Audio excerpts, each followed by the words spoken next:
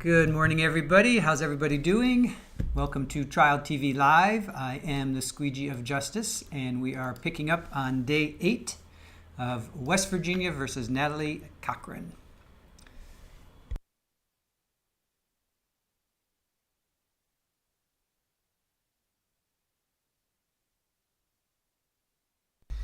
So we are expecting a state rebuttal, defense finalized, finished, ended, closed their defense, their case in chief. So now we're state rebuttal is coming on. I believe there's only going to be one, which is I think I heard him say Heisman. Which is not the Heisman Trophy, but Robert Heisman, who was the fraud investigator. So audio is good. Thank you, Julie. Thank you, thanks. Dream Landry, how are you today? Irish Amy, hello to you. Christine Fortunato, hello, hello. Gina Farley, good morning. Hellcat, hello, hello.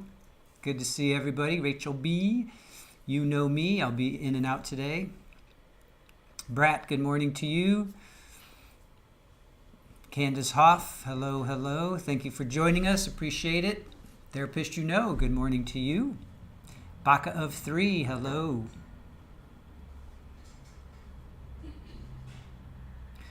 Well, thanks everybody for joining us. Really appreciate you. Therapist you know, how are you feeling today?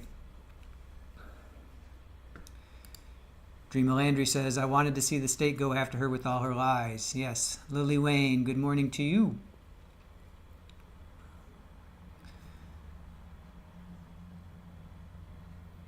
Yeah, so it looks like, from what I heard them say, the state yesterday said that they were going to have Heisman up. Yeah, state 45 minutes for witness, depending on who does the cross, and he looked over at the defense. So we know if it's Mr. Victor or Mr. Sheldon. Heisman will rebut the kid's testimony. So that'll be interesting, right? The kid's testimony needs to be rebutted, according to the state. So it's just going to be the lawyers and the defendant, Natalie, at 9, and then the jury's coming in at 10. Therapist, you know better, but not yet capacity yet. Not full capacity. Going to try to get up and get ready for the day. We'll see how far I get. All right, no problem. And we do not have to do tomorrow, so don't. Matter of fact, we should probably. We'll talk about that offline, but we could push that for sure. Leslie, hello to you. You're new into the chat. Don't remember seeing you before, and if you have, I apologize. How do I tag you, Leslie? You've got. All right, Leslie, we can't tag you, but I'm going to say good morning to you anyway. Good morning to you. And thank you for joining us. Wednesday with Shoot. So, oh yes, you remember. Again, trust me, we can push it. We can push that out. Let's see here. So yesterday we heard from 3 witnesses. This trial has been really unique because there's day 3, there were 2 witnesses. Day 4, there were 3 witnesses. Day 5, there were 2 witnesses.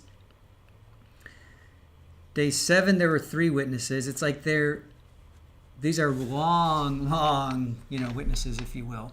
Hey, Kelly, good morning to you. Thank you for joining us.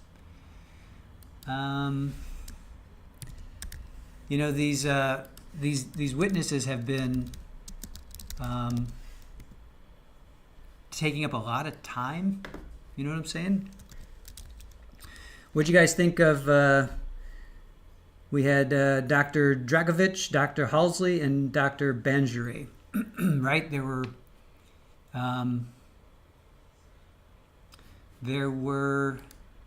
was the battle of the, the battle of the experts yesterday, right?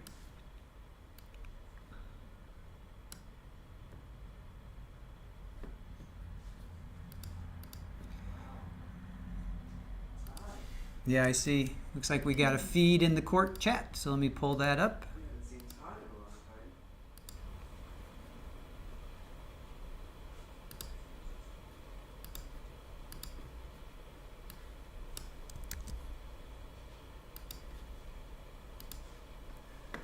All right.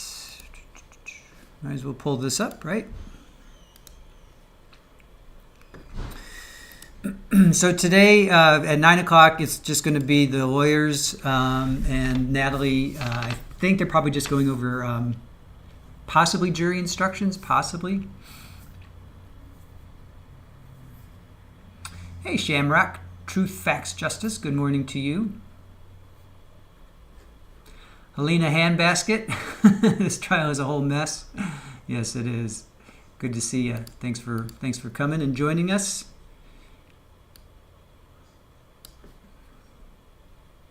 Shirley Roth, good morning to you. I don't think charging her with first degree only will get a conviction unless there are lesser charges. Hola, good morning to you. The defense witnesses and the defense styles were so bumpy that I got confused.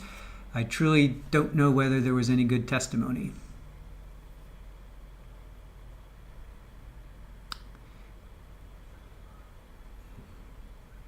Do we have Todd? Todd! How you doing, Todd? Good to see you. 35 days. Awesome. Congratulations, my friend. Good to see you. Thank you for joining us. Keep it going, man. Irish Amy, did anyone else cringe yesterday when they kept asking the last witness if you wanted to unalive someone and she kept saying, I have never wanted to? Yeah.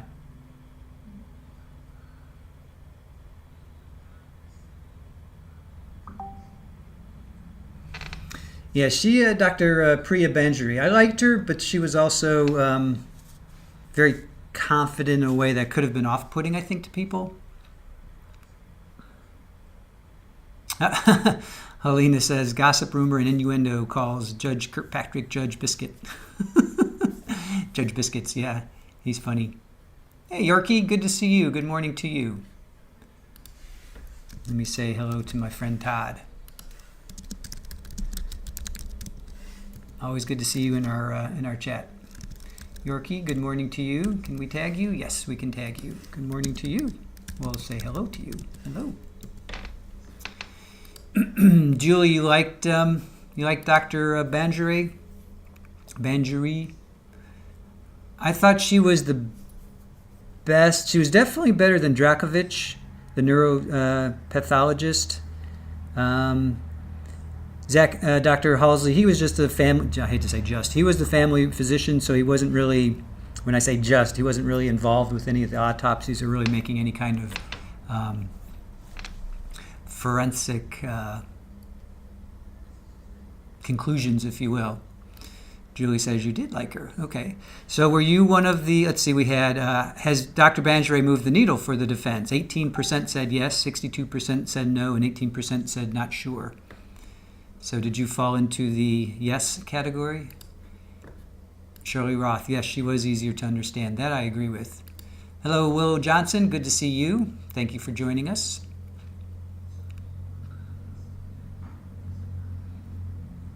Irish Amy, yeah, she did make me laugh over the football stuff going on the record. She's a Ravens fan. That's funny.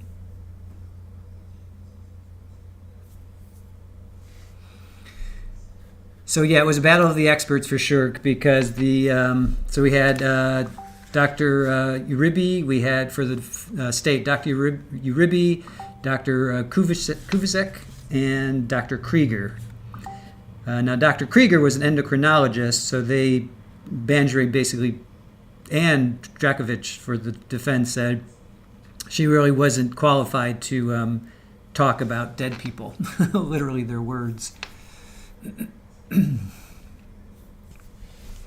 Hey Fala, good morning to you. How's Fala doing today? And Hamisa, how are you? Ahimsa, not even close to pronouncing that right. How are you today?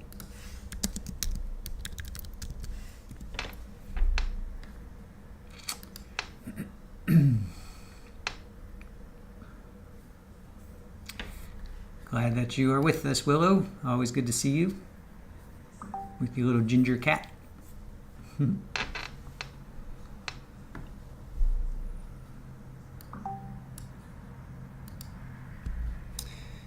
Lily Wayne says, I like Dr. B, straight to the point, but had a sense of humor. I liked her, but she didn't move the needle for you.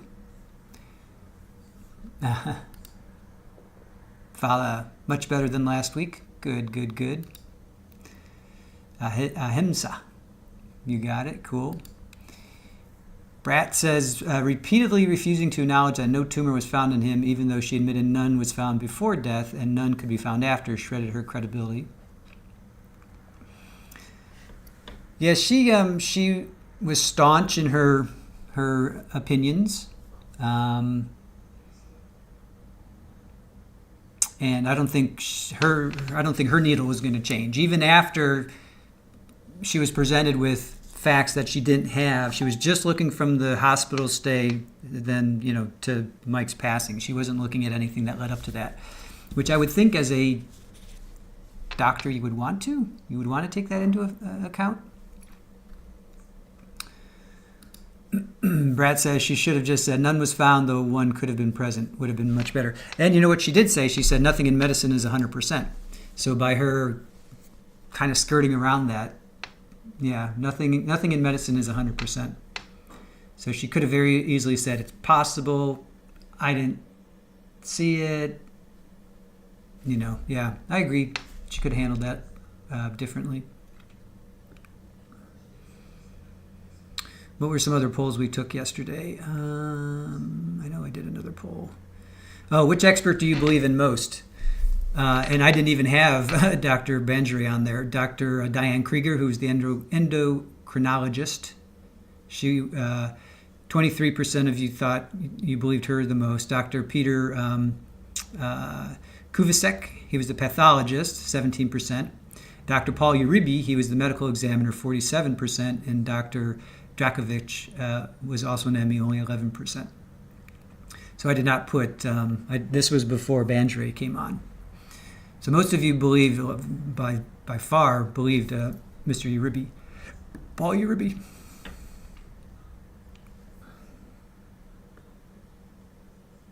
And we should be starting soon. I got my eyes on the court, so we're not missing anything.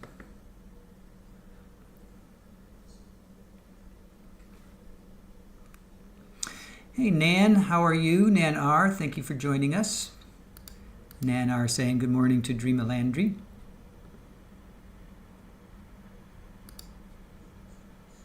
Ola says, I believe the best friends most.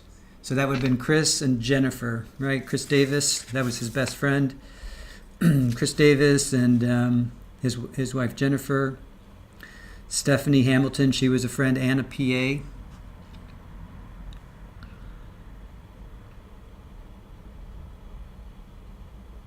Yeah, Chris says he's the one that decided to take Mike to the hospital. Yes, Willow Johnson, we are expecting closing arguments today. That's why we have it in our title. So the state's going to have a rebuttal. They're saying only about 45 minutes to an hour, depending on cross. Jury instructions, and then we should be getting closing arguments.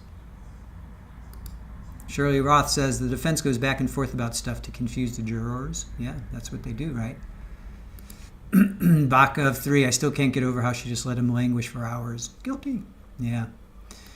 Hey, cases we follow. Oh, follow. Ooh, only rule for corner. Socks required. Good morning to you, cases we follow.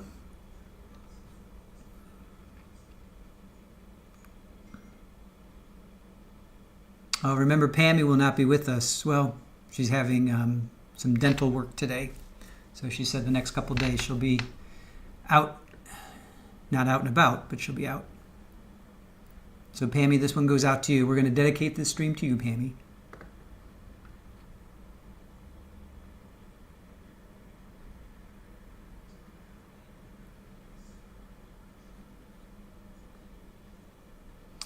Irish Amy says, I live for the judge's comments to the jury. Makes my day. Love him. Yeah, he is pretty cool. I like him. What is the judge's name? I got Kirkpatrick, right? What's his first name? Oh, H.L. Kirkpatrick. H.L. I wonder what the H stands for. There you go, therapist. This bowl of Fruity Pebbles is dedicated to Pammy. Willa Johnson, defense attorney, reminds me of Chris Farley. We had Eric was in our chat at the beginning, and he said Bela Lugosi and Chris Farley's baby. Mr. Matthew Victor, we love you, Mr. Victor. We only say that because we love you. You are very intelligent and very entertaining at the same time. Brad says, feel free to leave some DNA on the like button by clicking on it. You can use us as an alibi when confronted with your Google searches. That's a good one. I like that one.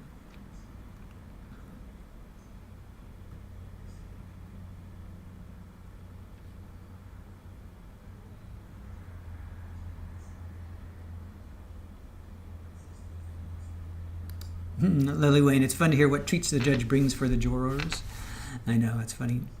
Oh, Baca, I hope you do feel better. It stinks.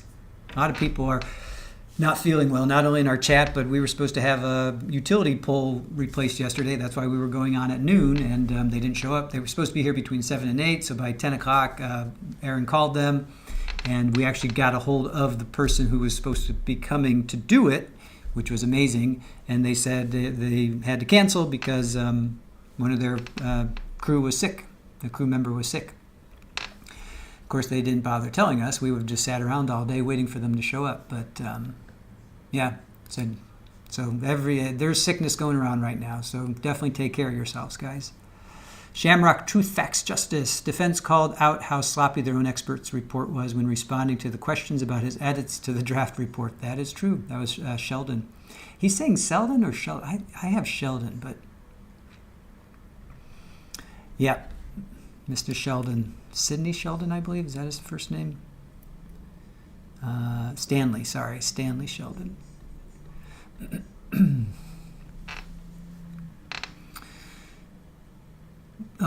Shirley is sending you hugs, Pammy. If you're watching, this one's for you.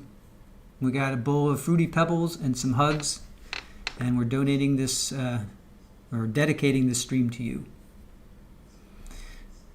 All right, Fowler and therapist, you guys are talking about shoes, no socks.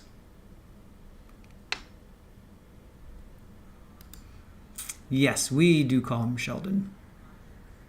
Good morning, only fan. Good morning, good evening, good afternoon. You are evening.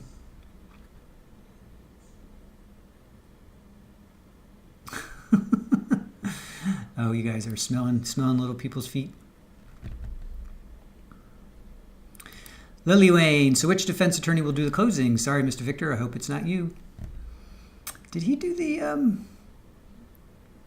openings? Who did? Yeah, did he do the openings? I don't remember now. I don't remember seeing Mr. Sheldon till. Yeah, I'm pretty sure it was Mr. Victor. I don't have who did the. I'm pretty sure it was Victor. Mr. Victor did the openings.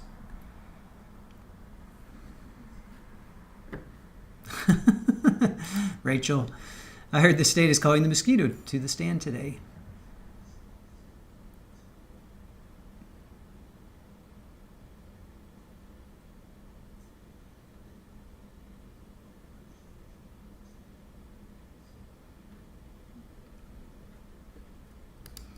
Rashami, Brat definitely left my DNA on the like. You guys and Lawyer Lee.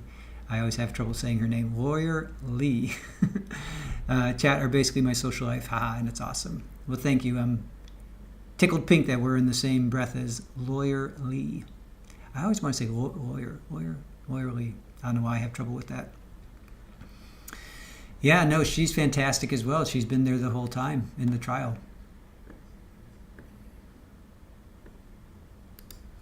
Yes, for those that didn't know, Only Fan, a.k.a. Only Plea, kept saying Mike's illness resulted from a mosquito bite. Willow Johnson, just how long did he stay at home on the couch after he fell? Well, if it happened around 9:30 or 10, she sent a text, I think around 9:30, or maybe the picture even, so 9:30ish, and then they didn't get him to the hospital until 7:30. So basically like almost 12 hours. Rory, say the name Rory. Do I say that wrong? Rory. Rachel B says Lawyer Lee, Rory, Lawyer Lee reviewed the statements at the Ponzi sentencing. Definitely worth a listen at night. All right, cool.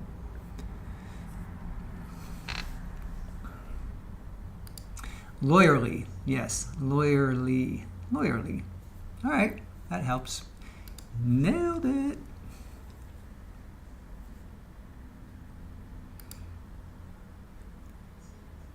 Let's see.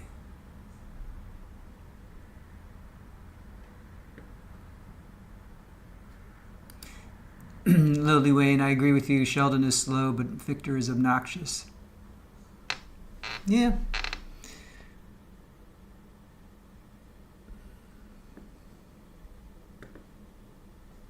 The court calls the case of State of West Virginia versus Natalie Cochran. We continue in the trial. The case number is 23-F-343K. All parties are present, including the defendant, although we are missing Ms. Acord. Is she going to join us? She will be joining us. She is at the office, but she's working on some stuff and she'll be here. All right, thank you. But I have her permission to go over the court's instructions on behalf of the prosecutor's office. All right, thank you. I do have the individual submissions from the state and from the defense. I've prepared a continuous charge to the jury that incorporates all of the submissions, both from the state and the defense, and sets it forth in the court's traditional charge. I suggest that maybe we could go through that page by page. Again, I've mixed up your offerings a little bit, but all of them should be included in the mix. So you have a copy there of the proposed court charge. Yes, sir. All right, let's go through it page by page and raise any concerns that you have. Is there any problem with page 1? Nothing to say, Your Honor. Thank you. No, Your Honor. All right, page 2, Nothing from the state. No, Your Honor. page 3, Nothing from the state. No, Your Honor. page 4, Also nothing from the state. No, Your Honor. page 5, Nothing from the state. No, Your Honor. page 6, Nothing from the state.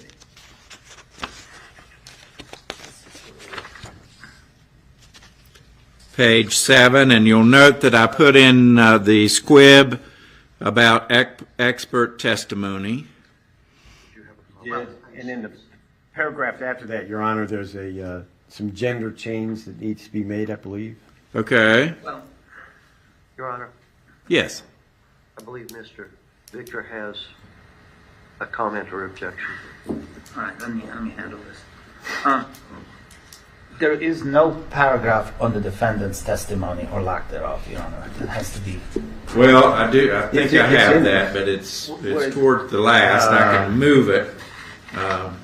Okay. I'll find it. Well, I'm probably looking. I believe I did see that, Your Honor, but I can't locate it right offhand. Well, everything gets lost. You know where it is, Colleen?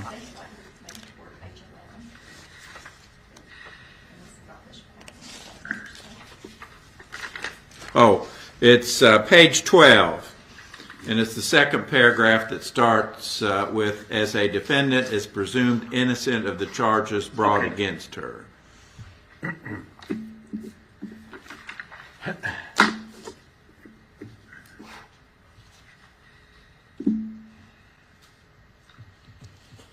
and we'll get to that. Okay. Okay. All right, let's go back to page 7 and see if there are any issues or objections to any of the material on page 7. Your Honor, the last paragraph. May I remain seated so I Certainly, yes. I believe that the offense charged in the indictment is murder in the first degree. The jury may return, I believe, 3 verdicts here rather than 2, because they can return the verdict of murder in the first degree, guilty of involuntary manslaughter, or not guilty. Okay, we need to think about how to word this because the jury will be confused. We've never raised the issue of involuntary manslaughter with them, and to just pop this on them may cause some confusion. Any suggestions, Mr. Truman? The state does concur that the language of the first paragraph of number 7 should likely be changed. And it may be just as... Could we put one of the offenses charged in the indictment as murder of the first degree? Yeah, that would work.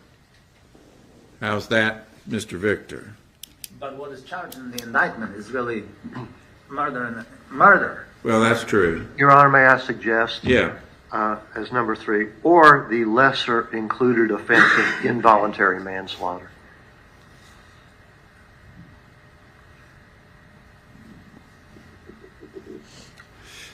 See, the way that we have it is actually correct because it says the offense charged in the indictment in this case is murder of the first degree. That's right. You may return one of 2 verdicts under the indictment. Okay. All right. I stand corrected. So we're okay with it. Right. But there has to be nevertheless recognition of... Yeah, and it's right after that on page 8. No, I'm sorry, not 8.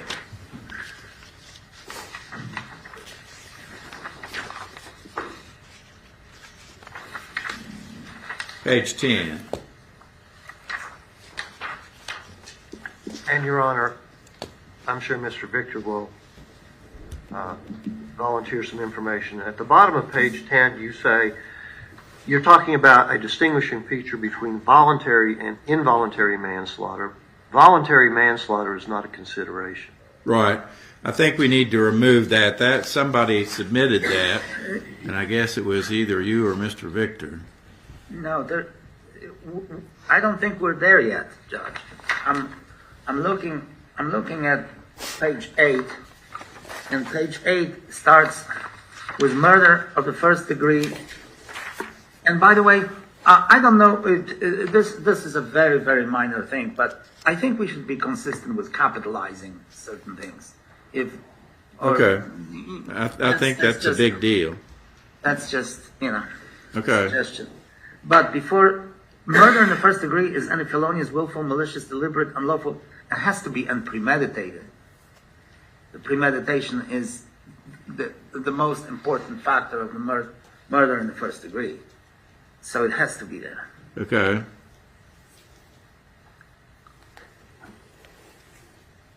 And I don't know if we need to put the West Virginia Code section there for the jury. All right, I'll remove that. And then, of course, in that instruction, in the paragraph starting with before the defendant can be convicted of murder in the first degree, paragraph 4, feloniously, willfully, maliciously, deliberately, unlawfully, and premeditatedly. Okay. And then, I believe, Your Honor, that at the end of page 8, we probably need to go and describe what is now on page 10, and that is murder of the first degree consists of an intentional, deliberate, and premeditated killing.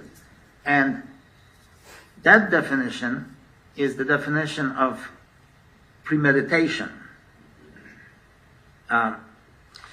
Because otherwise we're going straight to malice, and we're discussing malice, and then we're going back to murder in the first degree. Okay, so we just need to move that before we discuss malice. I would so ask. Then, and I think that in that paragraph on page 10, describing premeditation, in the third line, well, it starts with the duration of that period. I would say that this is the this should read the duration of premeditation, or of the period of premeditation cannot be arbitrarily fixed, and that's under Guthrie. Okay. Any problems, Mr. Truman? No.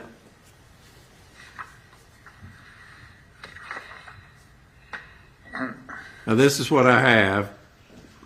The duration of that period of premeditation cannot be arbitrarily fixed. Yes, Your Honor. Then I'm going to move this entire paragraph to the top of page 9 before malice. Yes, Your Honor. Now, and then, since we're describing the offenses which the jury can consider, I would also move involuntary manslaughter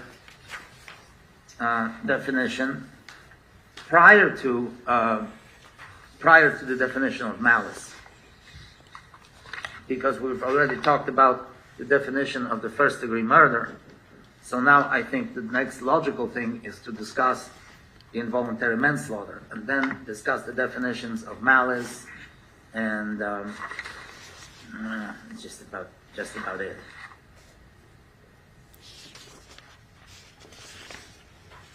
Okay, where do you want to move that to now, Mr. Victor?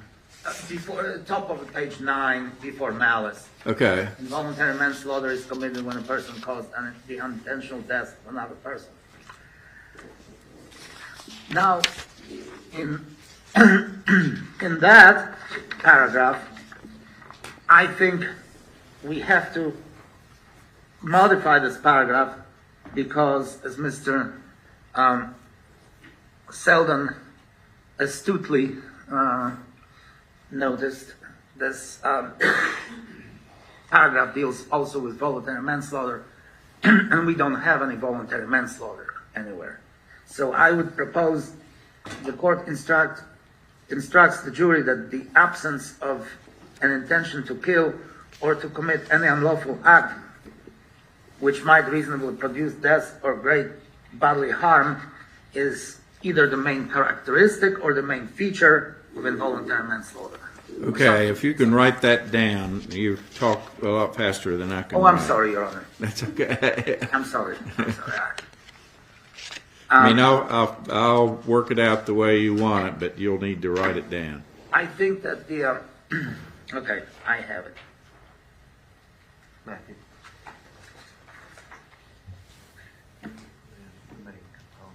The main component were okay. Involuntary manslaughter. Take out distinguishing feature between. Okay, main components. And then, Your Honor, we're arriving at the definition of malice. I've been doing some research on malice, and in the first paragraph on malice that is right now on page 9, the last full sentence, malice and intent can also be inferred from the defendant's intentional use of a deadly weapon under circumstances which doesn't give rise to legal excuse. I believe this may have been this may be one of those instructions that shifts the burden of proof to the defendant. Although I believe that there is the State versus Jenkins case, and it's probably all right, but I think this is a pattern instruction. Yeah.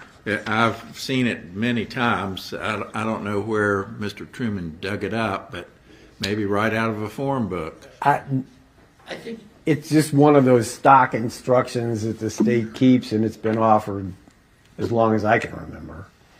And that's If why it needs to be changed, then let's hear what We the can, basis we of can the change is. it, I think inference is all right, but then in the next sentence, implied, and once the jury starts, okay, Making something in the next as an sentence where it implication. says it may be inferred or implied, what if we get rid of or implied? yes.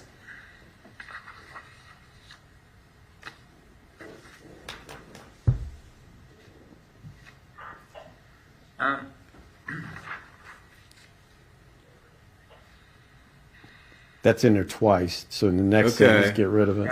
I see it up in the first paragraph too. Can we change implied to inferred? Yes, Your Honor.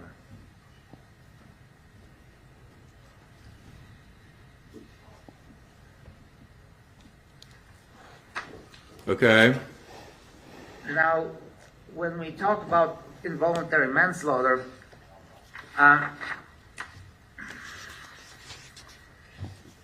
I think that a full definition of involuntary manslaughter should be probably given, and that is, I will read it, and maybe I'll read it quickly, and then we'll try to parse it. A person is guilty of involuntary manslaughter when a result of the doing of an unlawful act in a reckless or grossly negligent manner, or the doing of a lawful act in a reckless or grossly negligent manner, he causes the death of another person. okay.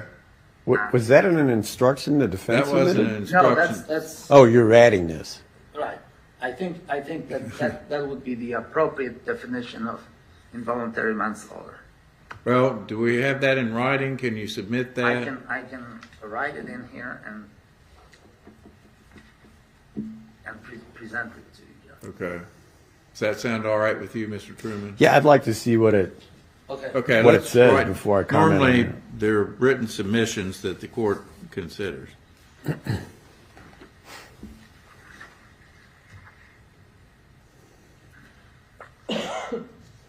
Okay, we're okay with the elements of involuntary manslaughter.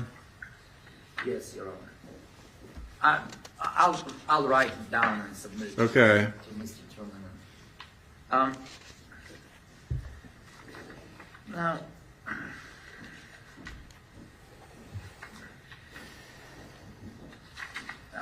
let's see.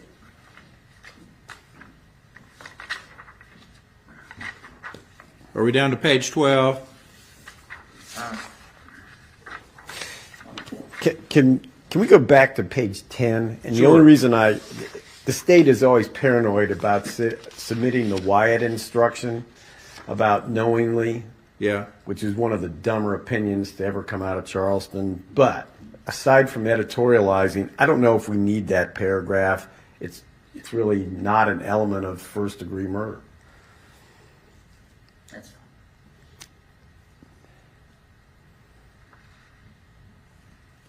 I mean, it doesn't necessarily hurt anything, but You're talking about paragraph 2 on yeah, page a 10. person acts knowingly. You want to remove it in its entirety. I'm just raising the issue because it's not an element. I think it's been offered in every case since Wyatt was decided. But it's there. I thought I'd raise the issue. That's fine. Can we just omit it? We can remove it, sure. Okay.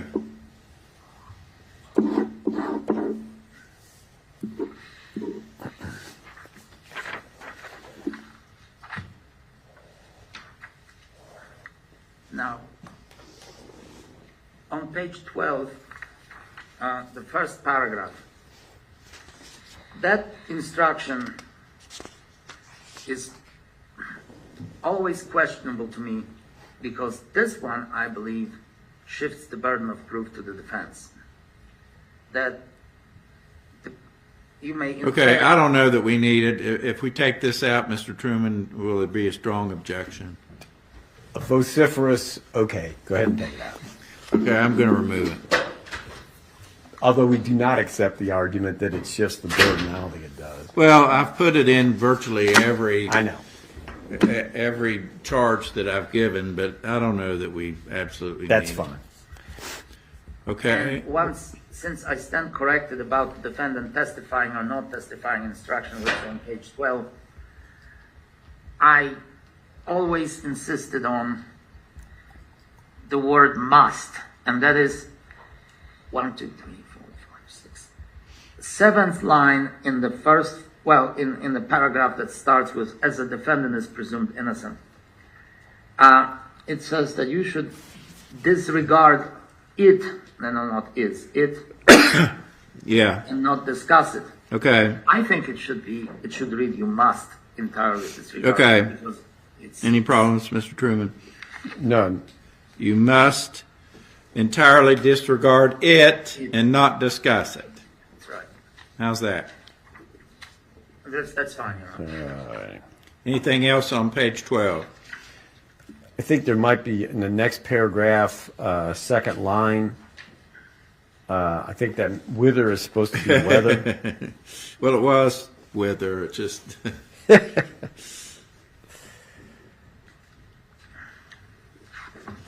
Okay, I'll change wither to weather. How's that?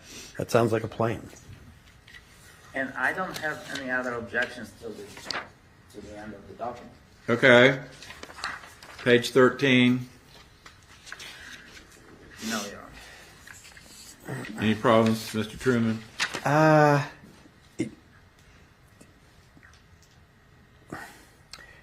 This is getting kind of repetitive. But other than margin issues. Well, with we page can't do 13. anything about that because that results from the way it was submitted. Oh. We tried, Oh, okay. but it's just, we're just going to have to live with it. Okay.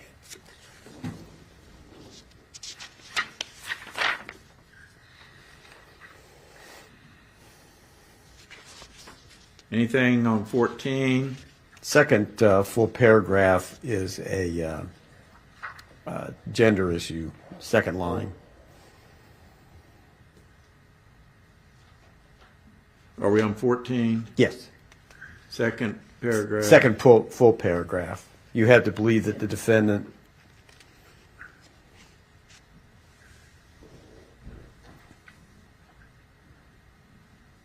Oh, I see it. Okay. Change him to her. Right. And then the last line, committed the crime. I don't think it's an of that you need there. That just needs to be deleted.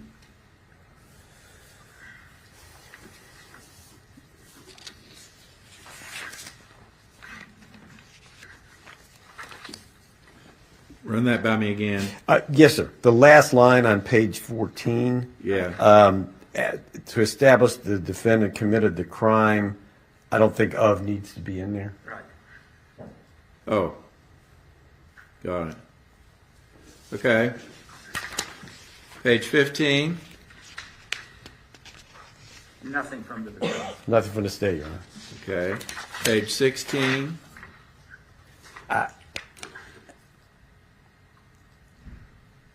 I think it's the bottom, the last paragraph in that, the law presumes, that's all covered on page 2 of the charge. I agree, Your Honor, and Okay. I think that if we need to have it, it can be moved to the beginning of the instructions, but I don't. Yeah, which it's on page 2. Right. Okay. I propose to take out the entire paragraph at the bottom of page 16 and it runs through the top of page 17. Is that okay? Yes. That's fine, Your Honor, yeah. And likewise, on page 17, since we're there, the last paragraph is also covered on page 1 of the charge about the indictment. I agree. Now, where is it? The last paragraph on page 17 is also okay. the I'm first. going to remove Yeah. the last paragraph on page 17, which runs one line on the top of page 18.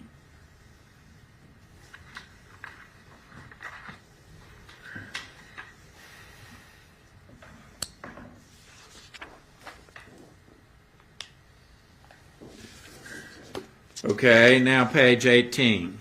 I don't know that this is an objection, but I don't think the courts admonished the jury as to any statements that were limited for the purpose of impeachment. I don't recall it if it happened that way. Well, it didn't. This is just stock language, which I can remove if you want it. Well, I mean, I just don't think that this It happened. doesn't pertain to our case. No, it really I doesn't. propose to take out the second long and full paragraph on page 18. Is that okay with you, Mr. Victor? Yes, sir. That's fine. I don't know that we've ever done that, but it's always the charge.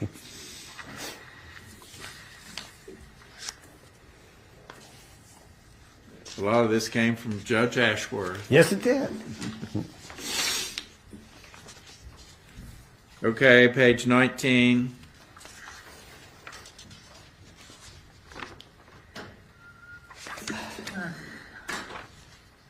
I hear a sigh. Aren't we slightly repeating ourselves with this? We are. We are. All possible doubt. Mr. Truman has always complained I about do a lot that. of whining about that. Yes, that's true. It inures to your client's benefit, but I'll take it out. What is it that you want removed? The last paragraph, starting with the state is not required to prove guilt beyond all possible doubt. Okay, We've heard it before. okay. Is that all right, Mr. Truman? Oh, yes. Thank you.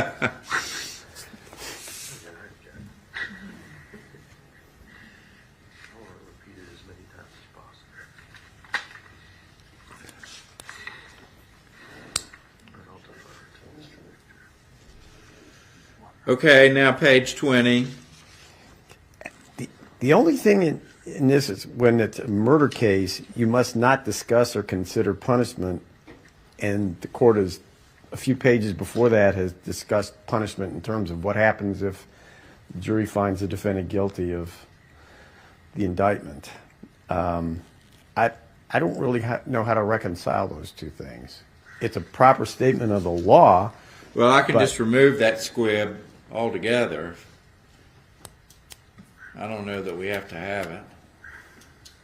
Well, judging by the prior instructions and because it's murder in the first degree, I think that the jury will, by virtue of the nature of the charge, have to discuss the punishment. I propose to just take out the line, you must not discuss or consider punishment or permit any speculation concerning punishment to influence your verdict in this case. Of course, there is this involuntary manslaughter, which, by the way, I don't think that the jury should ever be advised whether it's a felony or a misdemeanor, but I don't think we should tell them that. right. And I'm going to remove this line. but that line is superfluous in murder case. Okay, anything else on page 20? Nothing from the state, Your Honor. No, Your Honor. 21.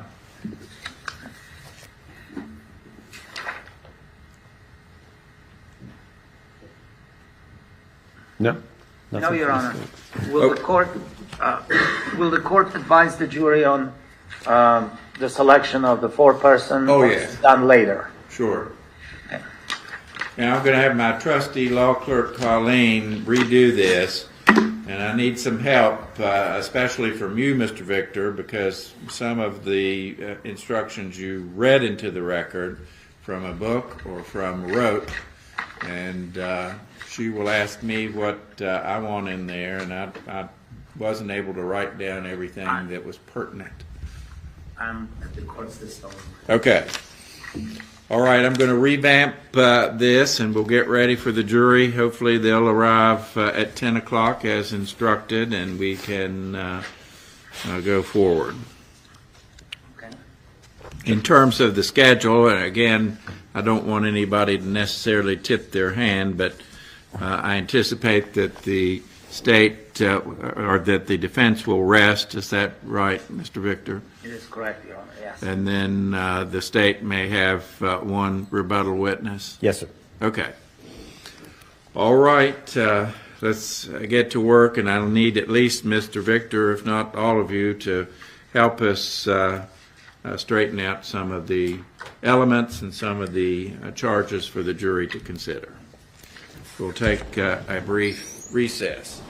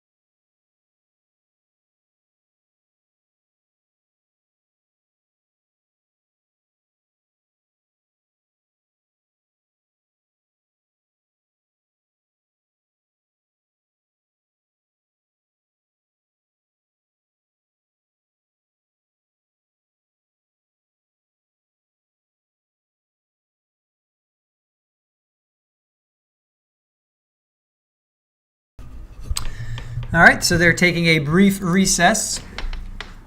So they were going over the charge. Jury may return 3 verdicts instead of 1. So it was guilty, first degree, lesser included involuntary manslaughter, or not guilty. So they were kind of going back and forth with the language there. And I must have missed the involuntary, the lesser, because in my, really, but. All right, so they're taking a brief recess. In my my notes to begin, I just had first degree M charges, so I totally missed the involuntary at the beginning. So, what do you guys think? Still cold where you guys are? Of course it is. And our 36 here is supposed to get down to 20 this afternoon. We're warming up. Oh, I don't have my phone with me, but we're supposed to be like 68, 69. Giddy. Yeah, she just put her butt in my mic. Giddy. Oh, Father, she had an explosion yesterday. It was not pretty. Irish Amy. Hey, Super Ball. Your fan club is saying hello to you. Your fan club is saying hello. It's a good girl. Can you look up? Super Ball. Can you look up? Can you look up? Oh, there she is. It's a good girl. Yeah.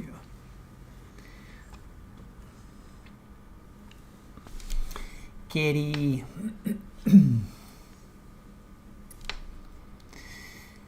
Wow, Hellcat, you're going to have 59. Yeesh, nice. Bach of 3. Well, she voluntarily red-rummed him. Widespread, yeah, it's warmed up near Atlanta. It's warmed up here, too. Brett says 42 in North Carolina, supposed to be 59. Yeah, I heard that February was supposed to be warmer than January, so we'll see.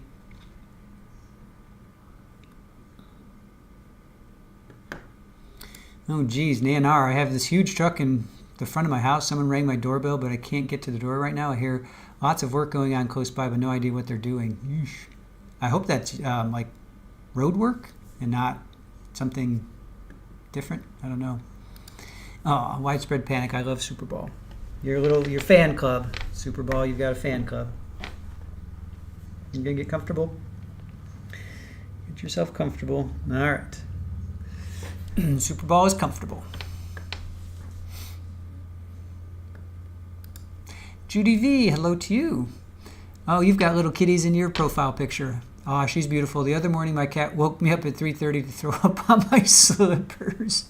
Nice. That's funny. That's what they do. Yeah, she had a pooping accident yesterday and had poop on her paw and walked all over the place. It was not fun. Follow, we are having a heat wave. Fear not. It isn't supposed to stick around.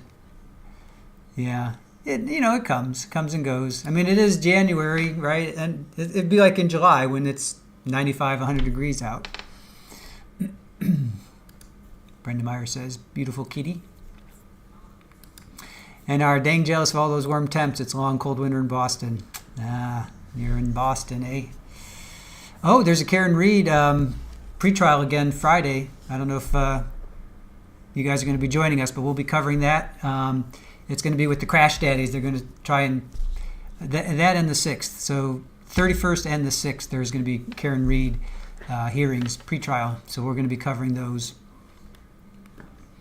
Speaking of Boston.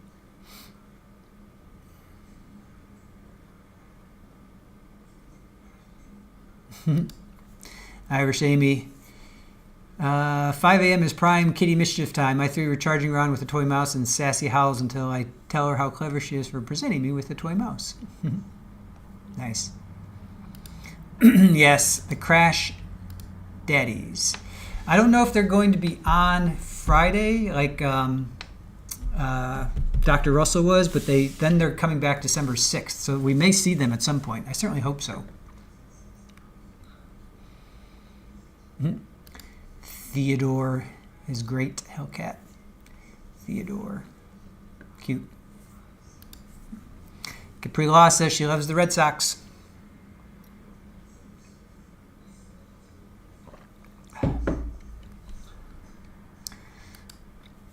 So we won't talk about the Yankees in this chat.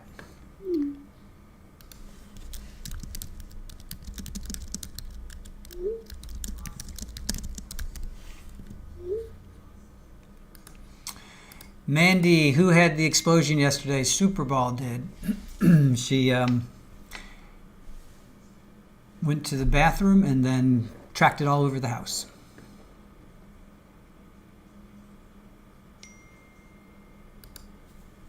And we live for the summer around here, yeah. Boston has beautiful summers.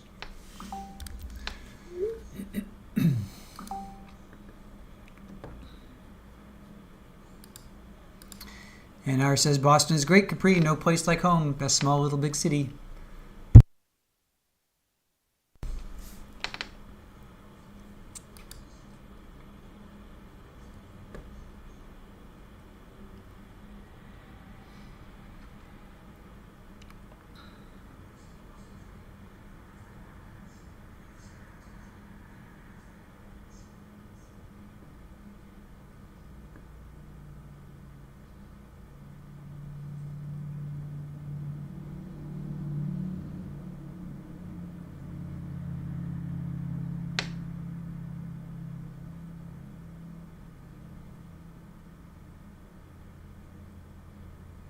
Oh, that's cool, Mandy. You're going back to North Carolina next week to watch your son's pinning ceremony. He's promoted from Lance Corporal to what's next. Very cool. Oh, Lily Wayne. -2 Fahrenheit with sun.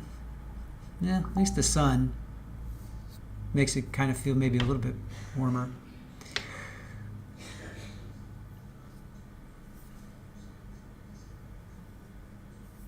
Yeah, Polly gets rats. I think she got a bird once, Irish Amy. Your cat wiped out an entire family of birds. Eesh.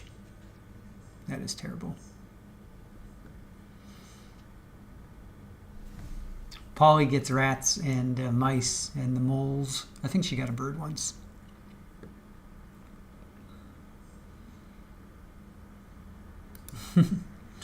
Baka of 3. The wind gods are all fired up here today. So Mandy Corporal is after Lance Corporal, then Corporal. It's pretty good, right? Corporal's pretty high up. Let's see, Marine, what would you call that? Standings? Ranks. Marine ranks. Let's see, what are the Marine ranks? Of course, why would that show me?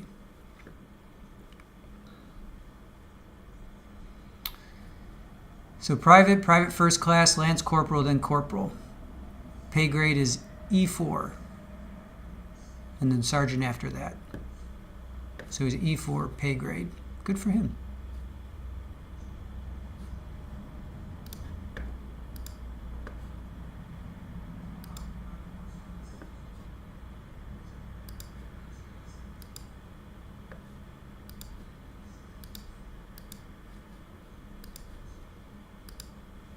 Mandy, thank you. I'm so proud. He's not a combat Marine, thank God.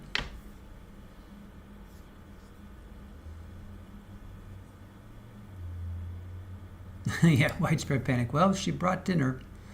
It's a gift. It's a gift for the family. As Brian would always say.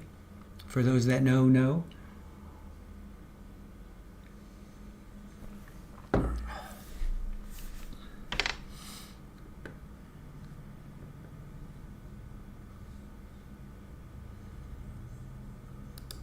Oh, who had the explosion? No, Super Bowl does not go out here. She did when we were down south. Here she was born down there, so she knew the lay of the land. Up here she doesn't, so we do not let her go outside. Lily Wayne, poor Super Bowl and poor you guys. Not fun to clean up. Yeah, it was Aaron, unfortunately, that cleaned it up. It was not pretty, that's for sure.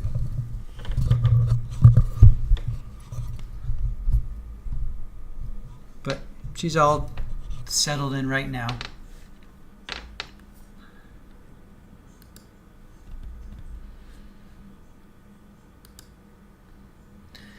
We should probably get a poll going soon. What do you think the jury's going to do? But we'll do that after we hear from the state's rebuttal. And then I think I heard the judge say something about it. Maybe the defense might have a rebuttal. So just be prepared for that. Defense didn't confirm that yesterday, but I did hear the judge throw that out. I think he said, depending on what the state's rebuttal is, the defense may have a rebuttal. Mandy, you're so funny. We've got Mandy Strong and Mandy Strong. How are you able to have two accounts with the same name? How'd you manage that one? One with a picture, one without a picture. You screamed when you saw Polly throw the rat in the air. Yes, Polly.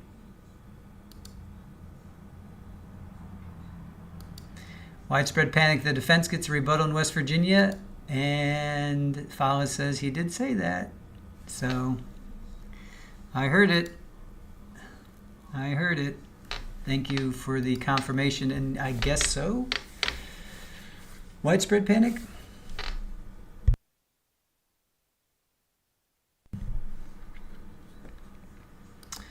Only fan, only with a space.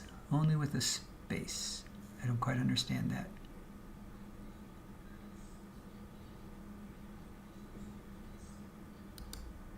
Wow, that's pretty good. Not quite 2 years, and he's already gone up four rankings. Good for you. Or good for him. He's doing something right.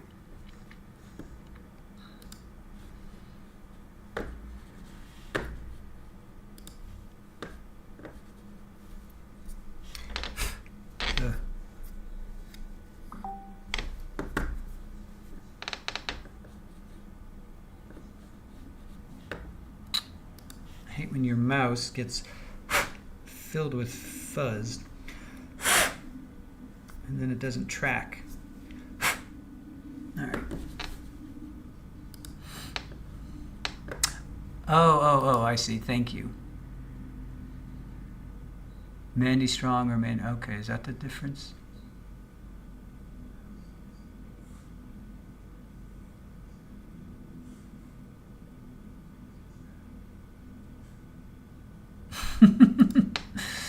Mandy, he can't become a sergeant. How am I going to boss around a sergeant?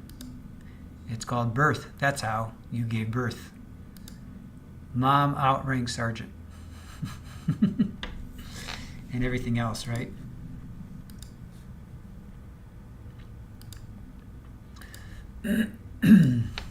Your mouse is fuzzy. How do the cats feel about fuzzy mice? Well, the fuzz is from them. You know how it gets in there, fur gets in there.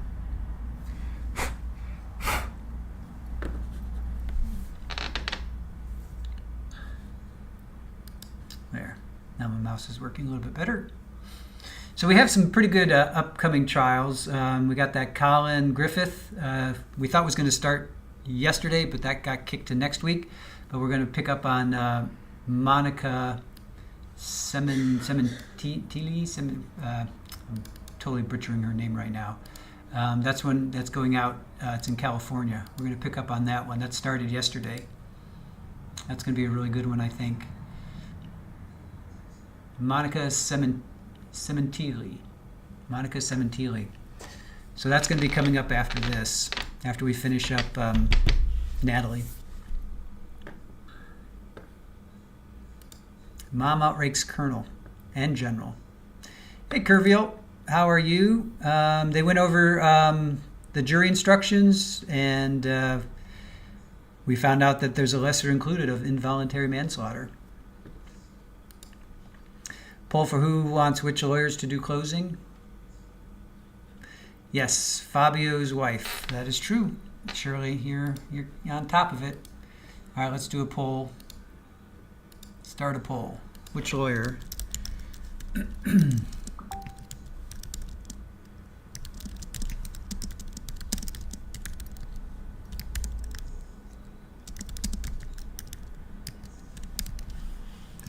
All right, which lawyer do you want to do the closing for defense? Mr. Victor? Mr. Selden?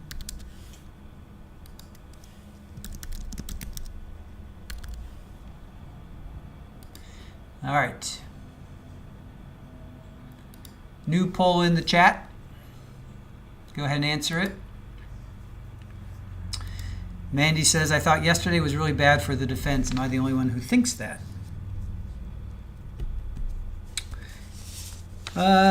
Yeah, Halsey, I thought he gave, he confirmed that he gave benzos to Natalie, I think, right? And even though Michael is allergic.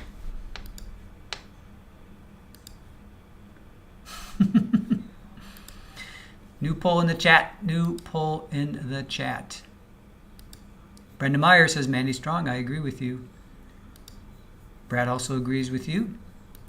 Fala says, anyone who says Victor can leave. There's the door. We got 21 votes, and Victor is second. Second in the lead, Fala.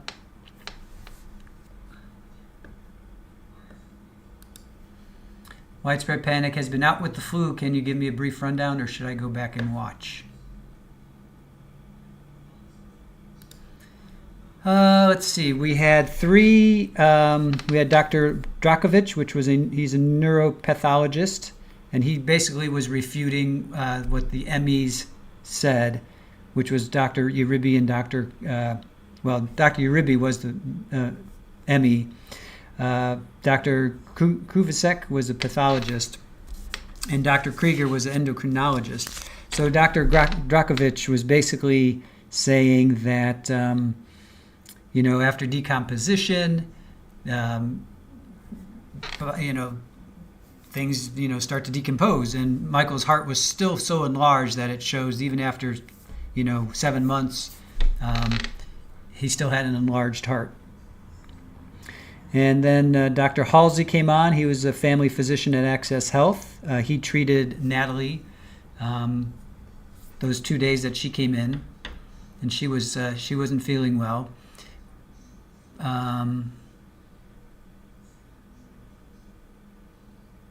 They also brought in the cancer. He's the one that brought in the cancer. So, yeah, Dr. Halsey was the one that brought in cancer. Even though still to this point, we don't know if Natalie has cancer or not because she never got confirmation back from Duke or the Cleveland Clinic. So that's the first that we heard about Natalie possibly having leukemia because of her low white blood cell count. And then Dr. Priya Banjari came in, and she's a forensic pathologist, and she disagreed with Dr. Uribe. She was good.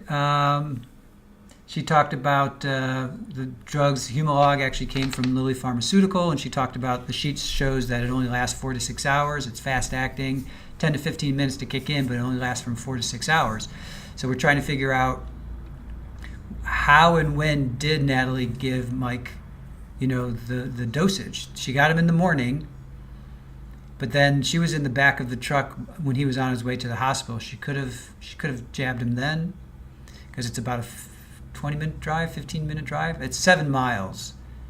So depending on traffic and lights, yeah, it could be 15-minute drive.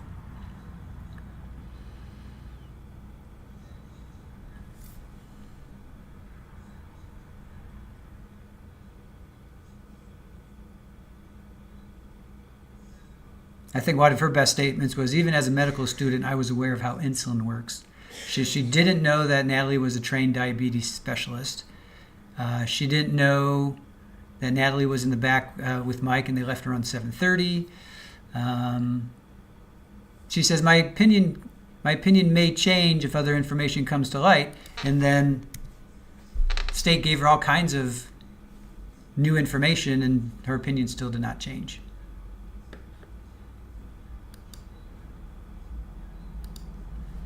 OnlyFans says, the way I see it, instead of the state having to prove the M, it turned to defense trying to disprove her lies.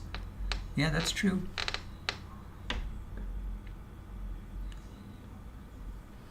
Oh, that was a big one too, widespread panic. Yeah, Mandy says, Natalie was supposed to testify, but yesterday she changed her mind. She had a lot of lies to answer to. No way she could take the stand. That was a big one, yeah. Shirley Roth, yes, she was a diabetes specialist. Pharmacist and diabetes specialist. Oh, and then they introduced the FBI report contained glycerol and letrozole. It's the first time we heard about that.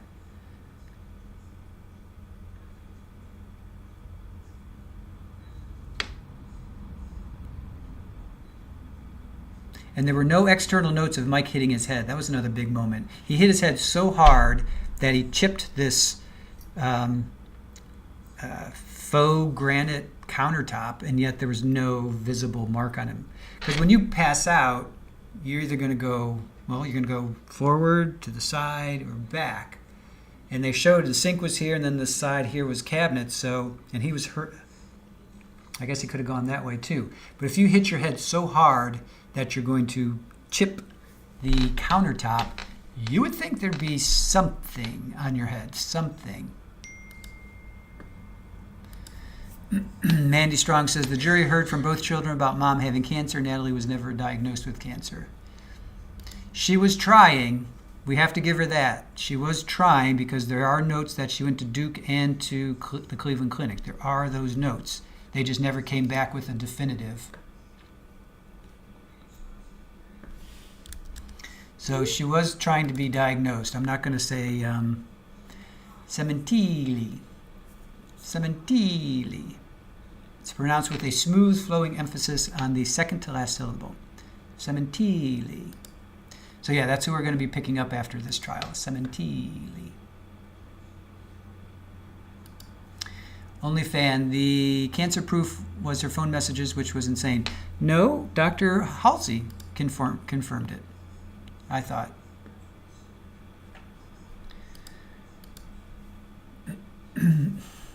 Follow. Oh, I wasn't able to chat, but let me say there is no way he passed out and hit that granite counter and dented or chipped it. There will be a mark. Yeah, it wasn't granite. It was like, I want to say Cochran or Cochran or something like that. Pammy knew what it was, and Aaron knows what it is. It's like faux granite. I don't think it's actually granite, but it's like pretty much as hard as granite.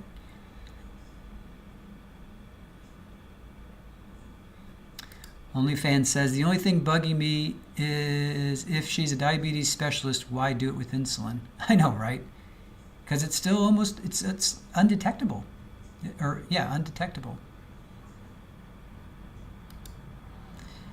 Mandy says, the defense also highlighted that Natalie obtained promethazine, which Michael is very allergic to, on the day he collapsed. Yep. The state said at the beginning this was going to be very circumstantial. There was no smoking gun. It was all circumstantial. And it's true. It has been all circumstantial. Kerviel says her proof of cancer by the defense was that she told a nurse that called her to reschedule an appointment was that she told the nurse she was doing to see a cardiologist and oncologist. She had to cancel the Cleveland Clinic due to insurance issues and coverage. There are no records from the Cleveland Clinic. Only records from Duke was from the ER visit. All right, I guess that is. And Kerrville, you're right about the calling the nurse.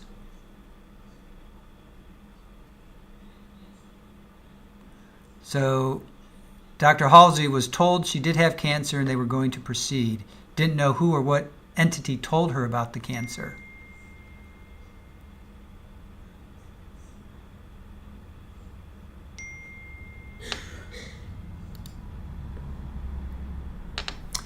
Corian is the countertop. Solid surface countertops such as Corian are made from a blend of acrylic, resin, and mineral materials. These countertops can be easily molded into various shapes, making them a versatile option for any kitchen or bathroom. Solid surface countertops can be made to mimic the appearance of granite by using pigments and patterns that replicate the look of natural stone. So thank you, Aaron, for looking that up. So it's a blend of acrylic, resin, and mineral materials. So it's basically, it's like a faux, it's a faux granite.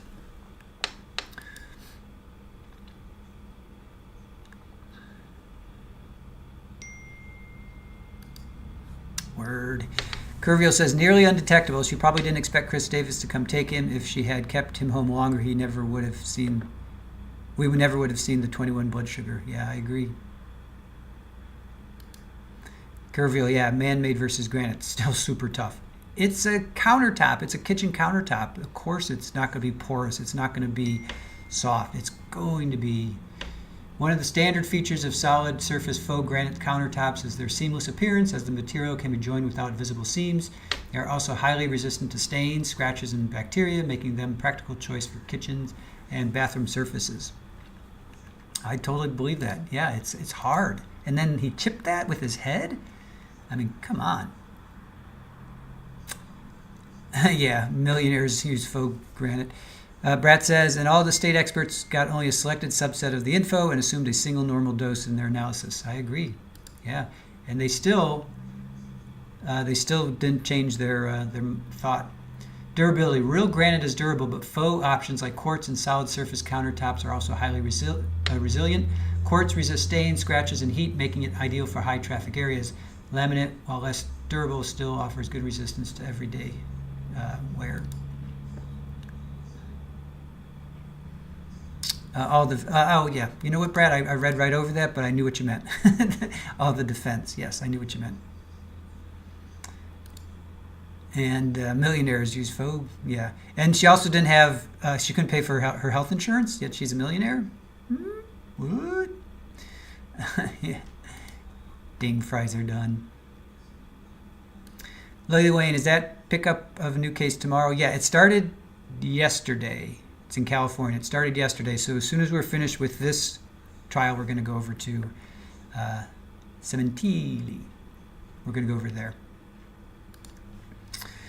Mandy Strong says the defense was talking about a possible head injury. Michael did not have a head injury. Right, because they were talking about that would have caused a seizure, or his seizure caused him to fall. He had a concussion. They were talking about, football players get concussions without having any visible. I mean, the logic is like football players wear helmets. Mr. Selden, they don't go around bashing their heads against faux granite countertops. I mean, come on. Shirley Roth, it's second day and they're still on opening statements. I know, right? The first day was only like 4 hours or 3 hours. It wasn't that long. And then the state's like, I know you heard from me all day today. You're going to hear from me again tomorrow. Yeah, that's going to be a pretty crazy one, you guys. I'm looking forward to that. So Fabio is her husband, and he was stabbed by her lover and some other guy like 4 times. The daughter comes home and finds him, calls 911, and he's this superstar hairdresser. It's like J-Lo and Jennifer Hewlett. All kinds of... it's going to be pretty interesting. Oh, Capri Law, did you... Oh, here we go. We use mostly quartz or corian in our $1 million homes. Actually, granite is seen as dated by some people. Really, granite is dated? Wow, I would always do granite over anything. But, well, quartz is nice. I would say quartz is nice, yeah. Gina Farley, who took a hammer to the counter? Indeed, who took it? So Corian versus quartz. Like Corian, quartz countertops are engineered from natural stone and resin. However, while Corian boasts a higher ratio of resins, quartz touts more minerals, which can increase the chameleon-like ability to appear like real stone. It also makes it the pricier option between the two, costing anywhere between $50 to $80 per square foot. Quartz is also slightly more heat resistant than Corian, though both materials rate well when it comes to durability and stain absorption. In any event, it's hard. He is not. Fabio is not. That's why it's an M charge. That's why she's being charged with M.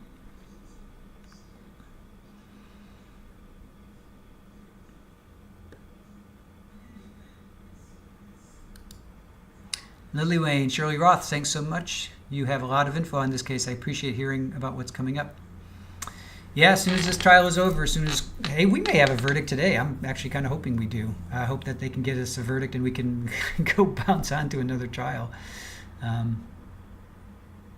Because that one looks really interesting. We haven't done a California one, I don't think ever. The last one we did out west was Telus.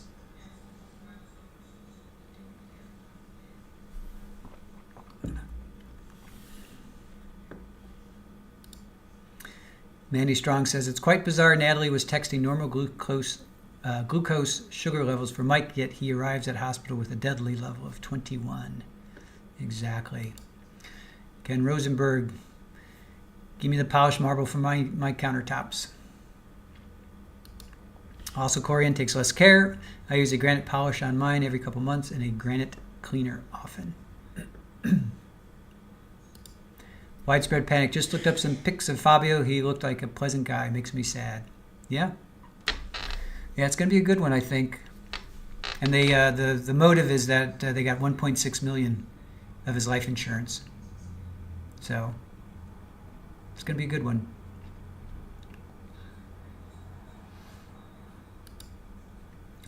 Brat says, Mandy Strong and her numbers never showed low blood sugar. Then someone picked him up and put him in the car, and suddenly, if you believe her, their blood sugar plummeted, right? So much for a short break, Judge. Oh, maybe the jury is eating their breakfast.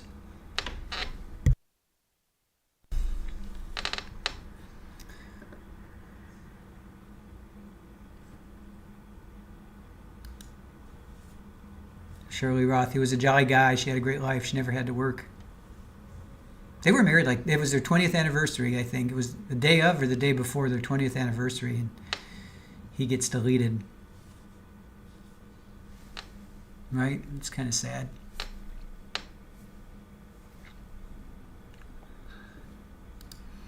Curvio says, Brat, yeah, could you imagine how low it was if it was 21 at the hospital? If she texted to anyone it was below 70, the alarm bells would have been ringing.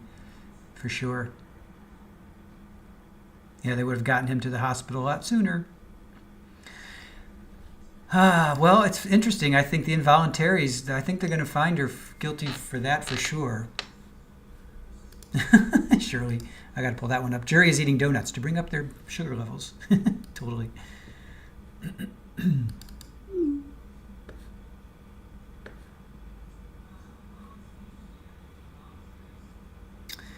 So why the countertops would likely damage the skull or head? Soft tissue injury. The person could experience bruising, swelling, or laceration at the point of impact due to the countertop's hard and sharp edges or surfaces.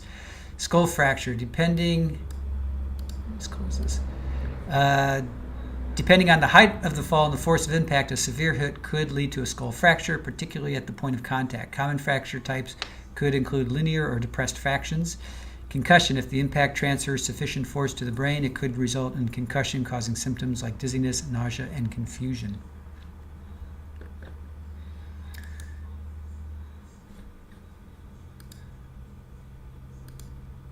Yes, he is that famous. He is super well known.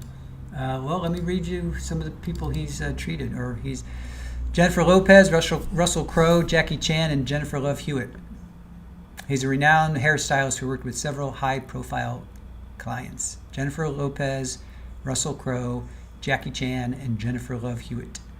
So there's 3 defendants, and 2 of them have already taken a plea deal. She's going to trial. It's going to be an interesting one.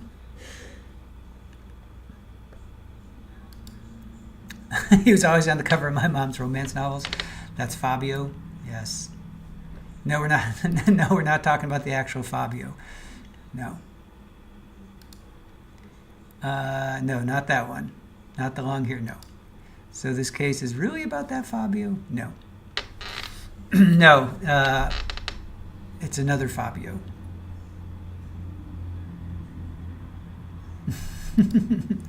Not that Fabio.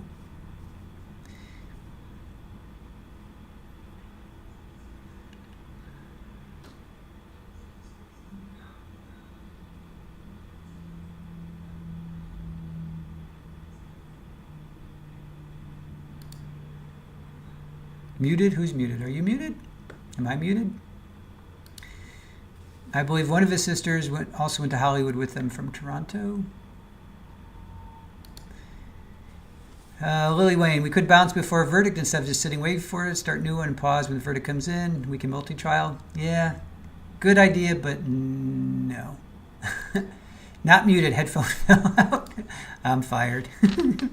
No, Lily Wayne, we don't do that because we like to. The whole point of our channel is just to preserve the record as best as we can, get a library going, and when you do like these multiple streams like other content creators do. To me, it just gets confusing because if I want to see one thing and I see a thumbnail, I don't know what I'm watching. While I appreciate what they do, I don't want to do that here. We will stick it out until the end, and then we will pick back up. We'll pick up on it wherever it lands, and we'll catch up. We'll probably be streaming over the weekend, I have a feeling. Yes, hola. Someone said Fabio.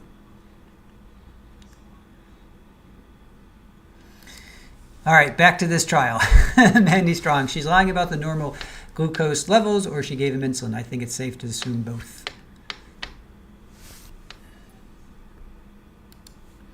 Brad says, I was annoyed every time the defense experts insisted on a single normal dose at 12. She had a lot of insulin, no logical reason for those assumptions.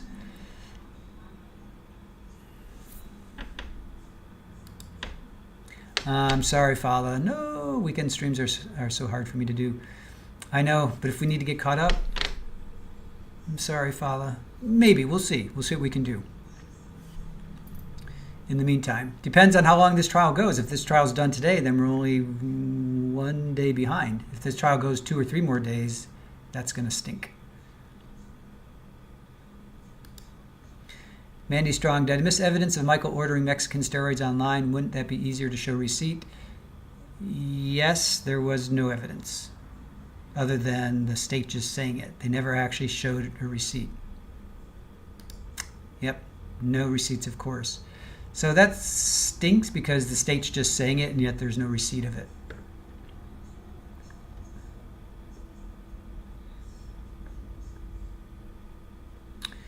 OnlyFans says, right now the strongest reasonable doubt is having the family testify he injected himself. Yeah, in his back, right? Brat Me Too, she didn't take into account the fact that he collapsed around 9 a.m. Follow, why are you out of commission on the weekends? Therapist you know is nosy. Shirley Roth says, I like weekend streams because unless I shop, I am home. Lily Wayne, didn't doctors all say no sign of injury to skull? Yep, pretty much. So that's a lie. Irish Amy, why was she even testing his insulin levels if he didn't have diabetes? Good point. Good point, Irish Amy. Good point. Widespread panic. She had to have injected him on the way to the hospital. His blood sugar was far too low when he got there. And it only lasts 4 to 6 hours. So if she did this at 8:30 or 9, it's going to be done by 3 at the latest. He's coming back out of it. She could have injected him again and a third time. I don't know. Mandy Strong says, the only doubt I can come up with at this point is a forced doubt that defies logic. Baca says, was that the state's assertion or defense? Which one? Sorry, I think I'm behind. Which? The Mexican steroids? Oh, it was the defense that definitely brought it up. Yeah, no, you're right. It was defense that brought up the Mexican steroids. Or Mexican supplements, whatever he was getting.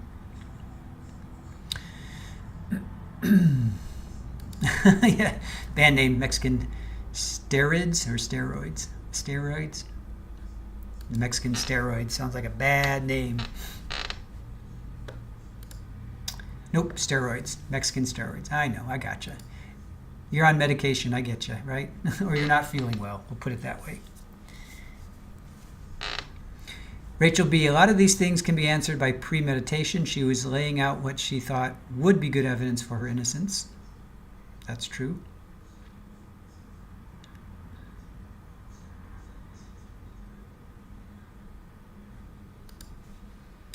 Curviel says, yeah, honestly, the defense witness yesterday, Priya, painted them into a corner. Either she was lying about his BC numbers in text, or she injected him shortly before hospital based on her testimony.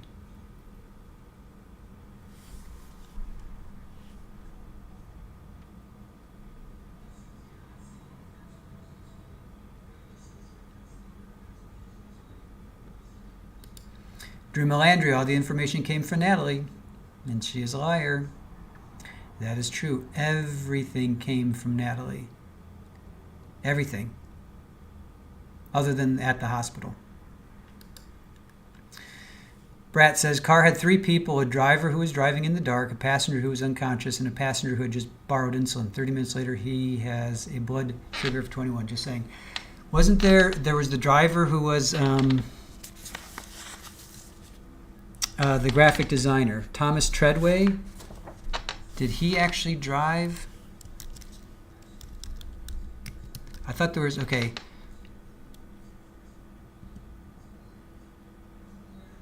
So Chris and Thomas and Mario helped Mike into the car.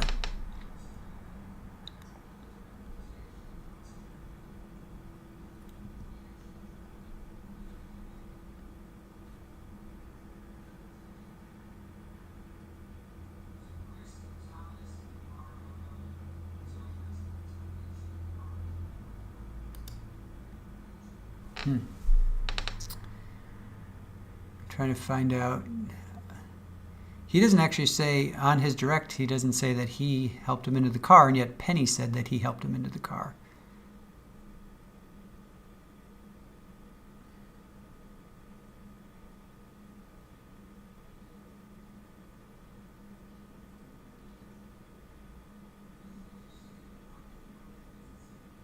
Yeah, if he helped him into the car, why wasn't that said on... Who else? Okay, he got Mike into the car with Chris. So did he leave? He didn't... I guess he didn't go... So Chris must have been the one that drove. I guess it was Chris, Natalie, and Mike then in the car. Yeah.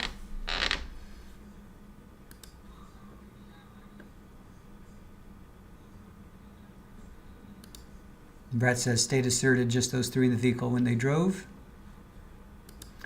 Curville, yeah, Chris is the best friend and the reason he was taken. Yep, Thomas was the one that helped load him and said in text he wouldn't tell the police. Yep. Lily Wayne, if no injury to skull, his head likely never hit counter. Head never hit counter. Mandy says, and she never produced a glucose meter.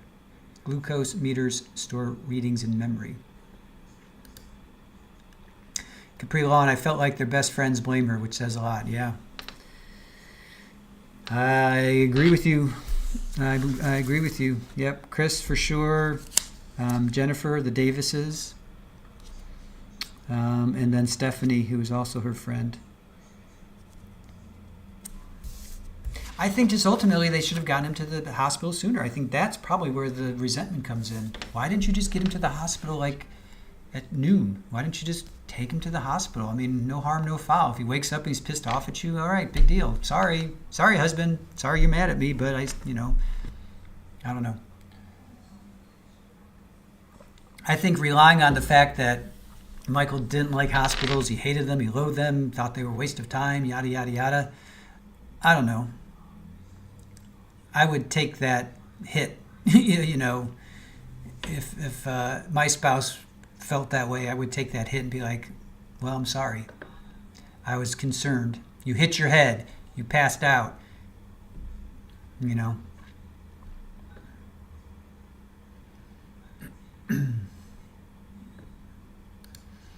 Brad says, and remember, the head trauma was story number 2. Her first story was he just lowered himself to the floor. That is true as well.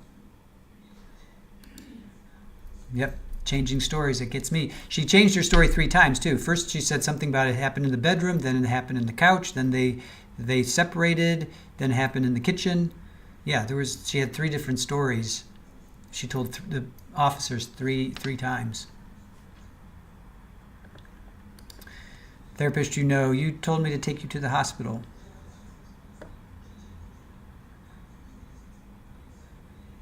Is the jury coming in yet? I don't think I'm behind, am I? We're live. Yeah, I would rather have you mad at me and alive. You will get over it than dead. Totally agree. Mandy Strong says, the defense has harped on Natalie was never alone with Michael that day after he collapsed, and that is a lie. She was alone with Mike in between her guests.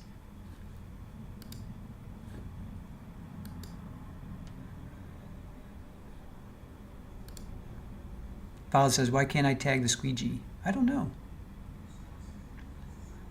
Just do the @ sign and then THE, and it should pull up if you're on a computer. All you have to do is type in @ sign and then TH, and it'll pull up therapist and then me.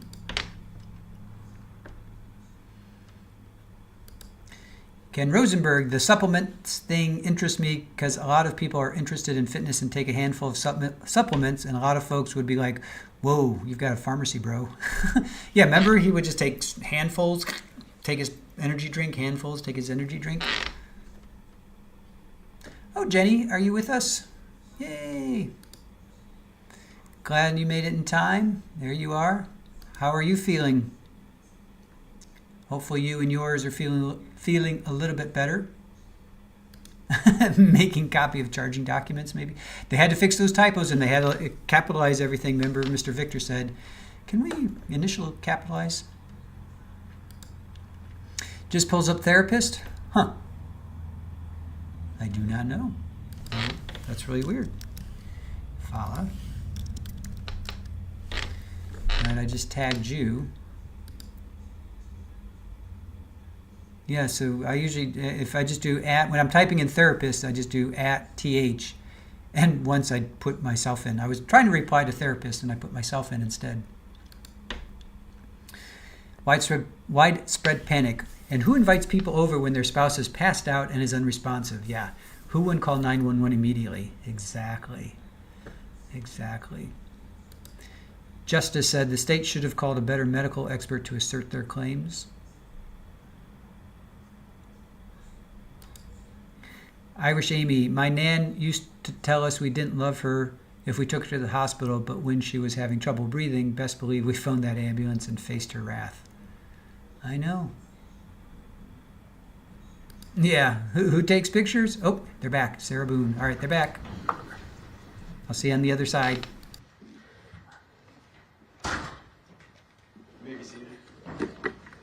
Good morning, everyone.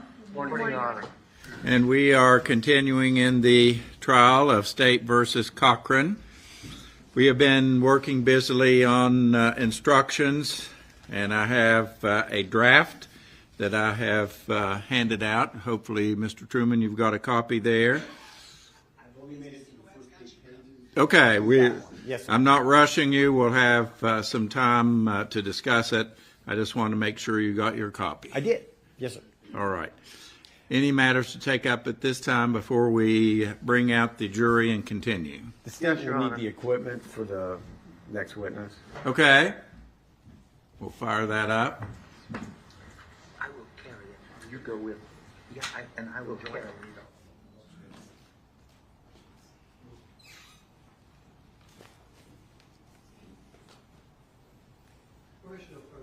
All right.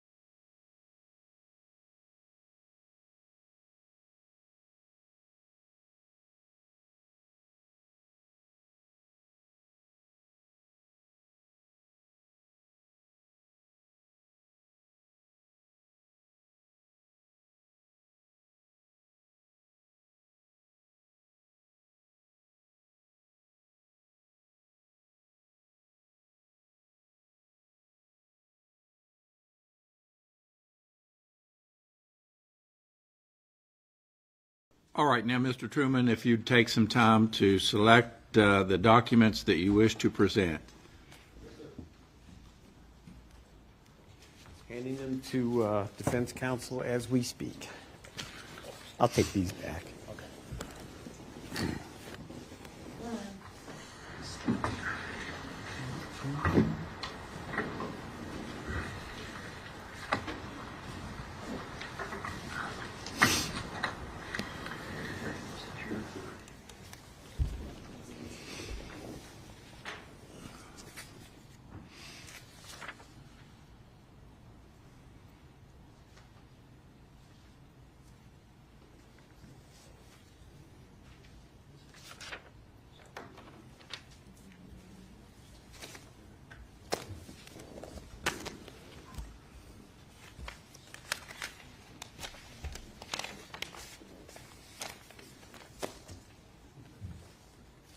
Oh, yeah.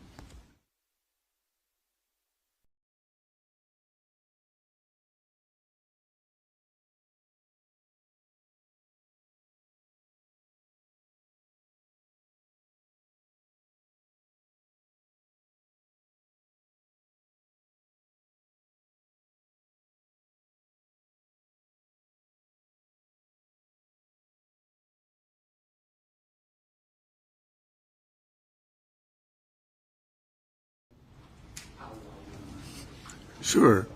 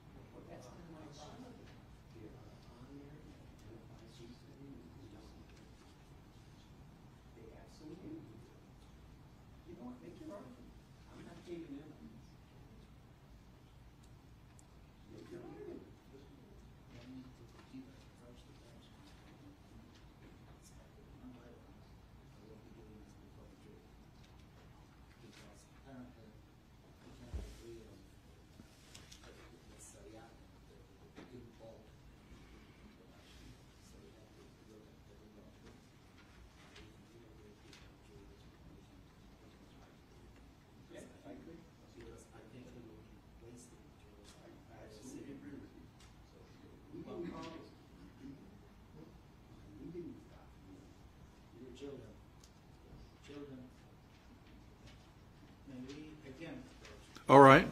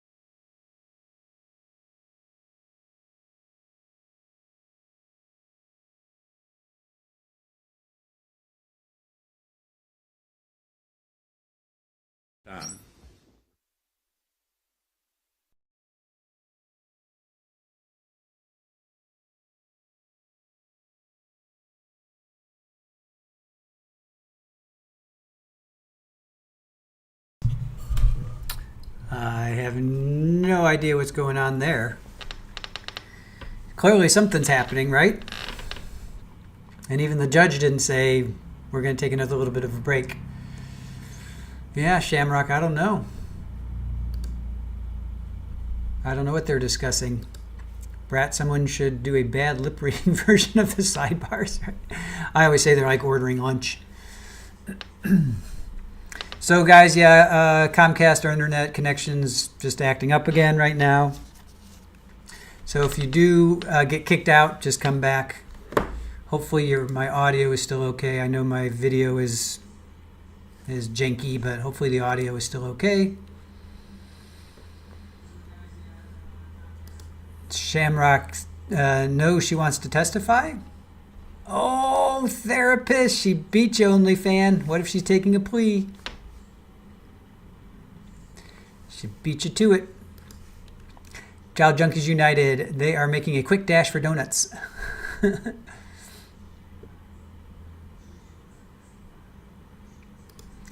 Curvio says, not too hard. One, they were young. Oh, are they going to kick the kid's testimony?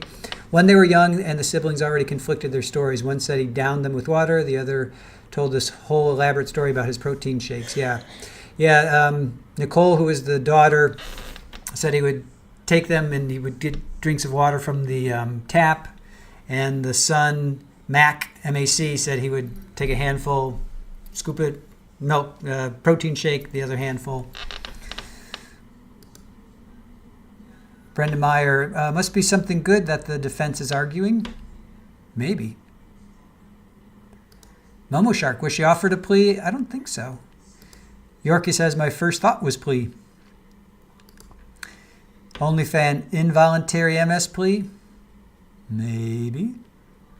And when do we get donuts?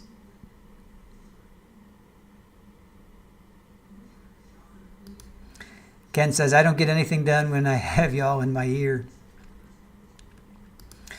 Irish Amy, oh wow, can they offer a plea at this stage? I didn't realize. She could say guilty. I don't know if it would be a plea per se, but she can say, yeah, I want to change my... She can say, I want to change my plea. I think you can do that at any time. Curville says, as terrible as the defense has been so far, I don't see them pulling a rabbit out of the hat now. Wait, Brad, I want to pull this one up. Brad says, plea can be done until jury comes back. Oh, hey, Karen Cole. Did you miss anything? Nope. They just went over the jury instructions, and they've brought the jury back in. They were all ready to go, and then something happened. That they were sidebar, went back down, sidebar, I think went back to their tables, and another sidebar. I think they did two sidebars. OnlyFan, Ken Rosenberg, we're definitely better than work. That I hear. Rachel B., have we talked about the sentencing possibilities? Not yet. Although Shirley Roth says she wants to get out, so 11.5 years plus a plea or whatever will give you freedom. I think in our notes, she's possibility of parole after 15 years. So life with the possibility of parole after 15. And R says, I need donuts during trial to keep me awake, Your Honor. Right? Rachel B., oh man, what would she even plead to? Just guilty. She would just say guilty of involuntary manslaughter, maybe? Curvio says, remember Diabra Redden? Yep, he changed right after the opening with the video of him jumping the judge. Yeah. And she was on, right? The judge came, she took the stand, and then I think, was she still in the middle of her testimony? Or maybe it was for cross. And then, yeah, they took a break, and then he came back and said, yeah. Justice, he's wearing his Urkel vest for the jury today. That's funny.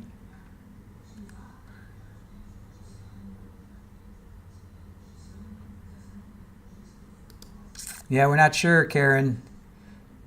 Jury issue or plea deal. They just went over the jury instructions. Everybody was fine with them. Everybody was cool with them. Hellcat says, a cronut is a pastry that's shaped like a donut but made from a croissant dough. It's crispy on the outside and soft and airy on the inside. Well, thank you, Hellcat, for that. Little culinary break from Hellcat. Rachel B says, I know, but is 15 years all she would get? I think the prosecution would go for the gold. That's what I was able to find. If found guilty of first degree, she faces life in prison with the possibility of parole after serving a minimum of 15 years. So that's just what I found in my research. I have no idea, to be quite honest. Plea down to a lesser charge. So if she says, yes, I'll take involuntary. Maybe. OnlyFans says involuntary penalties up to 1 year in jail, up to $1,000 in fine, both jail time and fines. The court has the discretion. Don't forget, she's already serving 11 years in federal prison. Why not just take involuntary and call it a day? I mean, why mess with a jury that's going to potentially put you in for life? Just take the involuntary and you'll be out in like 11 years. Right? I mean, she has to admit that she did it, so. Ken Rosenberg, the thing about side bars and chambers meetings toward the end of trial is that they could be up to a million things. Most judges like things all tied up with a bow by closings as much as possible. Well, I agree to that. Kerrville, yeah, she would be smart to remember how Sarah Boone would be halfway through her sentence now if she had just taken the plea. Right? I mean, she's already serving 11 years. She's already in jail. So just say, you know what? I'm just going to suck it up. Even though I didn't do it, I'm going to take the involuntary, tack on another couple years. I don't know. She's got a shot at being out versus the jury coming back and saying, no, you're not ever getting out. I think, right? Would you do that? What do you think? OnlyFan, involuntary in West Virginia is the unintentionally offing of another person while committing an unlawful act or performing a lawful act unlawfully. Now, lawful law, it is a misdemeanor offense. Unintentionally offing somebody. So like you're speeding, but that would be vehicular manslaughter. I guess it's kind of the same thing. You didn't mean to delete them when you were doing an unlawful act. Irish Amy, so would involuntary mean she accidentally gave him too much insulin, and how? Or would it be that she didn't get him treatment? Yeah, what would be the involuntary? We'll have to wait to hear the instructions. Lily Wayne, I don't think they would be discussing plea in open court, at least go to the judge's quarters. Probably. Brat says, I'm guessing a sentence for involuntary would be served concurrent with a nonviolent federal crime, in which case it would have no net effect. Right? Kerrville, yeah, plea to involuntary served consecutive to her federal one, and she wouldn't serve an extra time or at best a couple years. She may do that. Mandy Strong, she would have to plead guilty. No, not I didn't do it. Yeah, it would be on a record too. Can she face her kids, her family? Shamrock asks, where's a good place to learn more about her Ponzi court case? Google? I guess, Google. Natalie. Well, she took a plea, so there was no court case. Right? She took a plea, I believe. She was convicted, I think she took the plea for that. She pled guilty to wire fraud. So there was no court case. Shamrock, there was actually no court case for her Ponzi scheme. She just pled guilty to that. She pled guilty to wire fraud and money laundering, September 21st of 2020. So she did not actually go to court for that. Justice said it could be because he didn't proffer the witness for what he's testifying to today. Subject matter jurisdiction. Yeah, well, supposedly it's Robert Heisman who was the fraud investigator on day one. He was the very first witness.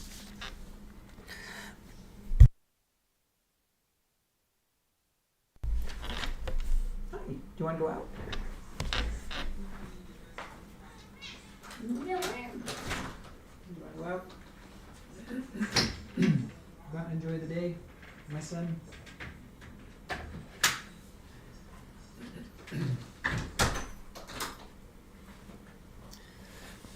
Rather nice out.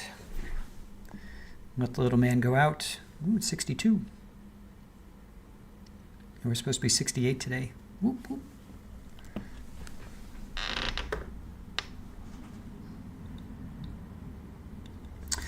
Yes, justice obsessed. Internet is acting up. So if you, had to close and come back in.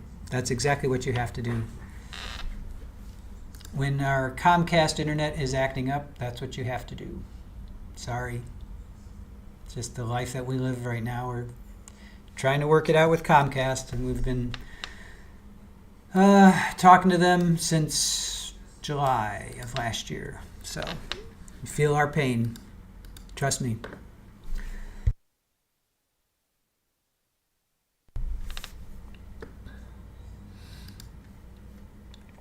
Our internet is experiencing issues right now. We apologize for this, but there's not much we can do to improve the connection at the moment. If you get the boot, refresh and come back. Thanks. Oh, they're back. Oh, well, not quite. Oh, yep, they're back. All right, see you guys on the other side. All right, are we ready for the jury now? State No, prepared. Your Honor, we are only halfway through these documents. A lot of them appear to be unsubstantiated, irrelevant, but we still have to go through about half the documents. Well, we've got to go forward, and so I don't want to leave the jury in there much longer. Perhaps you can review them and do it on the fly. Well, Your Honor, unfortunately, we would have to go through each and every document as they're being testified to. We need to view them. Let me ask you this. Have you been provided with these documents? We honestly don't know, Your Honor. We were provided with 100,000 files. I can't tell if we did or not, and we have not reviewed these prior to the presentation. Let me ask Mr. Truman, did the state provide the defense with these documents? We did. This is the download of the defendant's phone. We separated them, and we've already agreed not to submit all of the downloads of the phone messages that are not already in evidence. So it's down to this stack of a few right there. The state does have a suggestion. In order to expedite this, we can probably eliminate some of these, and that could save us some time. Okay. You get what number are you on? 11. Good. We'll eliminate 11. I said we'll eliminate 11. We'll eliminate 12.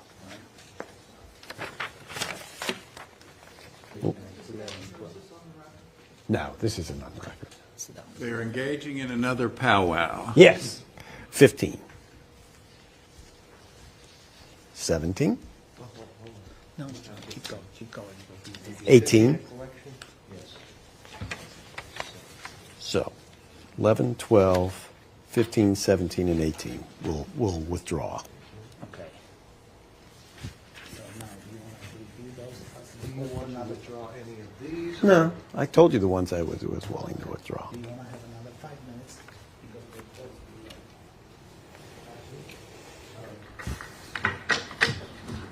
Your Honor, respectfully, could we have an additional 5 minutes to... The state has eliminated a few, but... All right.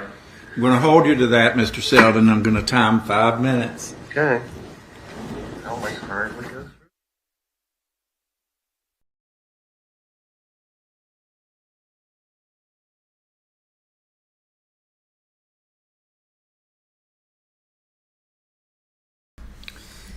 All right, so another 5 minutes, Mr. Selden. We're going to hold you to that. So they've only reviewed half of the documents. These are downloads from Natalie's phone, and the state suggests eliminating a few pages, which he did, I think, 4 or 5. And widespread panic, thank you for sending the Neuron and Piron. We'll definitely check those out.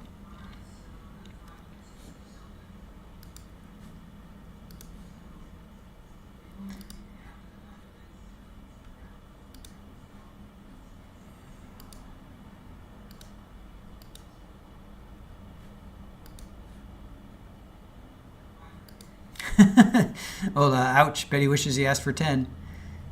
Well, he said they have half the documents to go through still, and they eliminated some.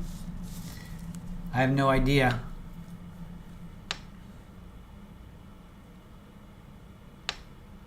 Oh, there you go. Joe Schmo. There actually is a West Virginia case file for her wire fraud charges. Thank you there, Joe. Case number 5:19-CR-00247-1. Yeah, I don't think he's getting, Brad says, I don't think he's getting a long 5.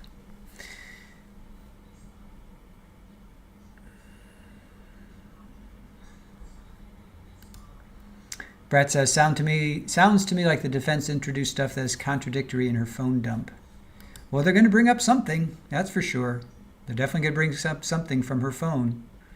So something is coming in, and they said that Robert Heisman, who was the ex-trooper, state trooper, who was involved with some shenanigans back in a few years ago, but he was now a fraud investigator.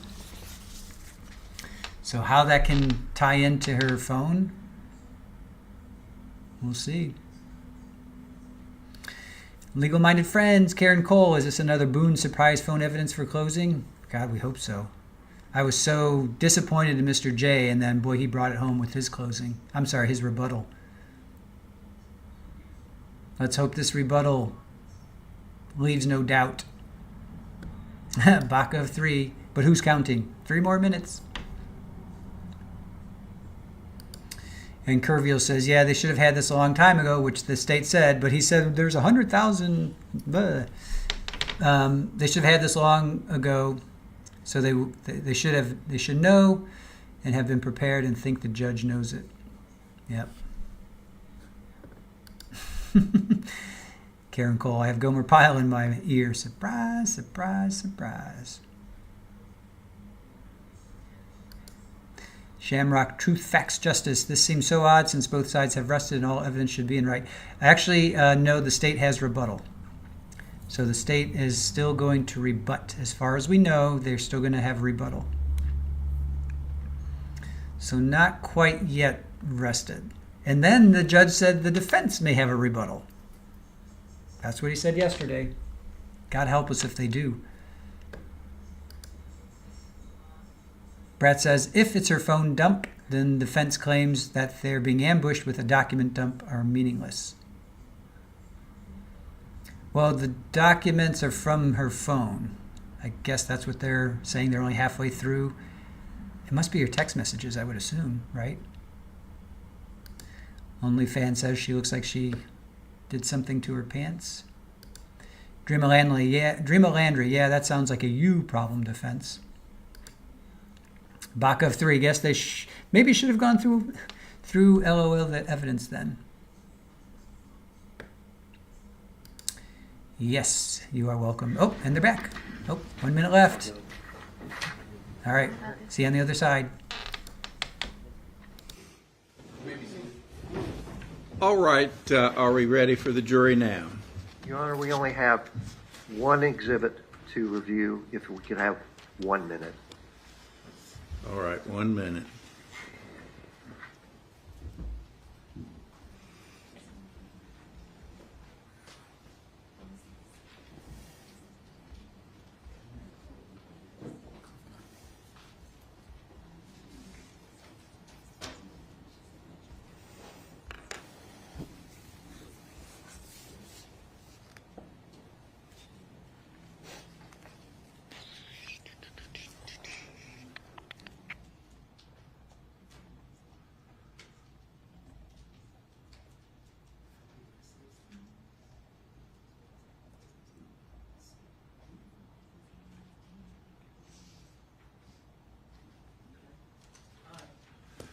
All right, bring in the jury bailiff.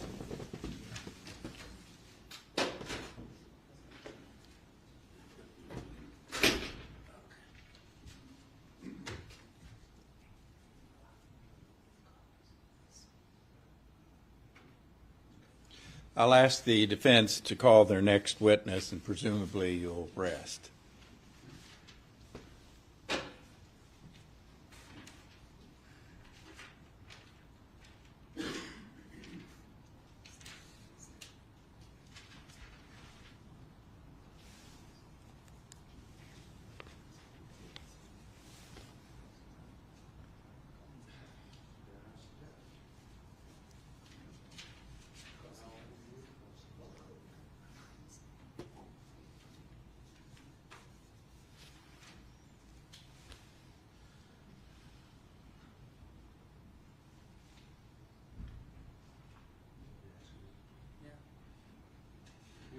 waiting for the jury to come in, we would like, especially, we would like copies of these to go through as they're being testified to. Okay.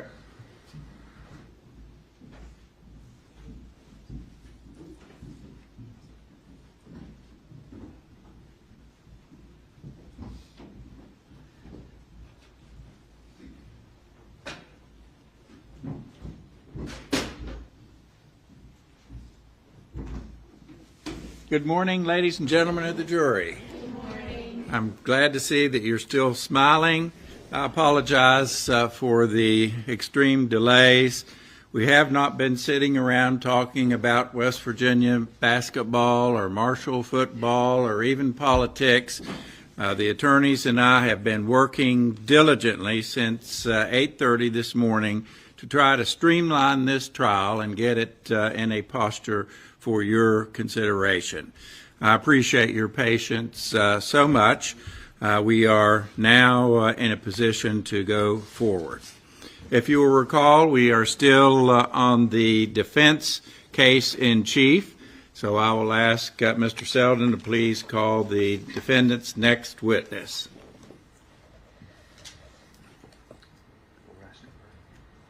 Your Honor, we have no other witnesses. We are resting the defense case. All right, thank you. Let me inquire of the state if there will be a case in rebuttal. Your Honor, the state does have one witness to call in rebuttal. All right, please call your witness. State recalls Robert Heinzman.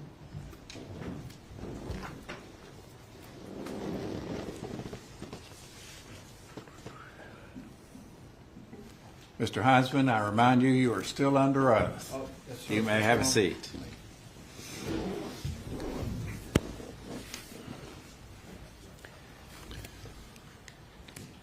You may proceed, Mr. Truman. Thank you, Your Honor. Mr. Heinzman, hand you what's been, at this point, it's part of State's Exhibit 3. Ask you to review that as well as the second page, which is also an abstract from...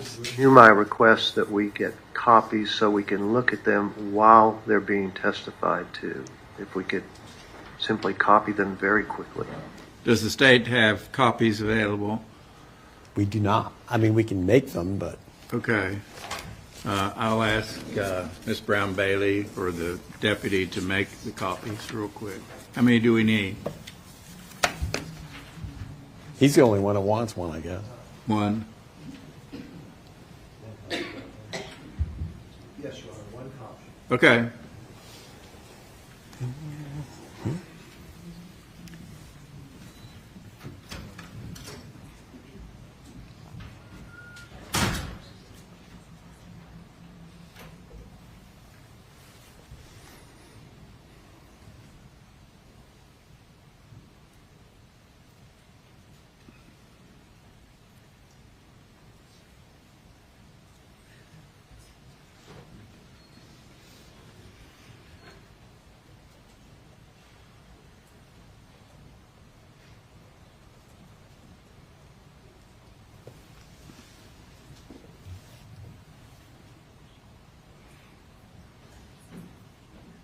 Your Honor, and for The court's information, Mr. Victor will be cross-examining this witness. Oh, all right.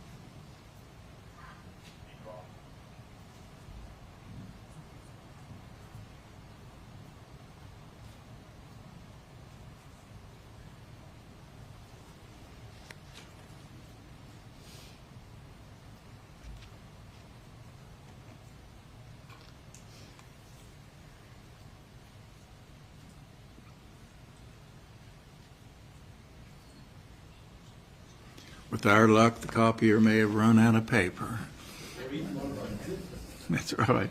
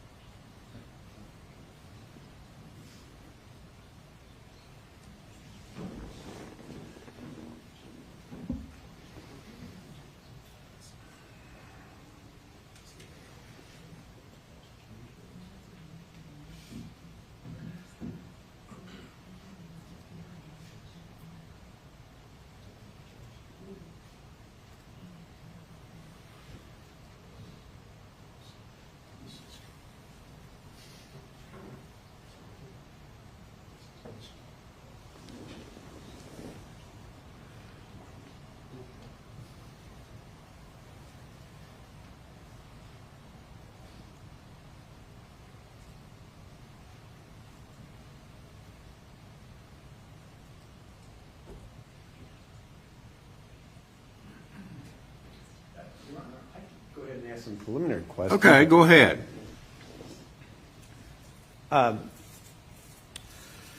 You previously testified that you and Tim Bledsoe, both retired troopers, were the lead investigators in the two cases, correct? That's correct. As part of your investigation, did you interview the defendant's children? No, we did not. Why not? At the time of the investigation, and more specifically between March and June, March is when we began the investigation. June is when we executed a search warrant on the defendant's residence. During that period, we were collecting information from third-party records. We were collecting information from witnesses, from financial institutions. And there was nothing in that 3-month period to indicate that there would be a need to speak to the children. The second and most important thing was their age. They were very young at the time. One was 10 or 11 and one was 13. And we were looking at the business of the Cochrans. We were looking at the Cochrans individually. So there was no indication or any reason to speak to the children. And then the final reason we wouldn't speak to the children is we've been long taught in law enforcement and investigations that you don't speak to children under the age of 18. And there's some tolerance there with 16, 17, 18-year-olds, but you don't speak to anyone that young without a parent's permission or without an attorney present. So we would not, by normal operating procedures, have spoken to the children. You were in the courtroom when the two children testified on behalf of the defendant, correct? I was. And in their testimony, they indicated to you who actually ran the company businesses. I did hear that testimony, yes. And essentially, what were the children saying as to who was controlling the Cochran's businesses? The children put a lot of responsibility or... I'm going to object to this. The jury heard the evidence. The jury can draw whatever conclusions from the children's testimony. This witness does not need to editorialize on that. Sustained. You're being recalled as a witness for the purpose of rebutting the testimony provided by the children. Is that Yes. correct? Okay. Thank you. Hand you an abstract from what's been admitted as State's Exhibit 3. ask you to look at that as well as a second page, also an abstract of what's been admitted as State's Exhibit 3. Recognize those documents? I do. What are they? These are text message communications between the defendant, Ms. Cochran, and Stephanie Hamilton. Have those back, please.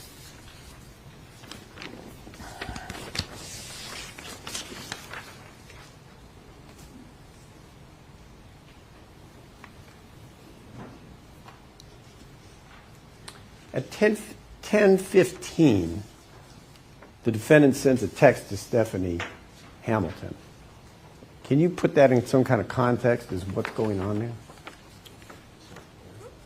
there? Natalie Cochran is offering Stephanie Hamilton an opportunity to invest in a government contract dealing with medical The equipment. document speaks for itself.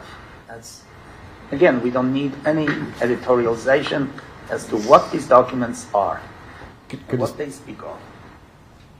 Could the state respond to that? Sure. That's not accurate. Those are statements taken, and they don't say anything about a contract. It says there are two today. Two what? I think it's fair to put that in context with the witness's investigation and what he found that meant. And for that matter, these documents do not indicate any interlocutor of Natalie Cochran. We have no idea who this is. Well, I think we do need some explanation from the witness, and so I'll allow it. I'll overrule the objection. You may proceed, Mr. Truman. Thank you. Ms. Cochran is offering an opportunity to invest in two contracts or to consult on these contracts. They deal with surgical masks and betadine swabs, medical equipment. Ms. Hamilton was in the medical field. Okay. Here's another text, and this is also a download from the defendant's phone, correct?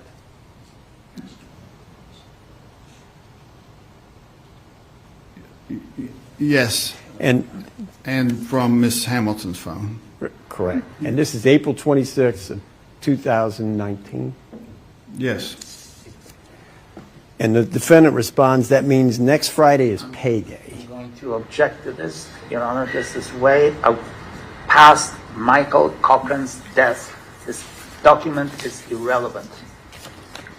What is the date on this? The date, Yes. April 26th. And the purpose of this testimony is to show that the defendant continued to run the business as she had before. I'll allow it. Overruled. Thank you.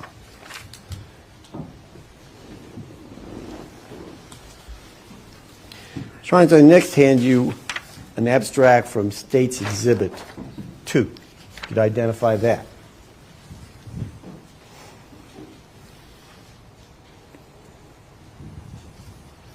Yes.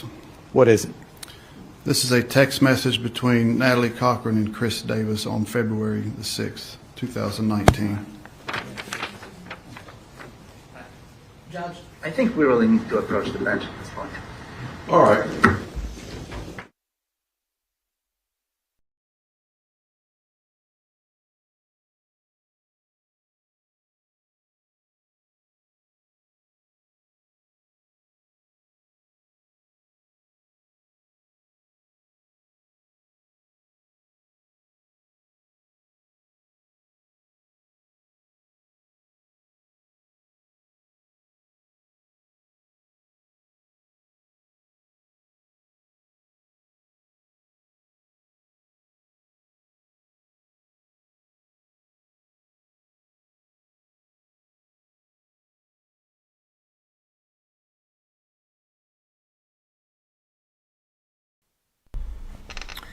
So we're up to how many objections now? Therapists, you know, four objections, and they've only been back 5 minutes.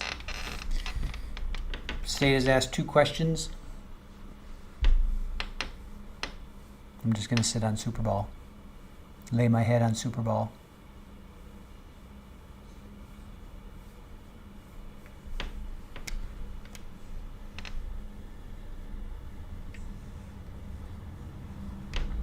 Two overruled objections, 1 sustained so far. Yeah. Who was controlling the business? the kids, about the kids, objection and sustain. That's the one I have. And one side by. Yes, go Super Bowl. She's right here. New Super Bowl. Okay, they're back.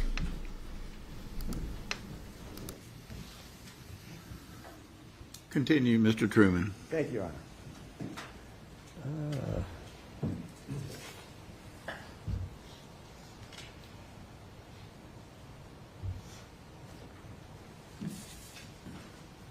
February 6, 2019, at 9:27.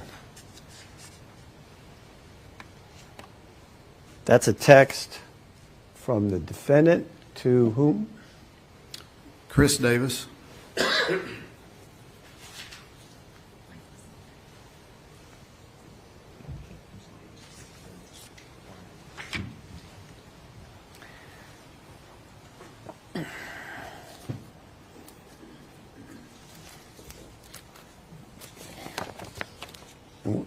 We'll have these marked collectively, but if you could take a review of those documents.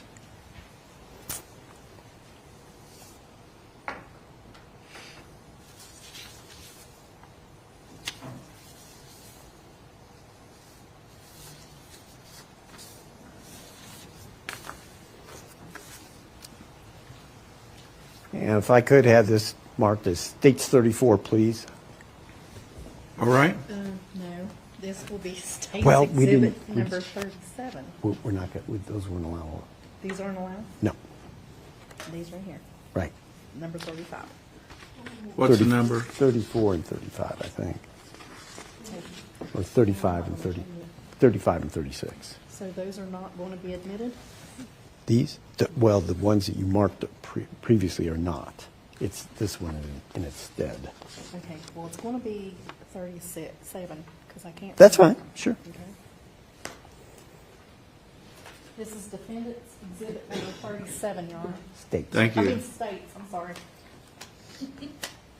States 37. Yes, sir. Okay.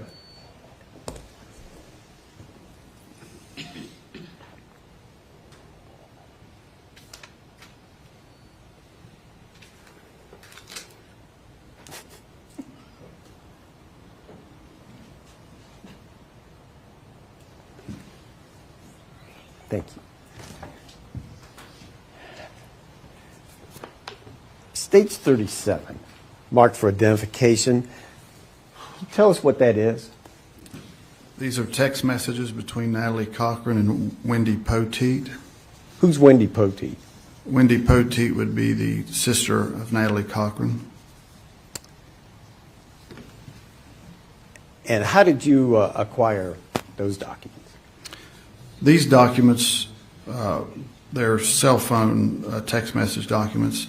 These were recovered from Natalie Cochran's cell phone subsequent to the search warrant executed at her residence.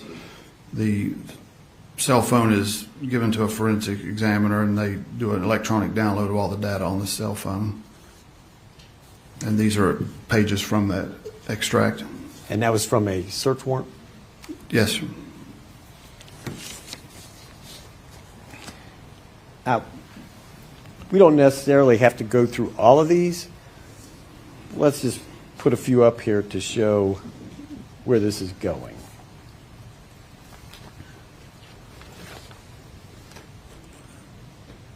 I'm sorry, which one is this? 4. 4. Oops, can't get anything out of that.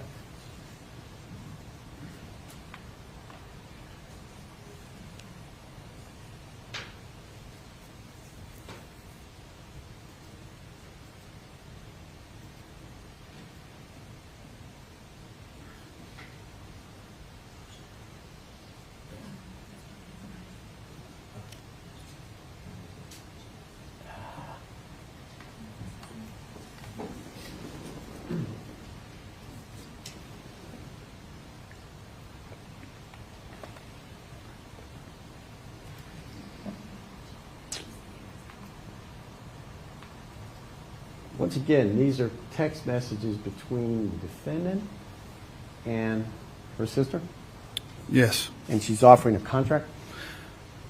Wendy Poteet was already a investor victim of the contracts, and she is, We object to the characterization investment victim. We don't know anything about Ms. Poteet.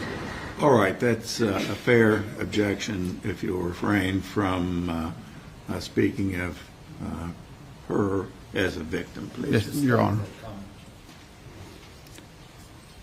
Continue. Wendy Poteet was an investor, and this is reference to a contract that she is owed money on. And Ms. Cochran is advising her that she's going to be paid by certified check.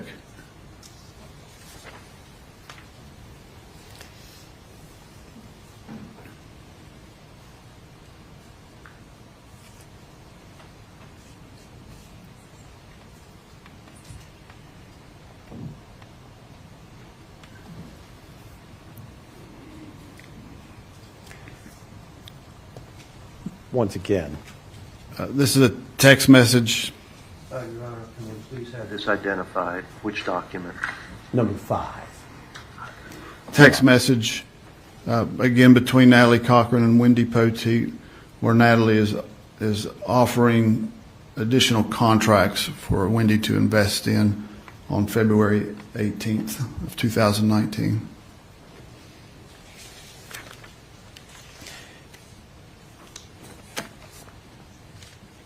Now, collectively, is there a pattern emerging here in terms of the defendant's conduct of the business? I'm going to object to this question. That's argumentative.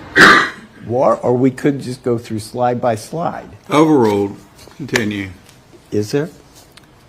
These contracts were dated after the date that Michael Cochran collapsed on February 6th. So this is a continuation of these illegal business operations, the investment, the Ponzi scheme we'd spoken about. This is a continuation of those after Michael's not available.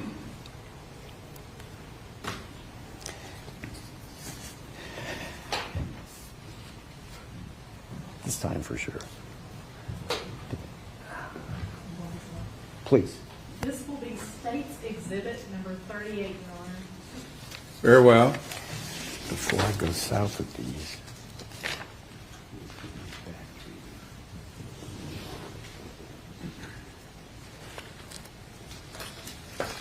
This is the one.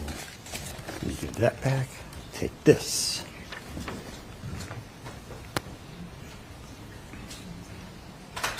Anyone's been marked for identification is States 38, please.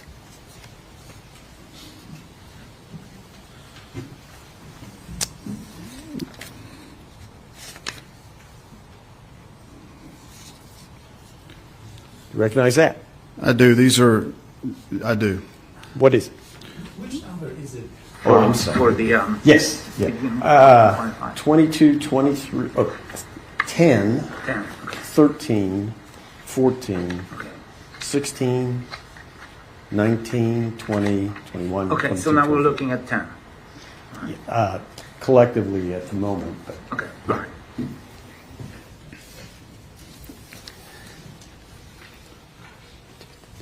they're not all available, but exhibits 10 through 23, or tabs 10 through 23. What is that?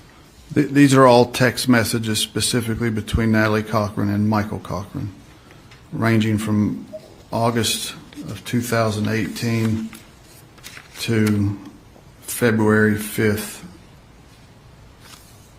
of 2019. 5th or 6th? These end on the 5th, February 5th of 2019.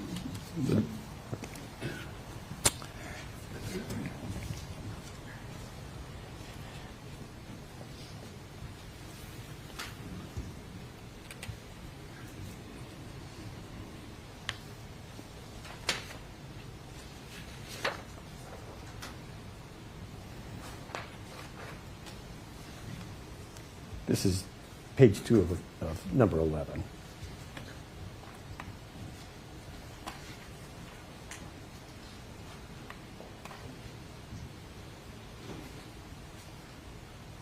Who's that to and from? This is this text message block is Natalie Cochran's text message that she has sent to Michael Cochran. Do those numbers mean anything to you? These are dollar amounts that she has told Michael are owed to them and their business for government contracts that they have sold or obtained, been awarded would be the correct term. She's. Are you done with that one?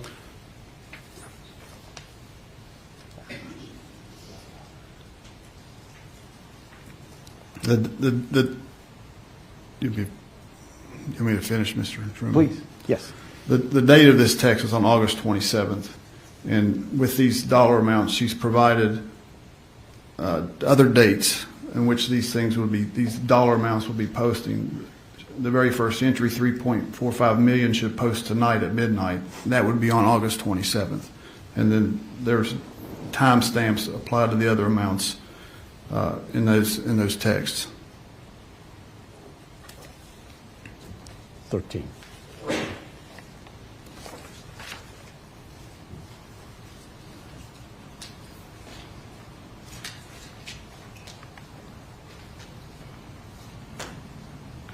And this one from October 25th of 18. This is a text from Natalie Cochran to Michael Cochran where she's talking about getting off the phone with government entities, and that the audit, which was presented as a reason why none of the contracts could be paid out, she is telling him at this time that the audit is complete. There's some additional administrative stuff that needs to take place, and that all monies from all those contracts that he believed were being awarded and due will be available by Monday, October 29th. You heard young Mr. Cochran testify about a .50 caliber contract, did you not? I did. This is number 14.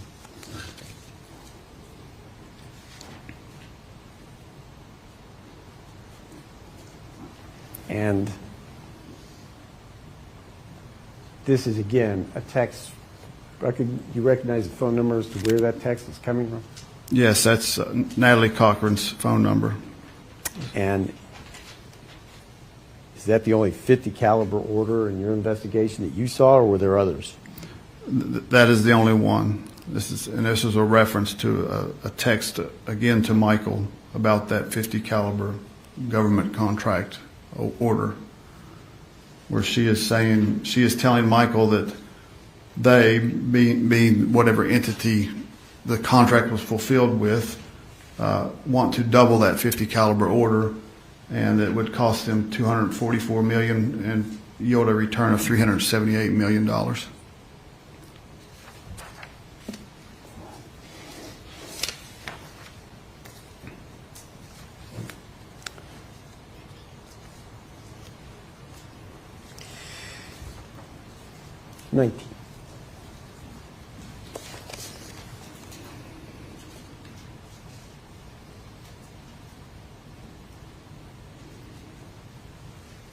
This one from January 30th, 2019. Who is that one from at 334? Again, this text is from Natalie Cochran to Michael Cochran. In this text, this is following the government shutdown, to put it in context. And she is telling Michael that they have all the money being resent tomorrow, and they should be available to them by Monday at the latest. And then the feds will begin sending money on Monday. And this was dated January 30th of 2019. February 1st was the date that the investors had been told that the monies would be released post-government shutdown. There's one from the 31st.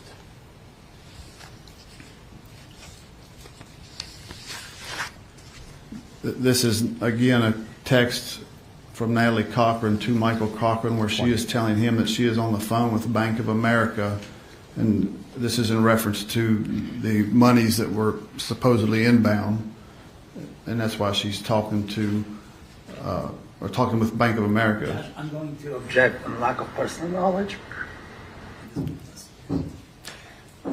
All right, that's fair. Sustained. As part of your investigation, did you download records indicating when the defendant was using her cell phone to make phone calls? Yes. Did you compare the text messagings with the downloads to see if, in fact, she was on the bank phone with the bank? There were instances where she claimed to be on the phone and she wasn't, and there were instances where Judge, I'm going to object. This is a broad. I'll withdraw that. Okay. Thank you. Defendant lied.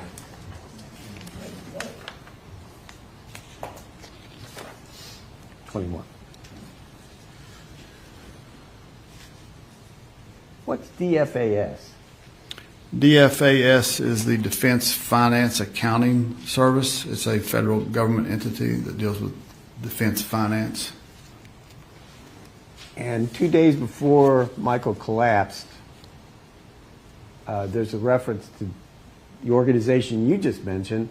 Who's Betsy? Betsy was earlier referenced in testimony to Betsy Britland. Betsy was a character created by Natalie Cochran to be a government employee that she communicated with regarding government contracts on the regular.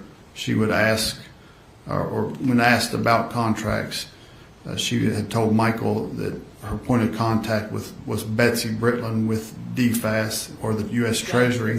That's not in the exhibit.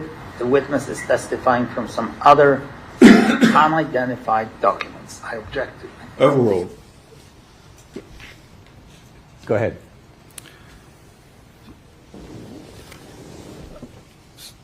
So Betsy Britland, who did not exist, this is a reference to Natalie claiming to have spoken with Betsy regarding the contracts and the whereabouts of the award money that should be coming to the contracts. And this text is, again, to Michael Cochran.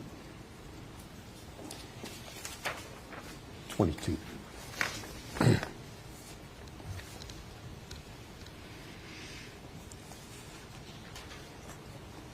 And on 2-4 at 3:01. 2-4-19 at 3:01. Again, this again is a text message from Natalie Cochran to Michael Cochran, assuring him that all 4 wire transfers and money deposits were en route and that they potentially could show up that day on February the 4th. And she references 4.8 regarding millions of dollars that should arrive in the morning and 23.8 million tomorrow, the next day at some time.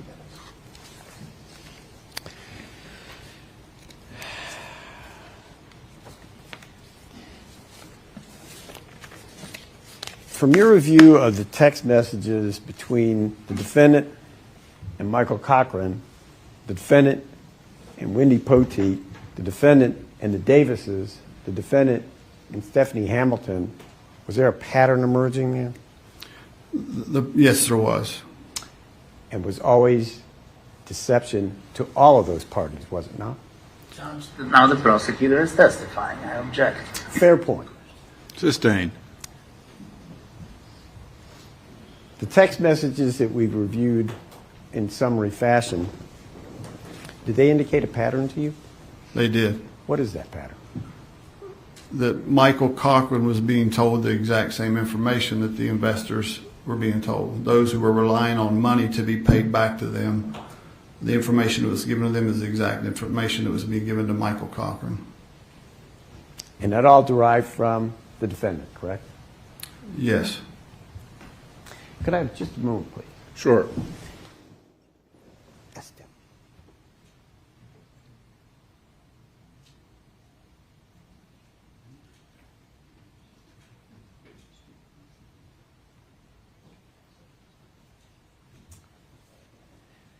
There was also reference in the defense case to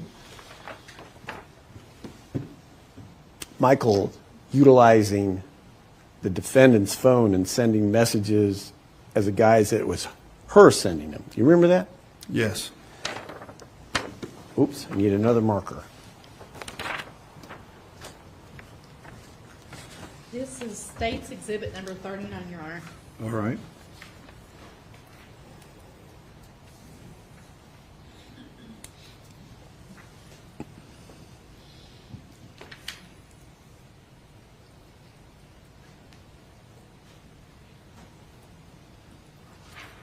Thank you. And what's been marked for identification is State's 39. Ask you if you could identify that. You want me to identify it? What? Yes. This is a photograph of a text message from the cell phone of Matt McCormick. It's a text message stream between Matt McCormick and Michael Cochran. What time is the text message from Michael Cochran? There are two dates here. Do you want The second one. on February 6th at 1:39 p.m. there is a text message that was sent from. I'm going to object to this. This has nothing to do with my client's statement. This is hearsay. We don't think so. This is a statement between two third parties. One is dead, the other one is a third party. Care to respond, Mr. Truman? Yes, sir. This is a text from Michael Cochran's phone when all the evidence says Michael Cochran was totally unconscious and lying on a couch. I'll allow it. Overruled. Go ahead. This is a text message at 1:39 p.m. from Michael Cochran's phone to Matt McCormick's phone, in which he is telling Mr. McCormick that he would be available to see him in a few days, reference a firearms transaction. From your investigation and from all the evidence to date, is there any possible way that Michael Cochran could have sent that text? No, not at 1:39 p.m. Why not? We have a time-stamped photograph taken by Natalie Cochran at approximately 12:30 of Michael Cochran laying on the floor at their residence, and then soon after we have witness testimony of individuals at their house with him in his unresponsive state during that time frame. Your Honor, at this point, the state moves into evidence. I can't remember the numbers. Is it 37, 8, and 9? 37, 38, and 39. Please. And I'll preserve the defense objections previously made. Are there further objections that you wish to place on the record? Now, Your Honor, to all of which I do object. All right. I'm going to admit States Exhibits 37, 38, and 39 over the defense objections. Your Honor, the state has no further questions. All right. Cross-examination, Mr. Victor.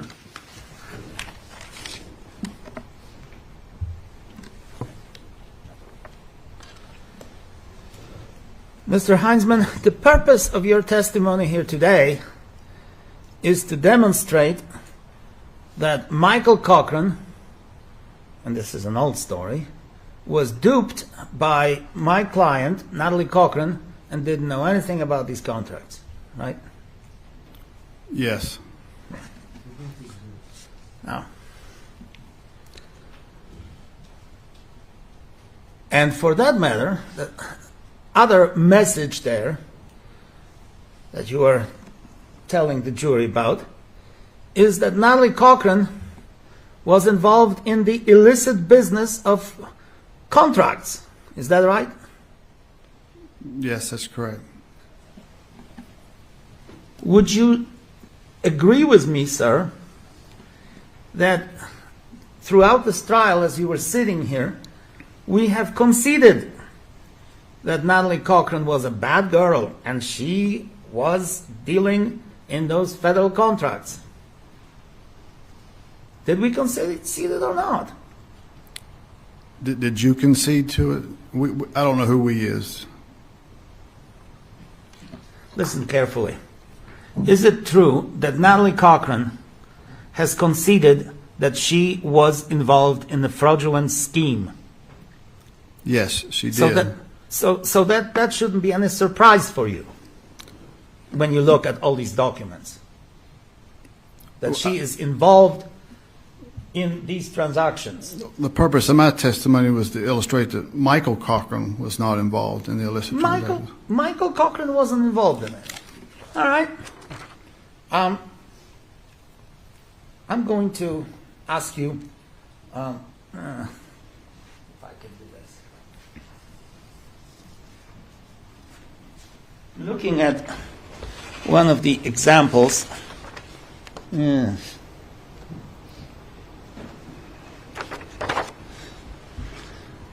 I do not recall which number it was. I think it's somewhere around 5 or 6. But you testified about this document, didn't you? Yes, I did. That document was telling you that on August the 30th, and I presume 2018,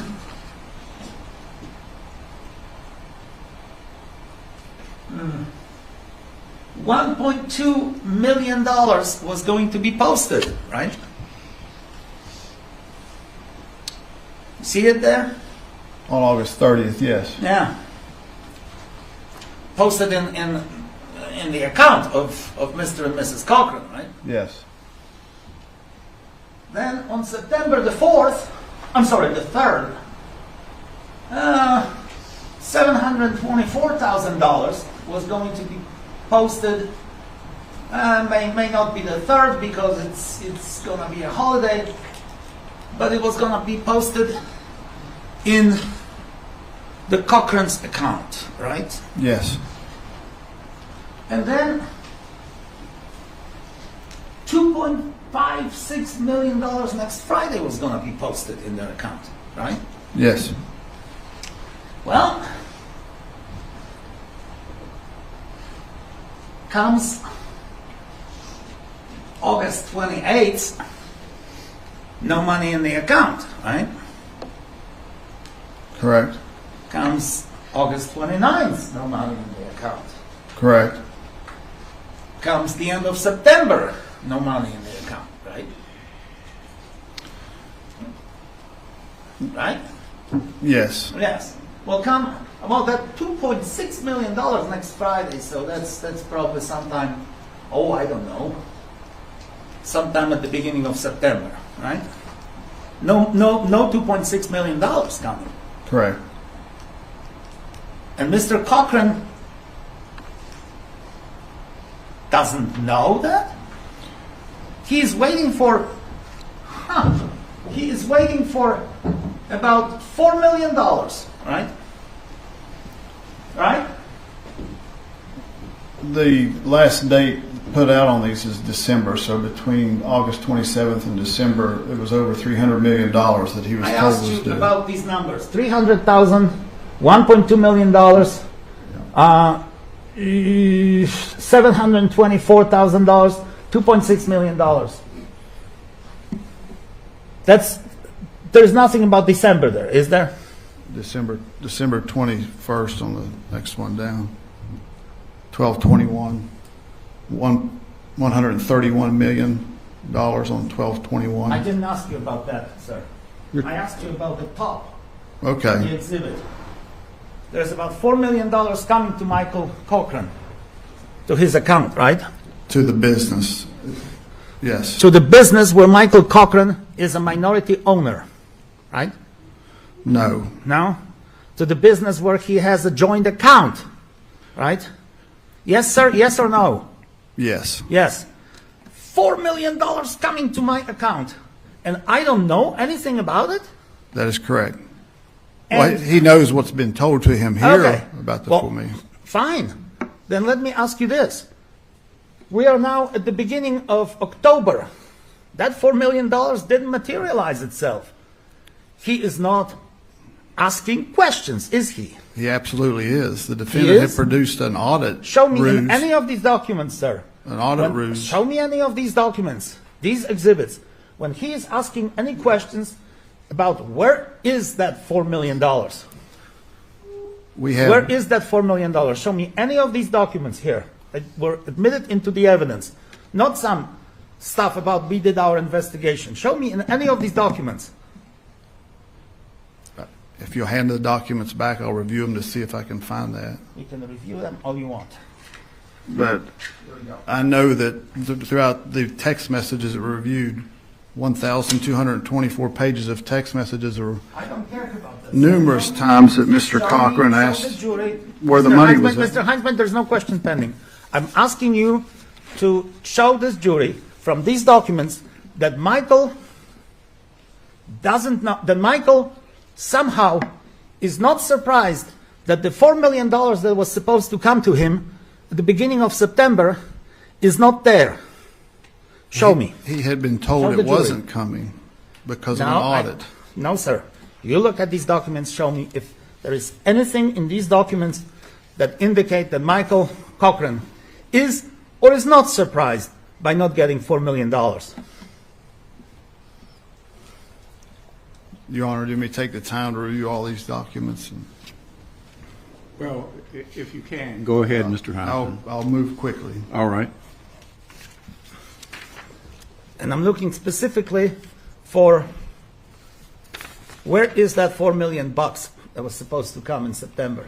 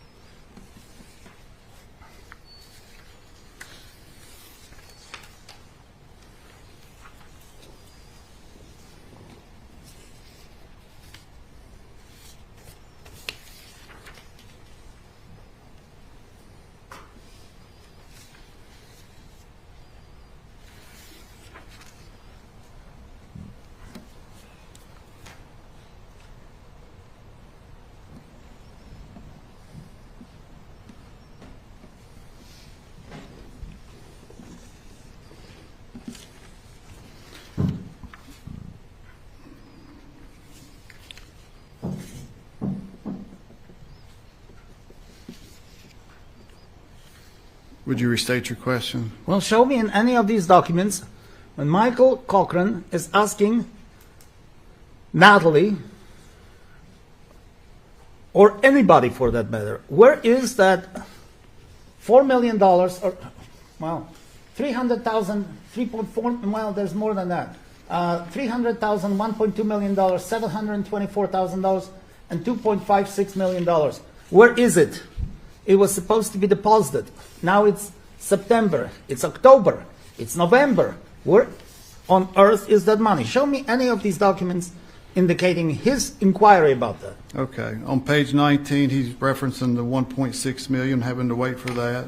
On Okay. page 20, when she says she's on the phone with Bank of America, he's asking, are we 1,000%? Because she's told him at that point that the money is at Bank of America. Okay.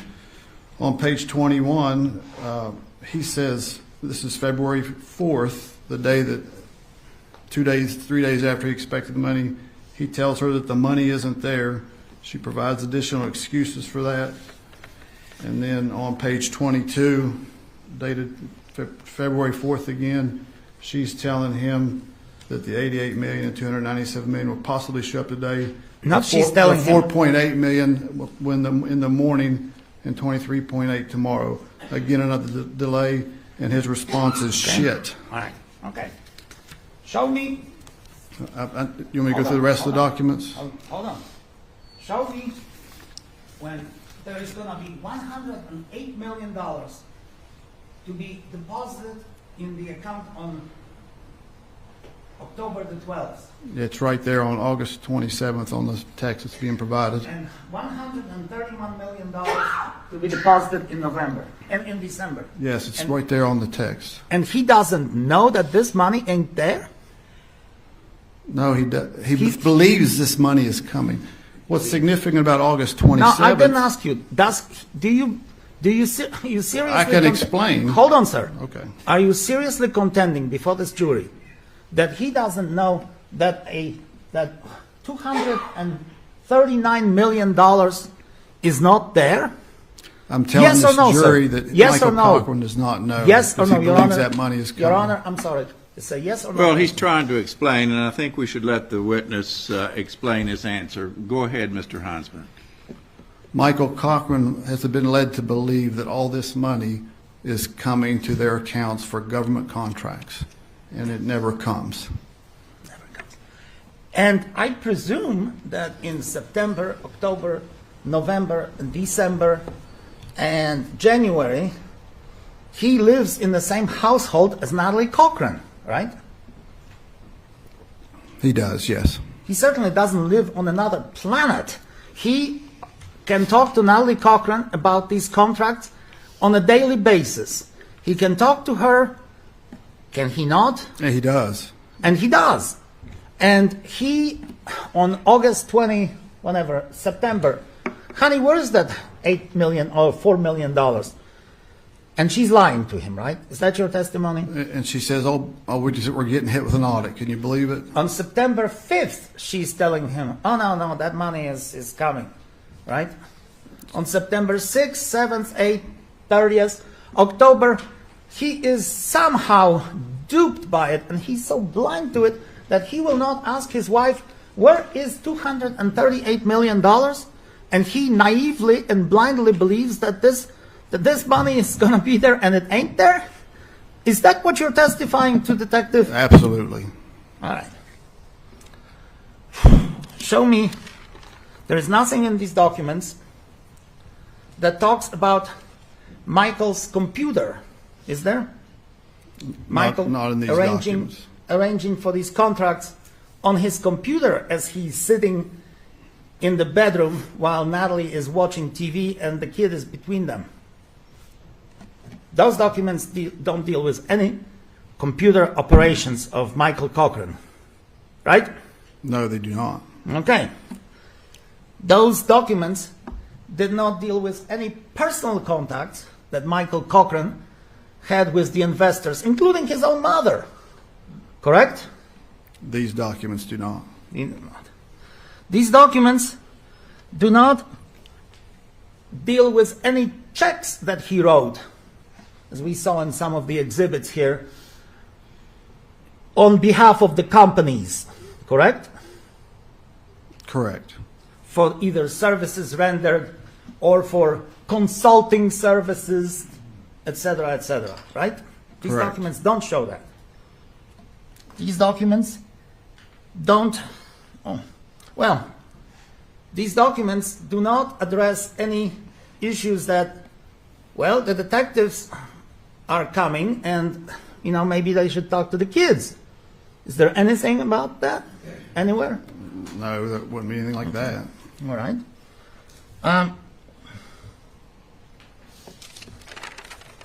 These documents, of course, do not deal, again, in the same old story, with the lifestyle of the Cochrans, right?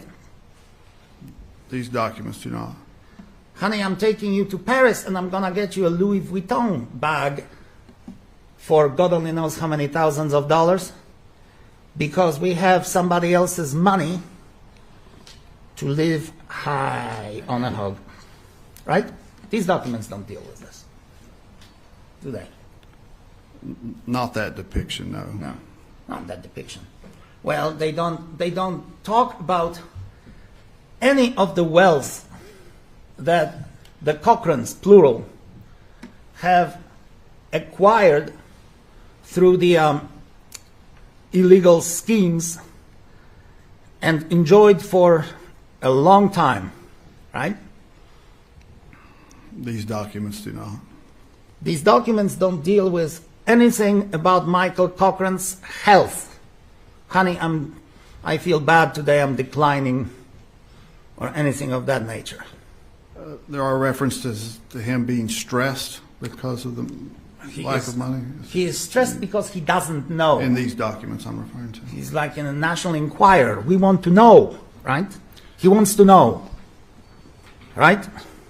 He wants to know where the money is that they've earned. He wants to know. Through what he believed was legitimately awarded government contracts. Right. And yet he goes to a boat sale and buys himself 2 boats at the same time, right?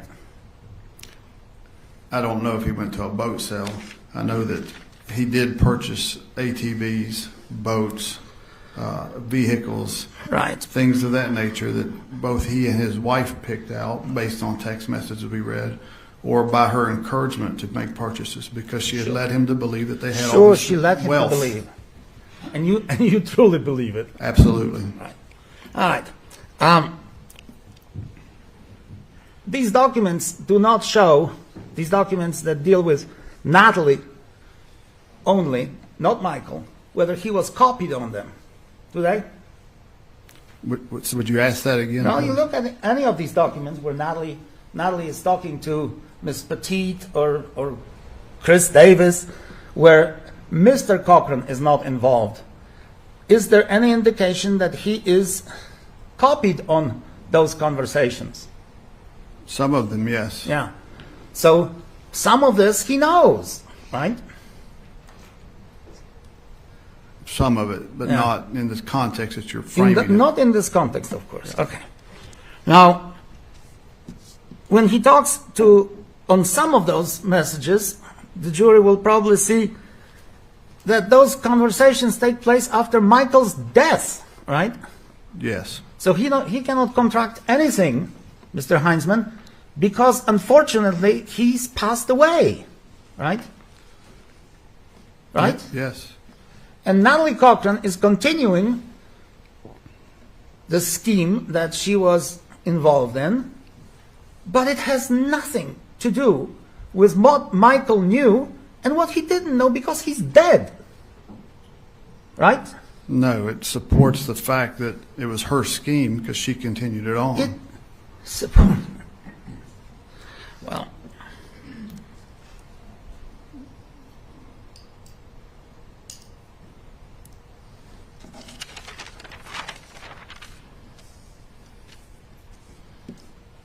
one of those exhibits, Michael asked, no, 16.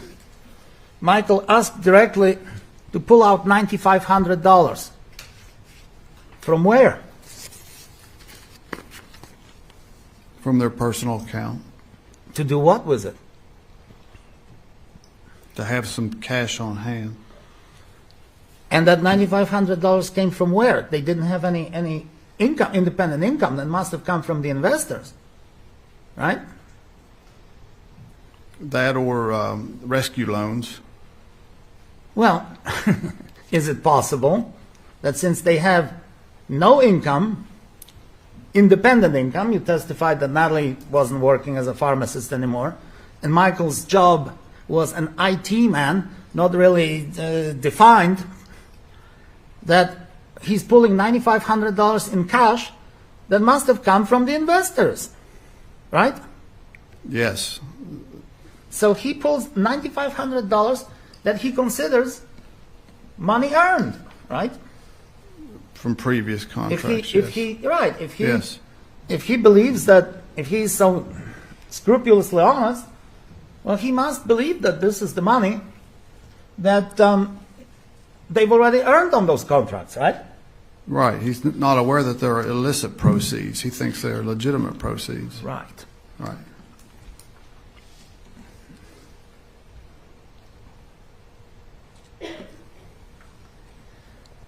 What does $9,500 tell you as an investigator of money laundering? Well, that Cash. I'm going to ask $9,500 cash. What does that tell you? You're the expert here on money laundering. Sure. In this context, it means nothing. In the context that you're framing it, it references currency transaction reports. Those are a federal requirement under the Bank Secrecy Act. Well, let me ask you Where- this. Let me ask you this. Yeah. Well, I'll ask a very specific question. Under The witness should be permitted to answer. Go explain ahead, that Mr. $10,000 Hines. cash. The Bank Secrecy Act requires financial institutions to file what's called a currency transaction report for any transaction involving $10,000 of U.S. currency, that'd be cash or coin, in or out of a financial institution. It is a derivative of the Patriot Act and the war on terrorism, so they want to track large amounts of cash. So if a withdrawal from a financial institution were to occur above $10,000, the bank would be required to complete a currency transaction report and document that transaction. In this case, however, Well, I'm the sorry. Cochrans had let me- cash I'm inside sorry. a I'm safe. sorry, Your Honor. Okay, Now the question is this. fair enough. He's answered the question. Go ahead, Mr. Victor. $9,500 in cash is obviously under 10 grand, right? It is. And he withdraws that amount of money in cash, right? Yes. Would you agree with me that he does that for the purpose to avoid the $10,000 money reporting necessity? No, I would not. No? That's not illegal. It's not an illegal act. It's when that is anything 10,000 or more Right. is taken out in multiple increments over a short period of time. That would then trigger what's called a suspicious activity report Right. with the bank that ties back into the currency transaction report. And So that's why- that amount alone is not illegal. And that's why he's taking $9,500 rather than 10,000, because he would have to report it to the IRS. Your Honor, that's speculation. There's no way the Wow. witness could read the Sustained. defendant. All right. That's fine.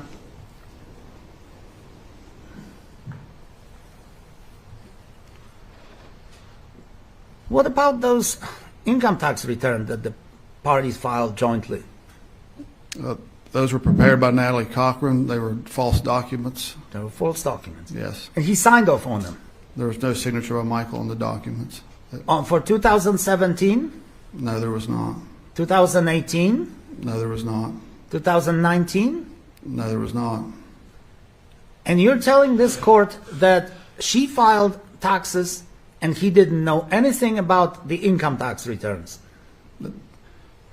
That's correct. So he himself broke the law by not filing income tax. If he had known what was being filed, If he had known, he would have filed taxes. no, if he had known what was being filed. Okay. So he didn't have to sign the income tax return because his income was zero? Why didn't he have to file income tax return with Natalie? I'm not saying he didn't have to, Why didn't he sign those? because they're done electronically now. You don't even have to sign them. One person could fill them out and file them electronically. He doesn't have to sign it. Now, the law requires that all tax preparers review their documents that they're filing, but And he reviewed them, and he had absolutely no idea what Natalie was doing with the taxes, and with the bank losses, and with, well, the business losses, the business gains, et cetera, et cetera. I have no idea if he reviewed them. If he had, he would further believe that he had made an extraordinary amount of money on Show me, government contracts. show me here any income tax return that lists about $4 million by the Cochrans. Can you do that? Can you show this jury? No, I cannot. I don't have the discovery files and records with me to break From out the tax returns that we did recover. From your thorough investigation of this case, because you said that several times, was there ever an income tax return filed by the Cochrans that would list $239 million? Can you tell the jury that? I know that there are tax documents that were given as ruses to get bank loans, From your memory, Mr. Heinzman. but I cannot say if that figure that Mr. Victor has given me matches those documents. $239 million, would that raise some red flags if you ever saw an income tax return from a small West Virginia company filed with the Internal Revenue Service? Would that cause you to pause and consider that? In what context? Well, somebody's making $239 million from a business and files that income tax return. I would like to know the details of it. Are you talking about the IRS would want to know the details, or Well, you were investigating their. I've already answered that question. If I saw that, it's another prop. It's a ruse. It's not unsubstantiated by financial records, income records, state databases, federal databases. It would just, to me, if I saw that, So you have it would no be another idea. prop. So you have no idea as you sit here today to tell this jury how much money Mr. and Mrs. Cochran were making and how much money they were reporting. True? As you sit here right now. Can you or can you not? It's a very broad question. Well, how much money did they make in 2018? Can you tell this jury whether they made millions or whether they made a couple of $1,000s here and there? 2018. Yeah. Are we talking about legal income or illegal income? Income tax return. You remember? The income tax returns that we reviewed were submitted not to the IRS because that would have got red flags, but to people that they wanted to borrow money for to demonstrate the value of the company. So now you're telling us that Natalie didn't file income tax in 2018? My recollection was that there had not been income taxes. No, let me correct that. The income tax documents that we recovered had been doctored to show greater income because they were used for other purposes. The actual income tax that was filed, which was presumably would have been legitimate, we did not review. I see. Now,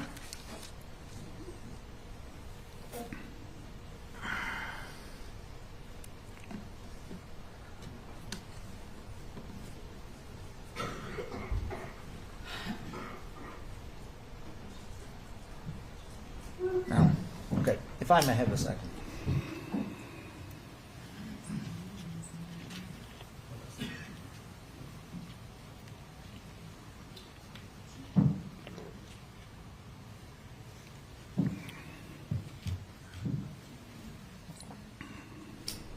I don't think I have any more questions of this witness. All right, redirect Mr. Truman.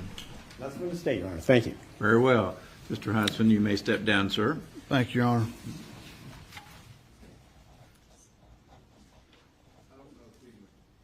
Copies or exhibits? I think we've got the exhibits spread all around. Let's make sure that we collect them. Give everything to the clerk and she can sort them. 38. Okay. We've got them, Your Honor. Okay.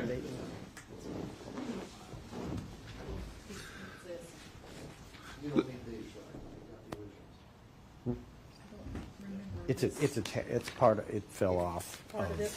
It fell off. If it's a copy, no, I don't need it. This fell off of here. That's part of 38.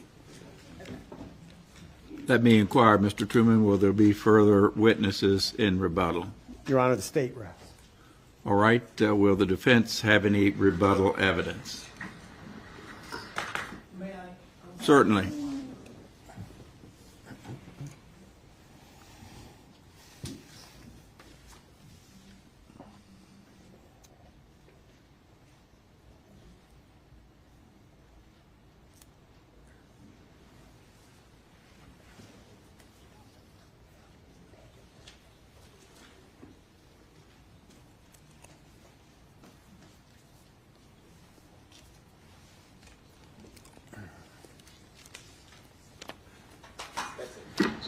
The defense rests likewise. All right, members of the jury, you've heard it from the lawyers themselves. This is the completion of all the evidence to be presented before you. The next phase of the case will be the instructions of the law by the court. I will read the instructions to you. That's one thing that we have been working on to try to get a leg up and get ahead of the game, so to speak.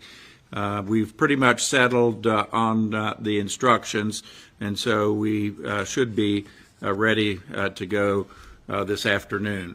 We've worked into the traditional lunch hour, and so be back in your jury room at 1:30. That'll give you a little extra time for lunch.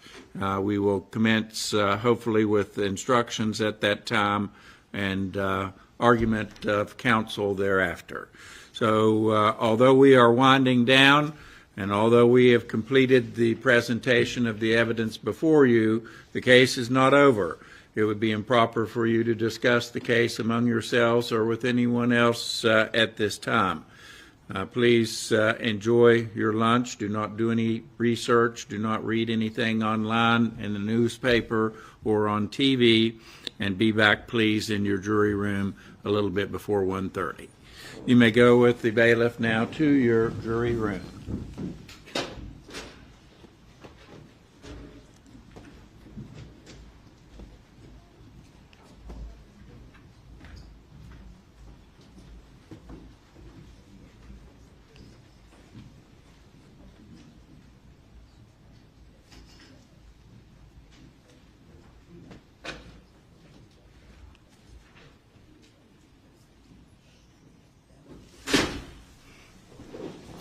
All right, Mr. Truman, I'm hopeful that you can have a working lunch and maybe go through the charge while you eat your sandwich.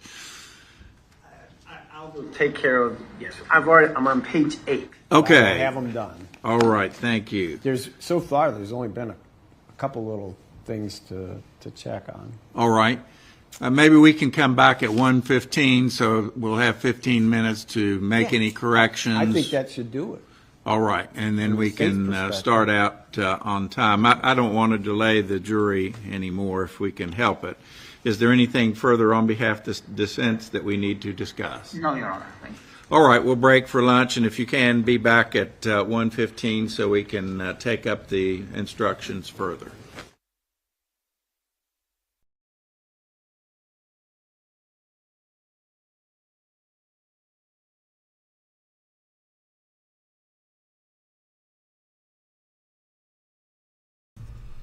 All right, that was really interesting. That was more bombastic than I thought it was going to be.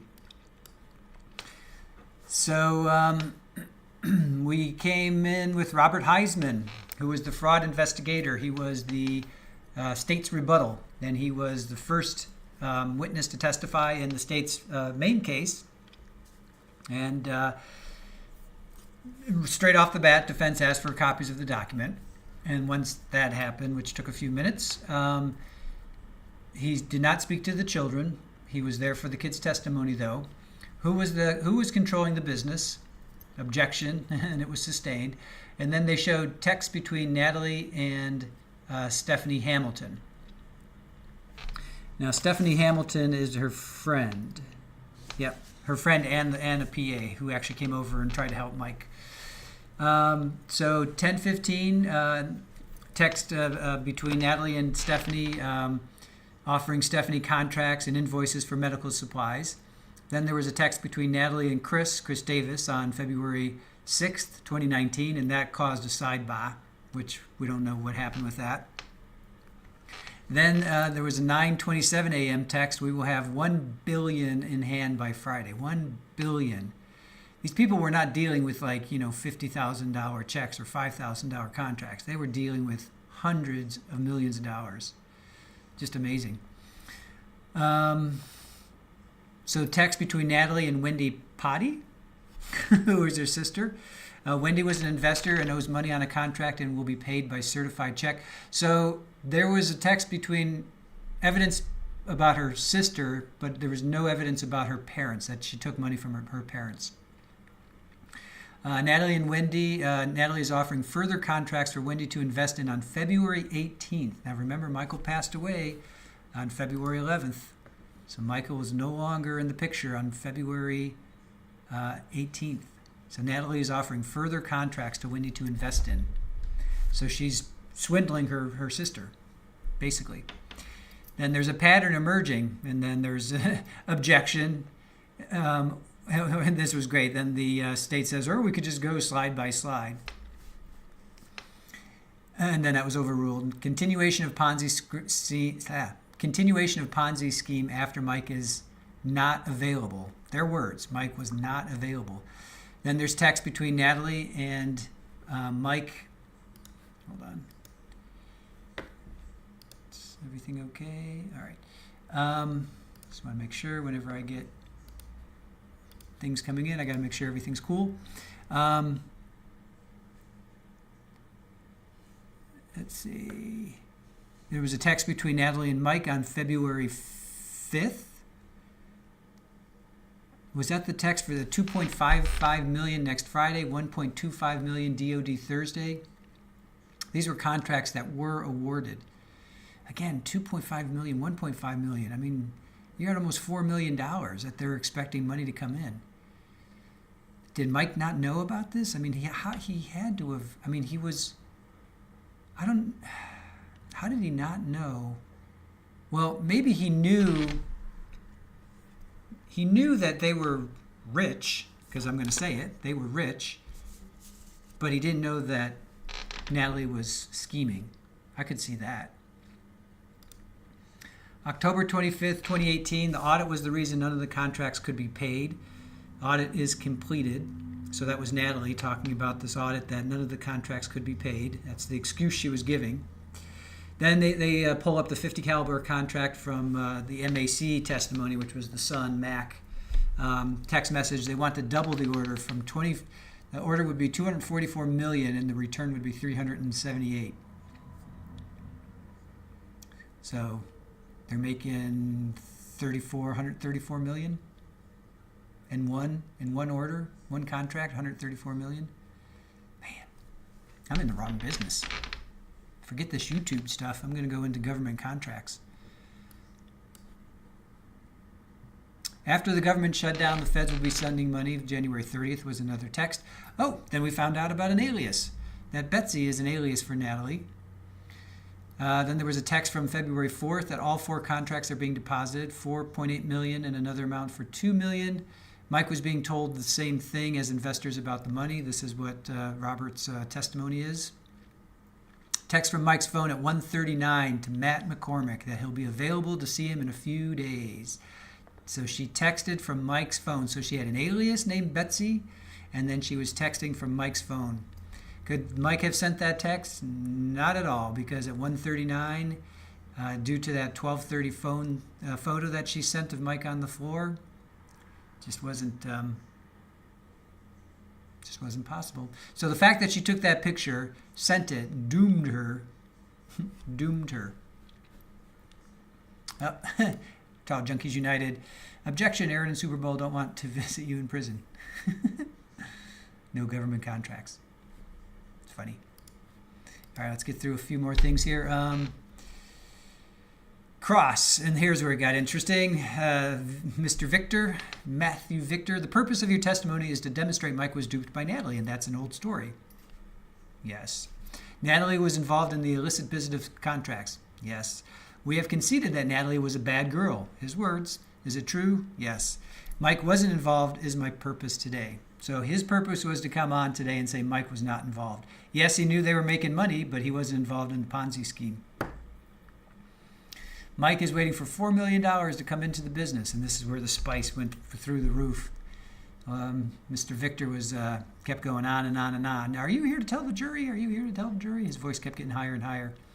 It supports the theory that Natalie was continuing the scheme after Mike passed away.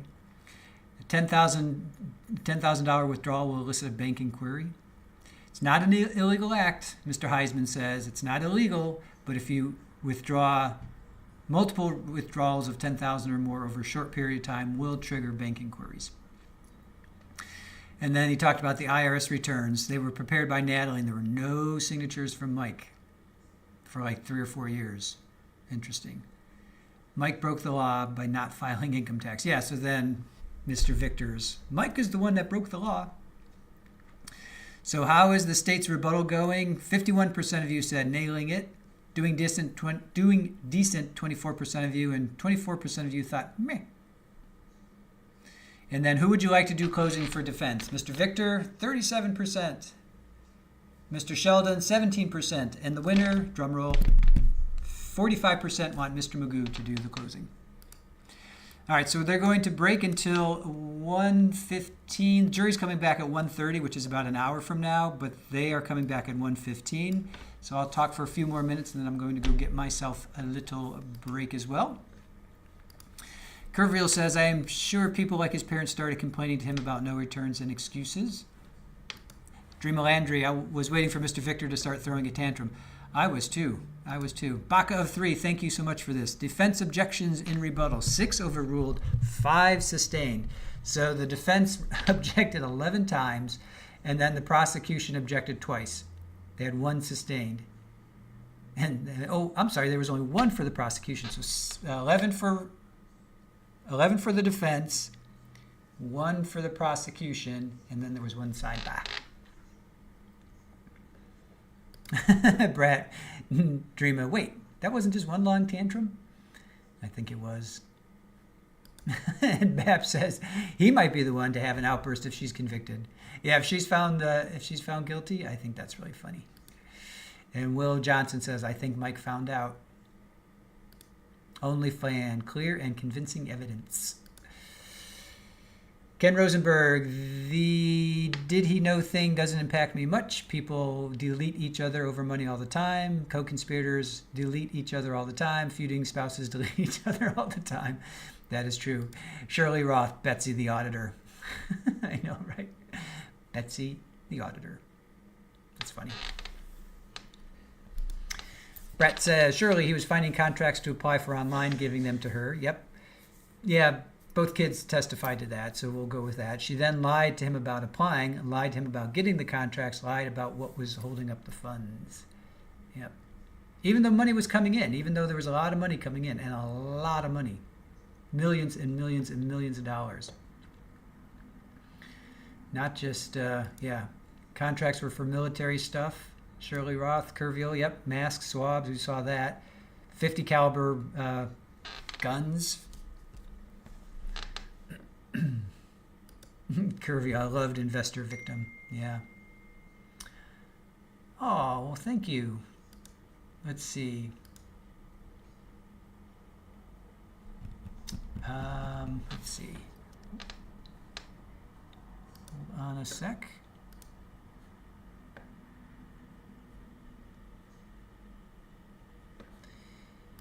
Thank you so much, Hellcat.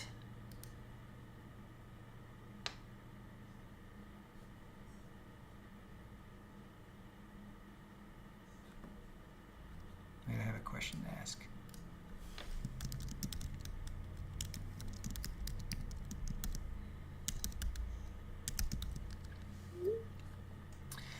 Dreamer Landry says, I don't think them kids should have been put through this. I agree. Legal-minded friends, Karen Cole. How much did their friends invest? $2 million. Yet they had government contracts for millions. Yeah, we're not sure how much the friends were invested. Well, let's look up some of the.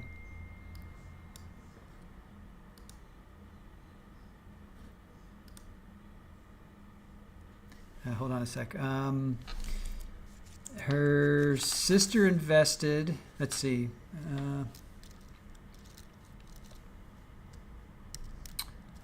Sorry, hold on.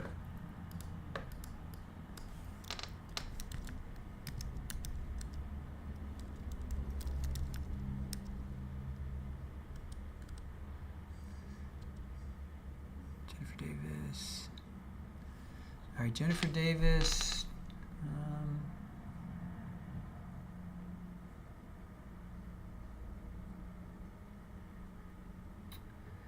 So Stephanie Hamilton, I gotta sneeze. Excuse me. Stephanie Hamilton invested $15,000 to $17,000. Why not just pay them back? If you're getting $1 million in return, why don't you just pay them back? Why are you stiffing them for like $15,000? Right?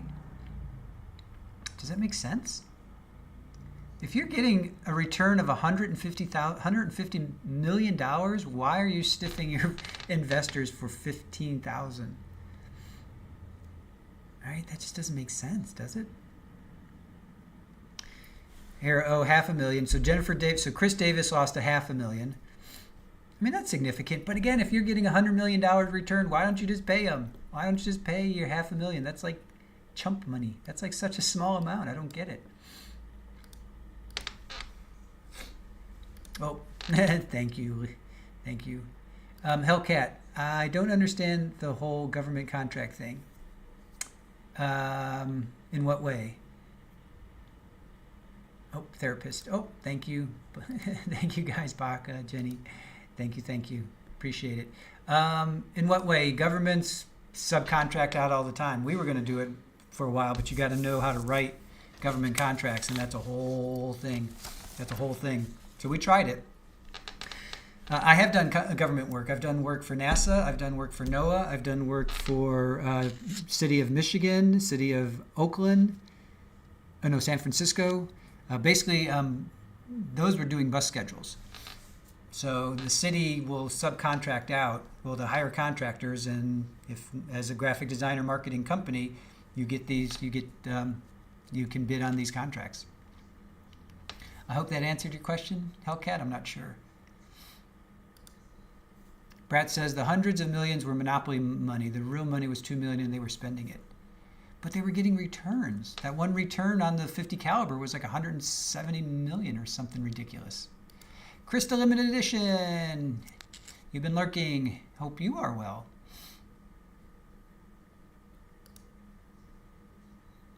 Karen Cole says she was waiting for the money. Brett says, Ken Rosenberg, I agree that it doesn't matter much what her precise motive was under the circumstances, but her messages to him do come across to me like she was snowing him too.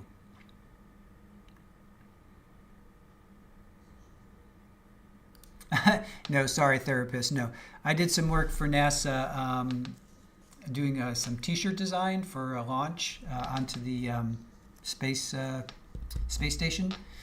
So I made some T-shirts. I made a logo and some T-shirts. And then for NOAA, we created a whole nother side project called Reef Fest, which was saving reefs around the world through music, concerts and stuff. It was a lot of fun. So Aaron and I and another person created this whole entity called Reef Fest. Shirley Roth, if you have something to offer, they will contract you. Absolutely. So no, the bus schedules was for San Francisco and Detroit, and then I was also doing newsletters for a couple of smaller cities, not large cities, some smaller cities. They were doing just like newsletters. I mean, you guys get stuff in the mail, or you go to the Chamber of Commerce, and somebody has to do that. So. They just hire people to do that. Brett got some scholarship money from NASA at one point in college, but I've never worked for them. I have family members that currently do and have in the past, and did back with the Apollo missions.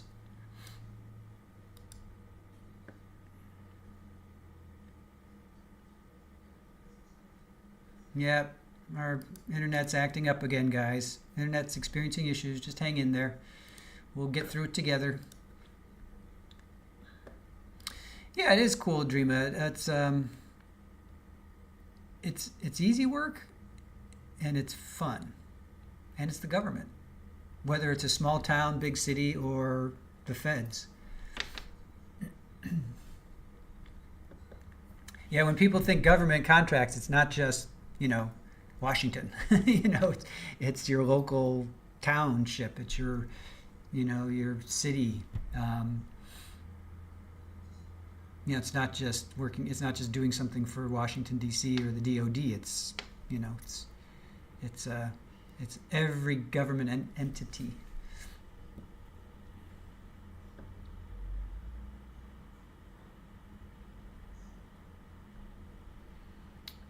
All right. OnlyFan, maybe an explanation on the Ponzi scheme specifically would help. Take money from A, keep some. Take money from B, keep some. Give some back to A, take money from C, and repeat process. And we looked it up that it's, yes, Shirley Roth, city, municipality, anybody and everybody that's a government, that gets government funding or taxes or whatever. We looked it up, and actually I think somebody was in our chat that was related to, I think his name is Charles Ponzi, right? Ponzi scheme. Ponzi scheme comes from Charles Ponzi, named after Italian businessman Charles Ponzi. This type of scheme misleads investors by either falsely suggesting that profits are derived from legitimate business activities or by exaggerating the extent and profitability of the legitimate business activities, leveraging new investments to fabricate or supplement these profits. So, maintains the illusion of a sustainable business as long as investors continue to contribute new funds. So some of the first recorded incidences are from 1869 to 1872 by somebody in Germany and then another person in the United States. Sarah Howe in the United States in the 1880s through the Ladies' Deposit. Howe offered a solely female clientele an 8% monthly interest rate and then stole the money that the women had invested. She was eventually discovered and served 3 years in prison. So the I didn't know this. Ponzi scheme was previously described in Charles Dickens' novels. Martin Chuzzlewit and Little Dorrit. I didn't read either one of those novels. All right. So it came from Charles Ponzi, and we had somebody in our chat that was a relative of his.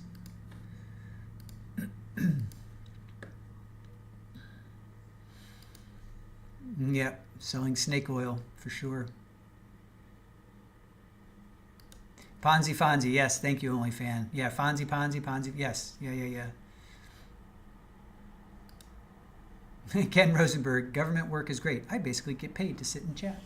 Oh, do you see Polly? Do you see her up there? That's a cat, right up there. All right, I'm gonna go let her in. I'm sorry, Super Ball. I need to disturb you. I know. That's the downside of that. All right, here comes Polly. Watch her come in. Come on, you little freak. Come on.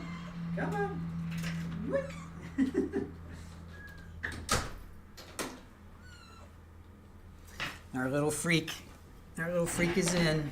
Here she is. Polly, come here. Meow. You're a little girl. Oh boy, meeting of the girls. Oh boy.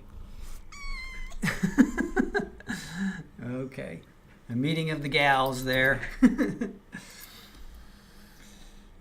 Kerrville says there was a huge one in Florida with the comptroller in Dixon, Illinois. She stole millions over years and got caught while on vacation as someone else looked at her books.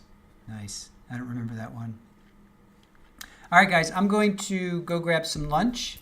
And we're going to put Natalie's, we're going to put that up. But, oh, Hellcat, you think Ponzi? You don't think so? You think it was a joke? Aw. Yes, she was just meowing. Got an RGB microphone like the cool kids. Yes. Super Ball usually growls at the kids. She tolerates them. All right, guys, I'm going to go get some food while we have some time, and we will see you soon.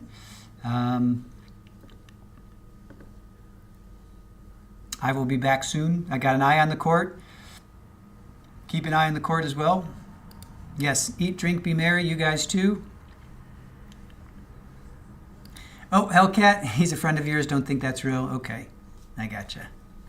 Understood. So they were just joshing us.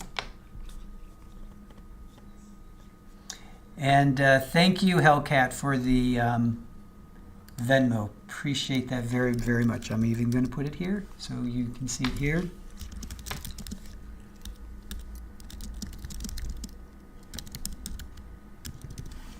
Thank you very much, Hellcat. We appreciate you.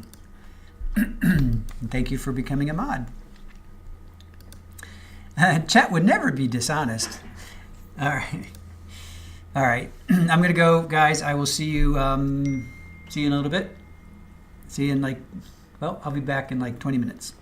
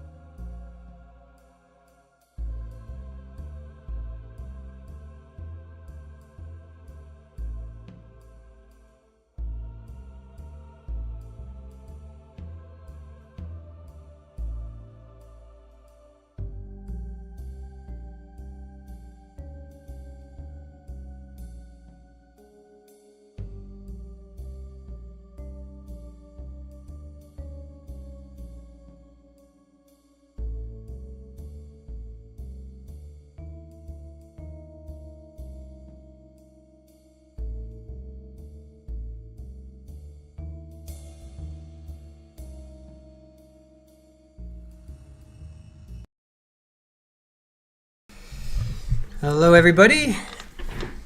Back from lunch. How's everybody's lunch out there?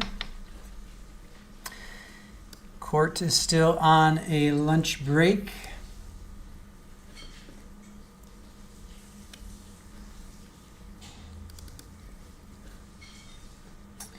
Ooh, wow.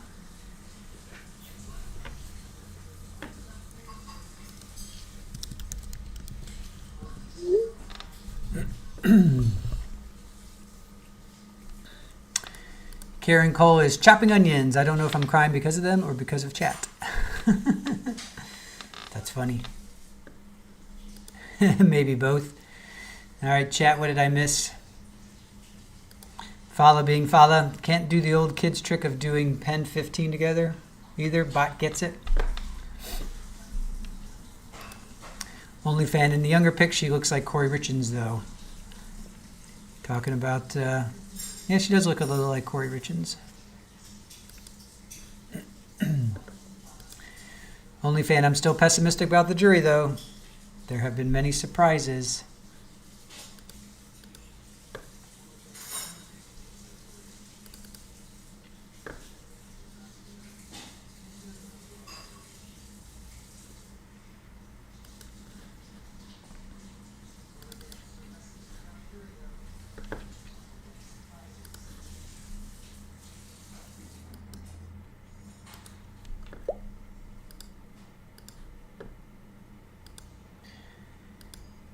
Fala, still trying to eat mine because the terrorist doesn't care if mom eats as long as he gets a walk in place.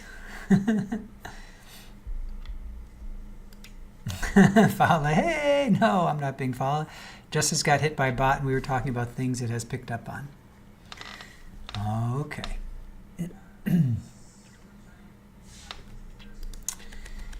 Widespread panic, yummy lunch, frozen chicken korma.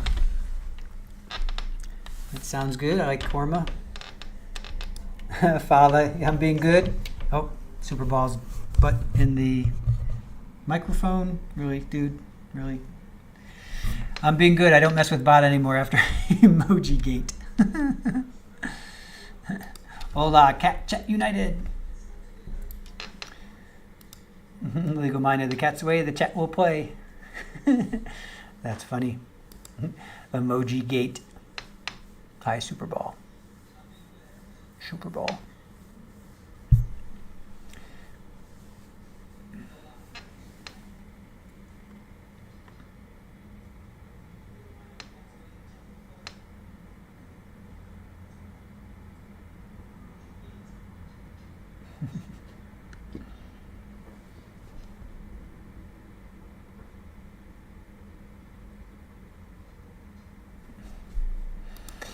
Willow Johnson is back. Shirley Roth, hi again. Giddy. She is. She's giddy. Oh, she just burped. She has the most piercing green eyes. She does have pretty eyes.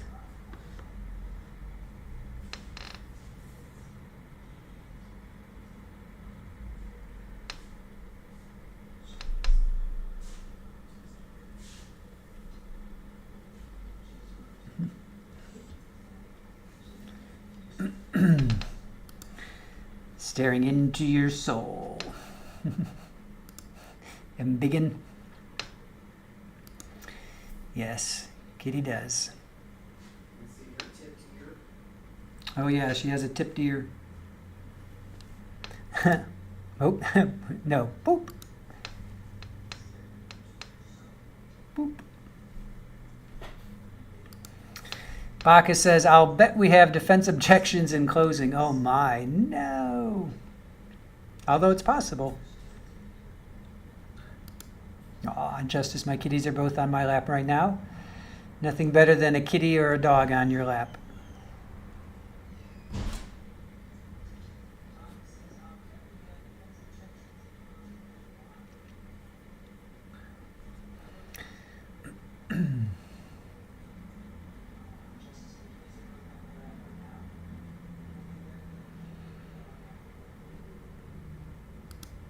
Will Johnson, oh, Bubba, looking sang who dat purty kitty. Let's see if we can guess how many objections there are. All right, let's see. We'll do a poll. Let's see. How many times will the defense object during state closing?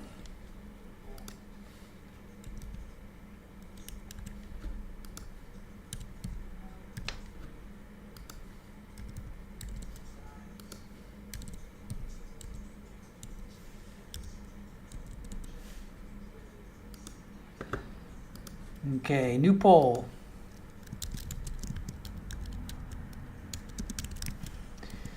New poll is up, chat. New poll is up.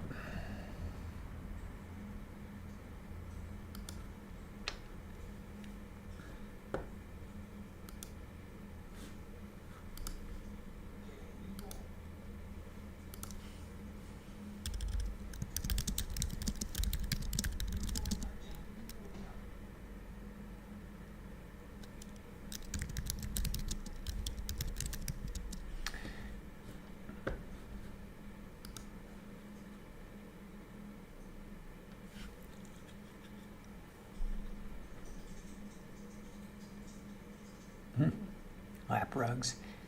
What did you just say? All right, how many times will the defense object during state closing? Did I say 0 to 2? 2 to 5? 5 to 10? 10 to 10,000. So far, 10 to 10,000 is leading. 50% say 10 to 10,000. 22% 5 to 10, 22% 2 to 5, and 6% say 0 to 2. You guys don't have much faith in Mr. Victor. Let's hope Victor doesn't refer to her as the bad girl too many times. I know. Willow Johnson, my Bubba identifies as a dog. Non-binary cat. I can hear the pitter-patter of Squeegee's fingers on the keyboard.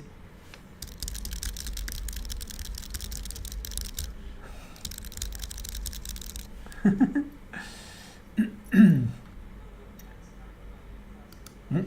think cat identifies as a dog. 100,000 objections easily. Karen says 10,000, 10 to 20,000. Dream Landry, hope everyone enjoyed their lunch. Yes, yes, yes. I had leftover pizza because there was a lot of talk of pizza going on lately. And a bowl of, I do red sauce, mushrooms, red peppers, and onions and garlic. That's kind of one of my staples. I just throw that in there, then I can put that over a bed of rice, have that on pasta. I actually had it as a hot soup today. So basically hot tomato soup with leftover slice of pizza. Lily Wayne, I'm so hoping Mr. Victor doesn't do closing. Kind of got tired of his voice. Well, we did a poll on that, and who would you like to do closings? 37% thought Mr. Victor, 17% thought Mr. Selden, and 45% wanted Mr. Magoo. Justice says, if you have a laser, you can entertain us with your kitty. You know, the strange thing is, Superball really doesn't play. She's an odd little bird that way. She's like she's like this. She's a lap cat. She'll get in your lap. She just never really played that much. I don't know why. She never really played. Ola says, the best leftover pizza is the best pizza. Yes. Okay. Find your home. Find your home for the afternoon. Ola, that's how I roll too. Special sauce. Yeah, it's really simple. Part of my meal prep is, onions, red peppers, mushrooms, garlic, and just stir fry that. And then you could do pretty much anything with that. Again, bed of rice, pasta, soup, 3 things. Boom. Shirley Roth says, just a banana, tired of cooking. There you go. Ken Rosenberg, y'all are just jealous of his genius trial advocacy. Yes. Yeah, legal-minded friend, she is too cool for school games. She is. Followed, 2 of mine don't care about the laser. They stare at the pen, not the light. The puppy, on the other hand, he goes bonkers. Now the kittens, the feral kittens, they still are very playful. We can get them to play, and they're fun. Polly is just a freak. I was playing with her. Actually, I had a frisbee. I was throwing frisbee, and she was literally catching the frisbee. And then I had, what did I have yesterday? Just a mouse, just a regular, one of those fluffy mouses or whatever. And I was throwing that around. She was jumping up in the air. Love stir fry. I say stir fry, but I do more of a traditional pad thai stir fry, where I actually follow a recipe and do the sauce and everything. But to me, stir fry is basically just fry everything up. Just fry a bunch of vegetables up, and you can pretty much do anything with it. You could put chicken with it. You could put tofu with it. You could, again, bed of rice, pasta, soup, all kinds of things. Ola says, squeegee, leftover baked potato crushed into that combo while cooking. 4 things now. There you go. Yeah, baked potato. Absolutely. All right, Fala, video or it isn't true. Of what? Of criming? Legal-minded friends. I put homemade tomato soup and sauce on my community page. Oh, nice. I have to go check that out. Yes, Cap, bippity blappity. Fala, are you having a stroke? My kitty I lost 2 years ago played fetch with her toys. Aw. I love when I have had a cat that did that once. Sasha was his name. He was a black cat, beautiful cat. Found him on the street. I didn't, but a friend of mine did in New York, and he was my buddy. He would follow me everywhere, and as soon as I sat down, he was on my lap. And I would fling toys at him, and he would catch them and he'd bring them back. He was cute. Oh, kitty frisbee videos. I gotcha. All right, yeah, no, I will definitely. It's not really a frisbee per se. I got to get a frisbee, but it's it's the top. It's a red top to a. Basically, we use it for like our compost, because we have an actual compost. So inside, we put all of our compostable stuff in there, and then I transfer it outside. So it's like a plastic container, and then the top of that. So I was throwing that randomly, and she went chasing after it. So I'll get video of that. Hey, Christy, good to see you. Hi, everybody. I've been lurking while working. I enjoy your community. Thank you very much. Thanks for covering this and other trials.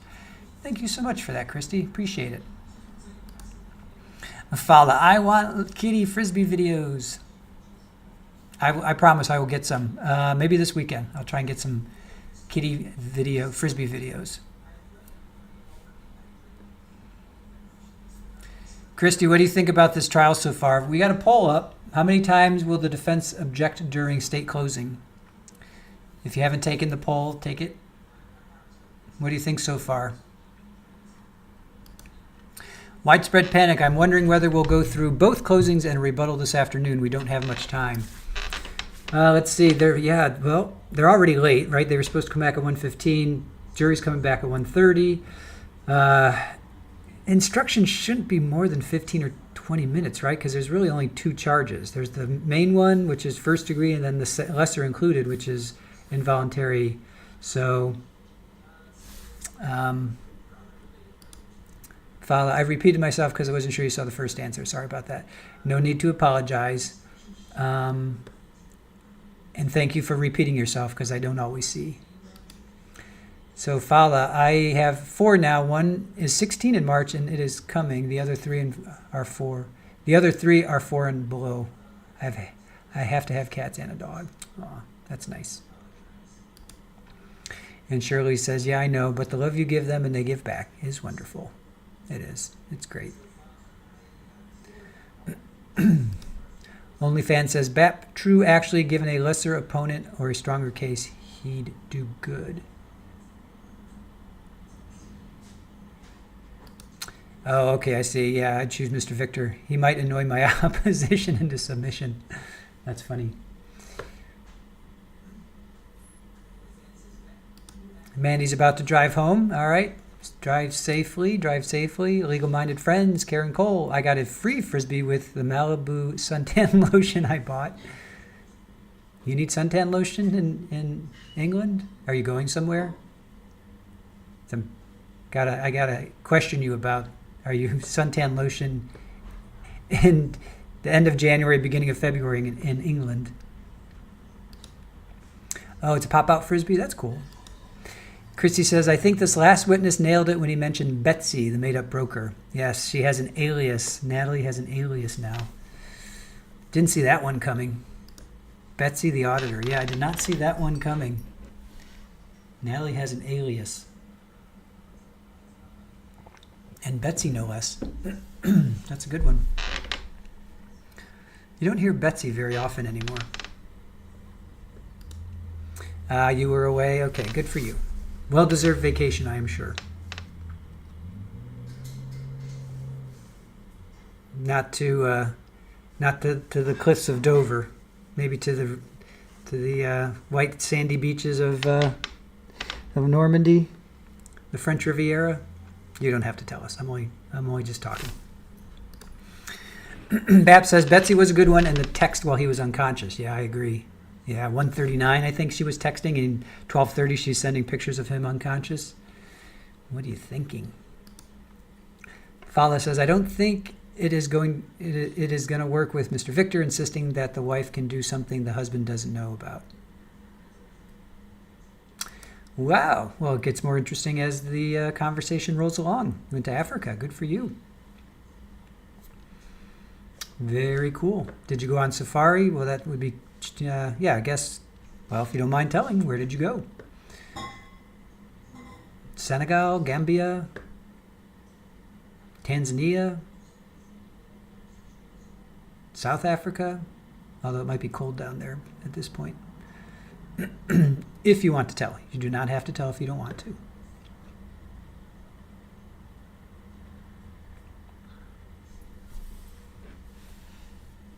South Africa, more specifically, very, very south. Isn't it cold there, though? Right? Isn't there? It's their winter there now. But that's cool. Good for you. Good for you. Ken Rosenberg, man, what a juicy bit of testimony the unconscious text was. I'm jealous of the prosecutor. Yeah. Tom, what's his last name? Tom Truman. We have Stanley Selden and Tom Truman, TT and SS. Matthew Victor, you screwed up the... Oh, and Ashley Accord. Are you kidding? We have AA, Ashley Accord. We have Tom Truman, TT, Stanley Selden, SS, and then Matthew Victor. That is so funny. All these similar initials. That is so funny.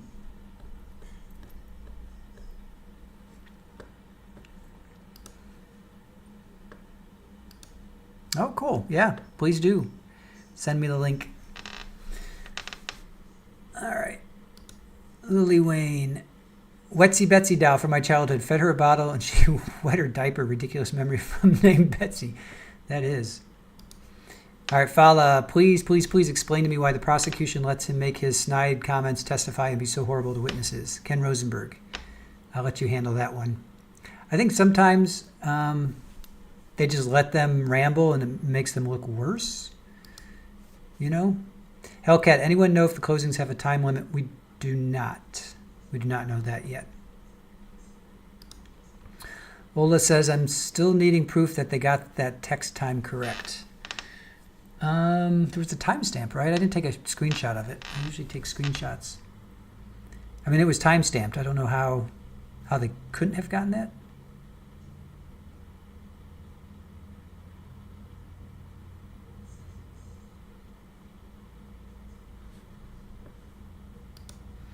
Bap, yeah, I think they want the jury to dislike him. Yeah, sometimes when you just go on and on. Oh, here we go. I'll let Ken officially answer it. Lots of reasons follow. The main ones being he's just going to keep doing it anyway, and that he's making himself look bad and seemingly frustrating the judge. Yeah, I would agree with that. When you look like, you know, perception is everything, right? Ken says, number one rule of trials is to be the judge's problem solver whenever possible. Mr. Victor has never taken the opportunity. Yeah. Fala says, Ken, I would be furious though. Yeah, well, he's been doing it. I mean, he looks like he's in his 40s, 50s. He's clearly been, that tactic has worked for him in the past. Nanar says, I'm really slow when I have to stand up and walk, so every time my kitty gets up and she walks ahead, looks back to wait for me until I get to where I'm going, she tries to take care of me. So sweet. Yeah, that is sweet. Fala, y'all don't ask me to be a witness because I would snap back. Yeah, you'd be found in contempt if you're too. Remember Henry Segura where he snapped back at the judge? OnlyFans says that text message where she texted as him. Hold on, but we know from other cases that law enforcement misunderstand UTC times. That's true. So that's why you're not convinced. I wish I had taken a screenshot of that.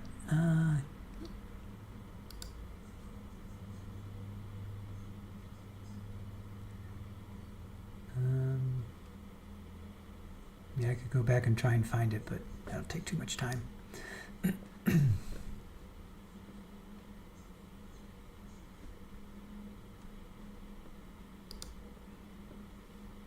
Justice says, somebody forgot to tell Victor that you never ask a question you don't know the answer to.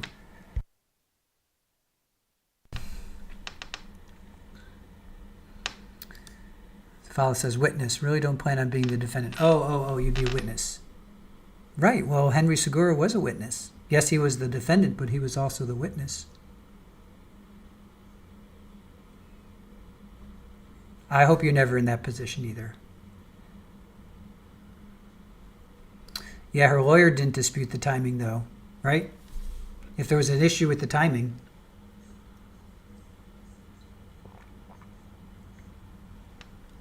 Irish Amy, yeah, this would be a good one.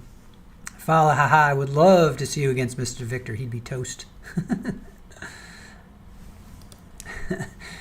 Fala from my jail cell sitting in contempt. Fala would be yelling at you afterwards, Ken. OnlyFan, the screenshots are horrible, but the jury will see if clearly. Yeah, they were terrible for us. Hopefully they're okay for them. Baca of 3. Either way, UTC time, he would still have been unconscious. Yeah, it was still an hour later, right? 12:30, she texts the picture of him unconscious, and 1:39, she's texting from his phone.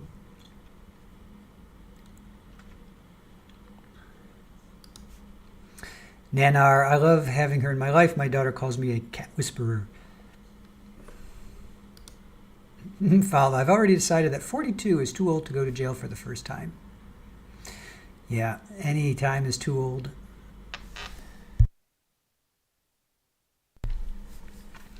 Any time is too old to go to jail for the first time.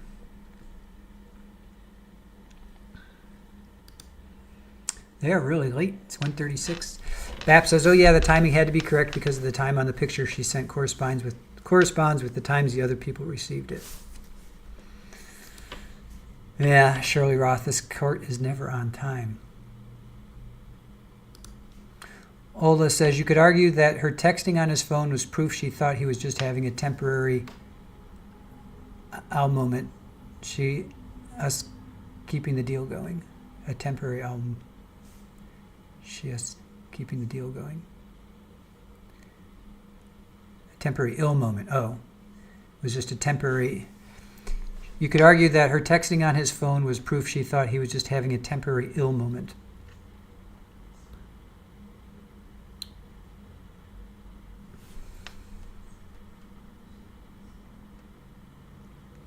But again, why your spouse, who you've known for 16, 17, 18 years, been married, is passed out, presumably from bonking their head off of this hard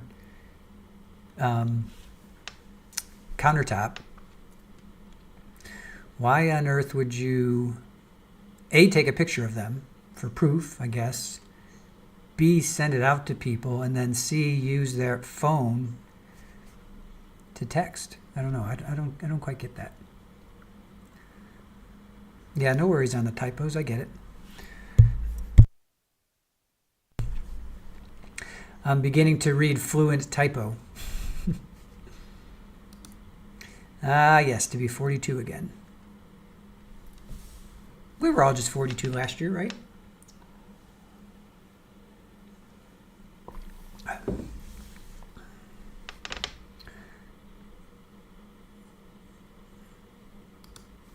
Say it. Faux granite. Yep.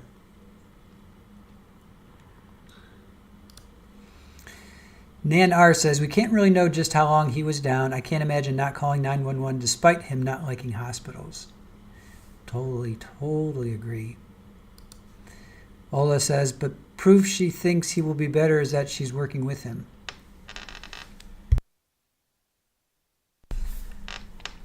But proof she thinks he will be better is that she is working with him. But why text? Why use his phone to text? And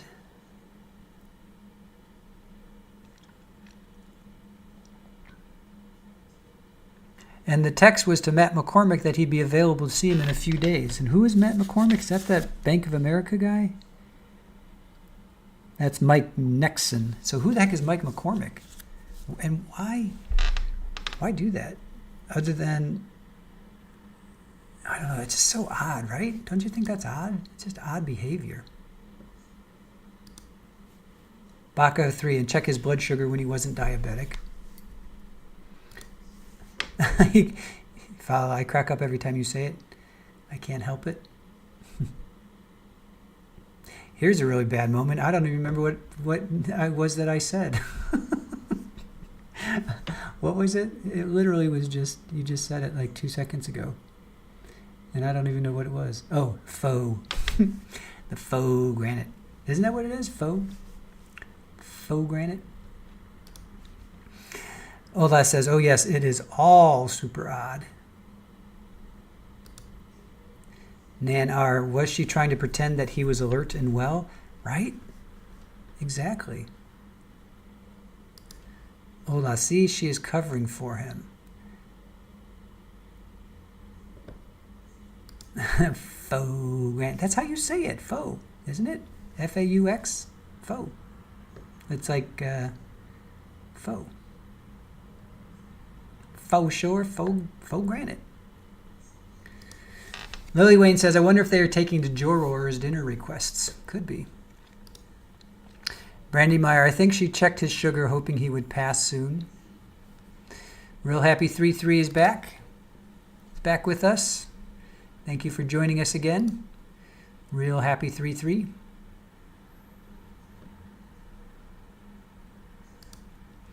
Faux, I don't know, but that's what I'm telling my other half I want in our bathroom, is faux. Yeah, Real Happy. To be a pharmacist, she sure doesn't have good common sense. Yes, faux, like hoe. Hoe granite. Faux granite. Oh, we got Freakazoid. Freakazoid at the door. All right, come on, coming in. Come on. Do.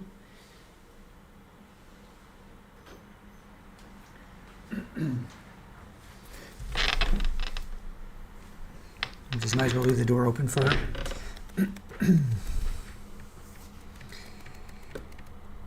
Let's see. Justice says, Victor is probably arguing about state presenting evidence during his closing. Yes. Was there Josh P? Josh P is with us.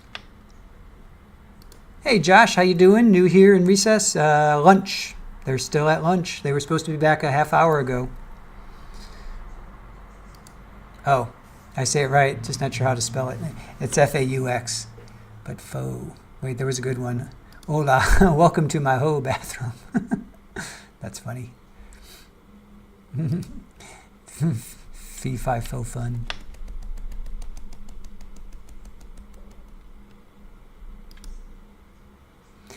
Justice, or maybe they called Victor an ambulance. Oh, let's hope not.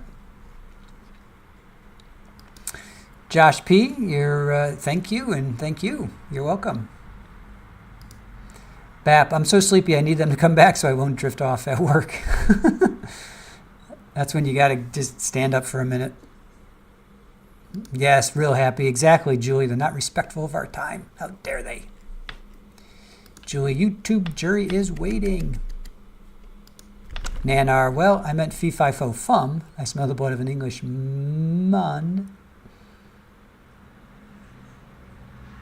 Shouldn't it be fee fi fo fam? I smell the blood of an Englishman.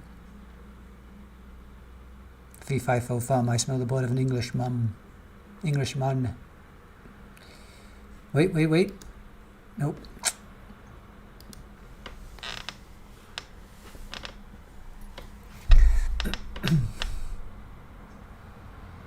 Oh, Josh, take the survey. How many times will the defense object during state closing? 0 to 2, 2 to 5, 5 to 10, or 10 to 10,000? I didn't have the under 10,000 plus. I could have gone 10,000 plus.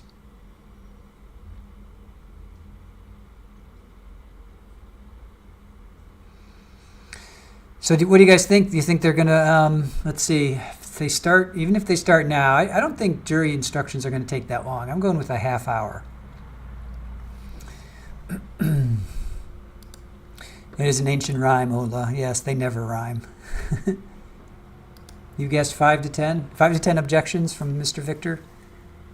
I think I went 2 to 5. I was being responsible.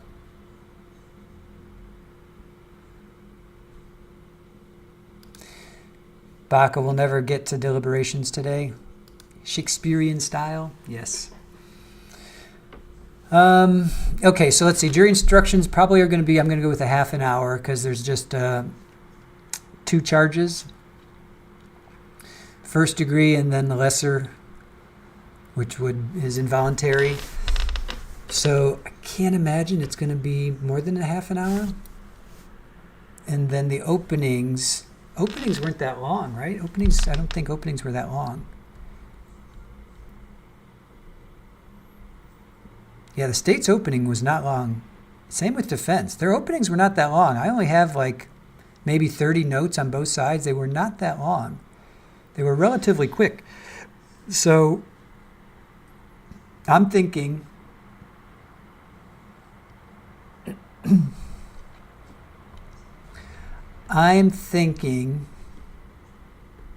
was Gordon with us?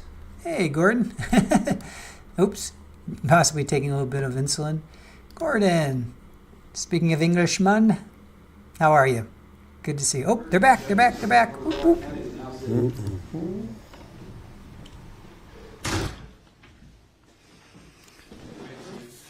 All right. Have you received a copy of the court's charge? Here it is.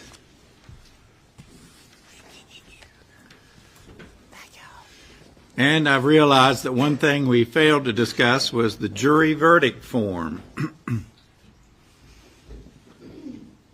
We have one, but I don't know that it's been approved by the other side.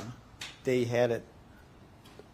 I think we did have some corrections on it, but I don't have it in front of me. It's pretty simple and straightforward.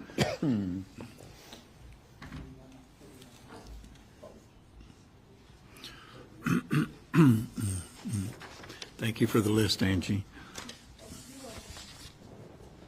That exhibit list is updated to the final one. Thank you so much.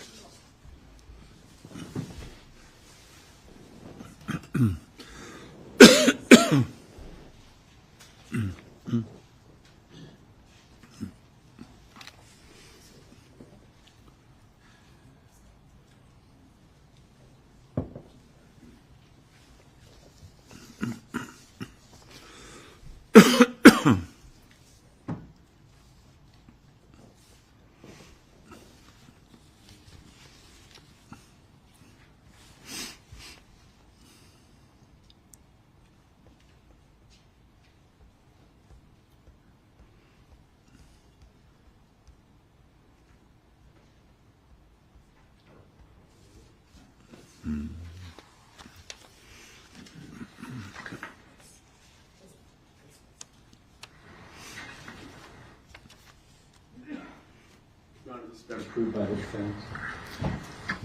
All right. Is this the same version you submitted earlier, or is it a revised version?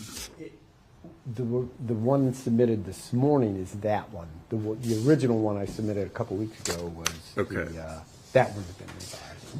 But this one has been approved by and it includes the lesser included. Okay, I'm going to have this stapled. You may have to take it in the other office to staple it. Your Honor, Yes. I have a minor point to discuss. May we approach? Well, since the jury isn't here. Not here. I was looking over the identification of the state's exhibits and the defendant's exhibits, and I believe might be a little confusion or clerical error in item number 10 and item 16. It reads an empty vial of methylprednisolone acetate injection. It's not the injection itself. It should read empty vial of injectable methylprednisolone acetate. Okay. Your Honor, I took that right off the label. She said she took it right off the label. Fine, it's a minor point anyway. Okay. All right. Can the defense approve the court's charge? Final stages. Okay.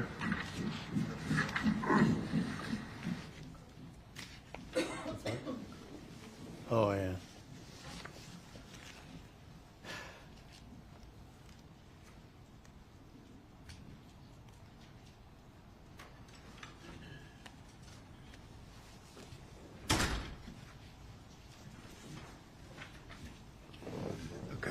Check this. I think this is an older version.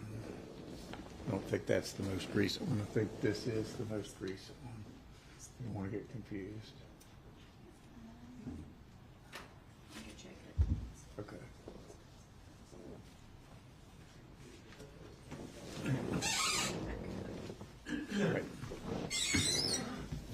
All right, let me ask counsel, how much time do you require or request for argument? Your Honor, we'll defer to the defense. I don't know. The state has the burden of proof. Maybe the state can. 20 minutes? Are we talking half an hour? Are we talking Half an hour? What do you guys need? No, I don't. You would stand. Oh, good. I thought you said 40 minutes here. Hey, want to do that 45 minutes? Okay, 45 minutes. 45 minutes? Yes, Your Honor. Okay. Will you be doing the closing, Ms. Akert? Yes, I will, Your Honor. Okay, how do you want to divide your time? 35. 30 and 10. 30 and 15. Okay, that's it. What? How we have 40? 35. 35 for closing and 10 for rebuttal, Your Honor. Do you want a discrete 1-minute warning I would appreciate that, Your Honor. Thank you. on both ends? Please.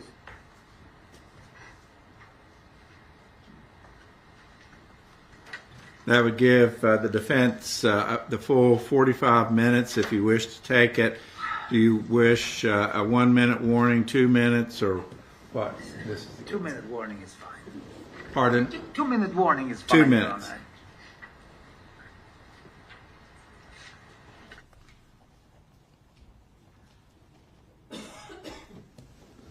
All right, here's the final question I have for you. It's going to take me a little while to read these instructions because it's 18 pages.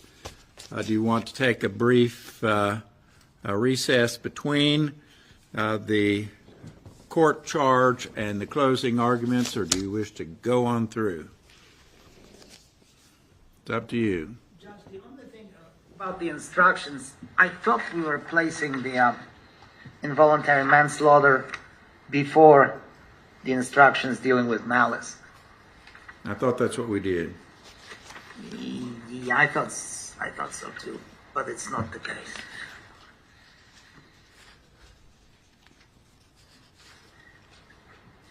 Judge, I think It's page nine. that is what we Proposed. Okay. It would just be a matter of cutting and pasting page 10, where it starts with the definition, and moving it before the discussion of malice on page 9. Okay. I'm going to ask you two to go with Ms. Brown Bailey and assist her so that you can set it forth appropriately.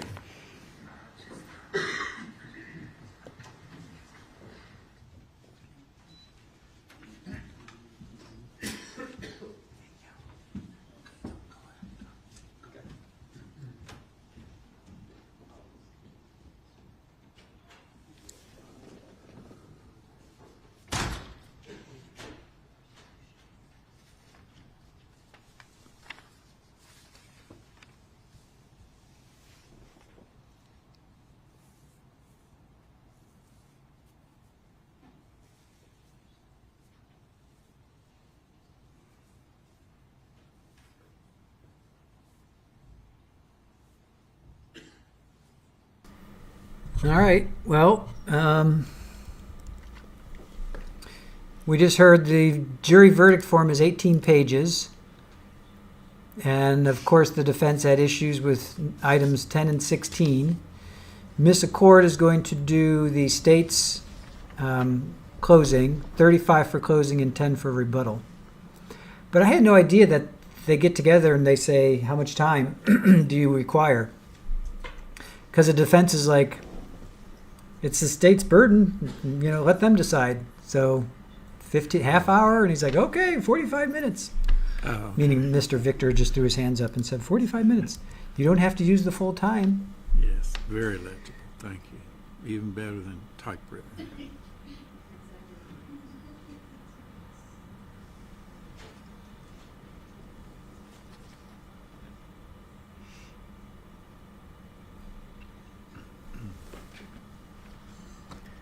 Super Bowl is watching.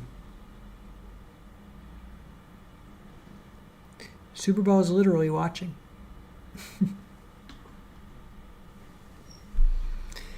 She's keeping an eye on the proceedings.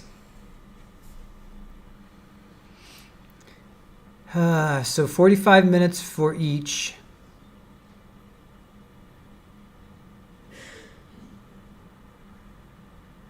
So if he reads them from 2 to 3, he's got 18 pages to get through. It can't be more than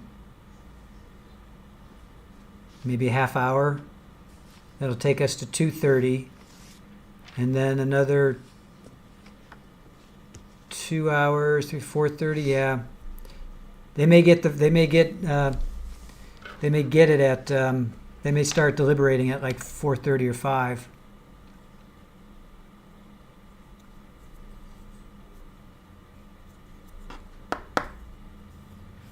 Yeah, Baca, it's going to be tight. I mean, they're probably going to get to the jury's going to probably start deliberating. I'm going to guess around 5, between 4:30 and 5 at this rate. Oh, that's not even including the break for afternoon break. I think it's still going to go to them today. It's going to probably be around 5. I'll go with 5. What do you guys think? What's your best guess? Yeah, Super Bowl cannot believe her eyes.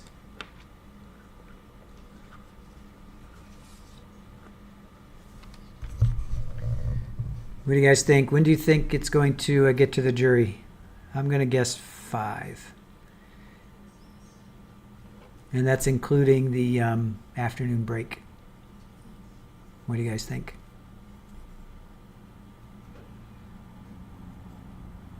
You think that's Michael's parents?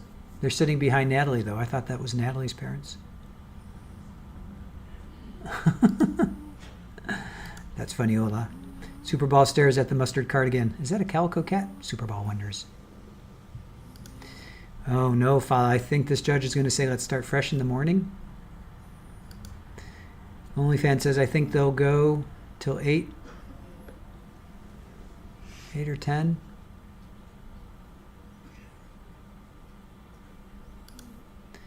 Super Bowl says she cannot. Ola says Super Bowl cannot believe her eyes.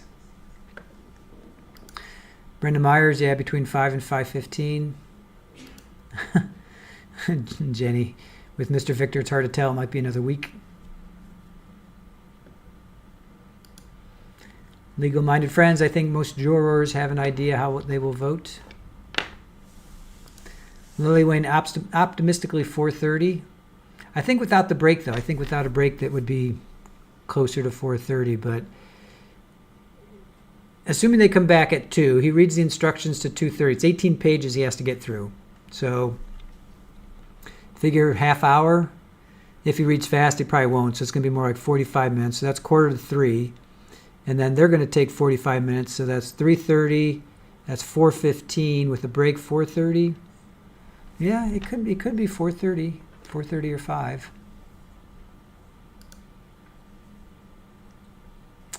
Widespread panic. If I were on this jury, I'd be so annoyed at how much time they're wasting. It does seem like it's definitely not the most smoothly running operation. We've seen some really efficient cases.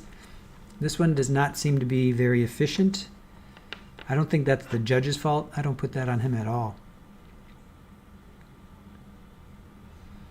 And yeah, Mandy, I would agree. Michael's parents wouldn't be sitting behind Natalie. I think they're on the other side because they've shown people.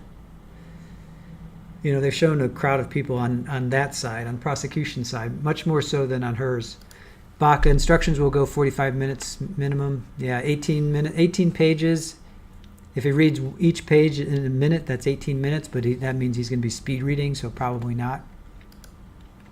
I'm pretty sure there are, Gordon. Not 100% sure, but I'm pretty sure there are 12 jurors.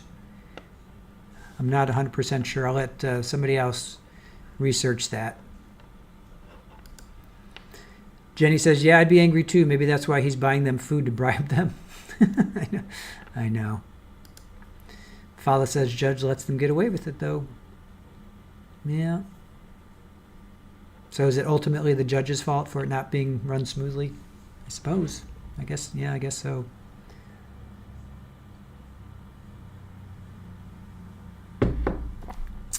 Yes, Nanar, that woman was sitting next to the kids yesterday. And I think I saw that gentleman sitting next to her. I've seen him before, too. But yeah, that woman right behind Natalie right now with the glasses and white hair, she has been there pretty much all day. I'm sorry, all trial. Fala says Michael's mom has long hair. They've shown that woman a couple times. Oh, Mandy, they found some issues with a court document. The involuntary manslaughter was supposed to be after, and it was before, so they're correcting that. So they're trying to get the jury instructions sorted out.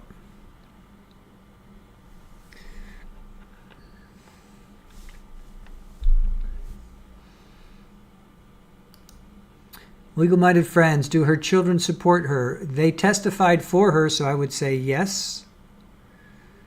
I would have to say yes because they testified. They testified on her behalf. Baca 3, Michael's mom and dad are on the other side of the gallery. Not they, Victor. Not they, Victor. Not quite sure. Jenny says, are the kids in there now? I don't see them either. No, earlier. No, they were not in today. We did not see them earlier or right now. I see pizza in this statement. Irish Amy says, I got to say, though, I would probably forgive this judge anything. He would only have to say he had a selection of pizzas and make a little joke. You had me at P. He didn't even have to say za. Oh, he's back. Oh, no, he's not back. Oh, he's been there the whole time. I forgot. He hasn't left. Poor Judge Kirkpatrick. Judge K. Julie, why is my hair getting more gray as I sit here? Is that the judge thinking, or is that you? Is that all of us? Follow. They found issues. He wants involuntary info before the definition of malice. Widespread panic. Only if the words Papa John were included. Oh, he got them specialty pizza the other day. He said it was from, I forget what he said. It was a specialty pizza. It wasn't Papa John's. It was some high-end specialty place.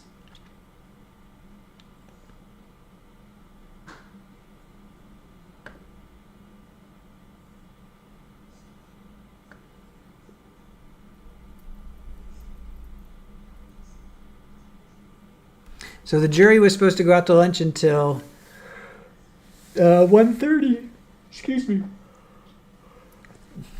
Bellacino's? Is that what he said? Oh, Review of the Are we back? court's charge, I see that we have switched the elements for involuntary manslaughter with the definitions of malice. Is that correct, counsel? Correct, Your Honor. Yes, Your Honor. And we haven't changed the wording of anything. We've simply moved those segments around as indicated. It was a cut and paste. Yes, sir. Yes, Your Honor. All right. That's agreeable, certainly, with the court. That's what we discussed. One more thing. Do either of you wish to have the podium set up in front of the jury box? Yes, Your Honor. All right. I'll ask the bailiff to do that, please. And Your Honor, while we're doing that, after some reflection, I'm thinking I might need a little more time for closing. If we could have an hour total, I won't need that long, but I think mine will probably run about 45 minutes on its own. All right. So you'd like to have an hour altogether? Yes, Your Honor. And how do you want to divide that? 45 and 15. Sure. 45 and 15, Your Honor. You still would like to have the 1 minute warning? Yes, please.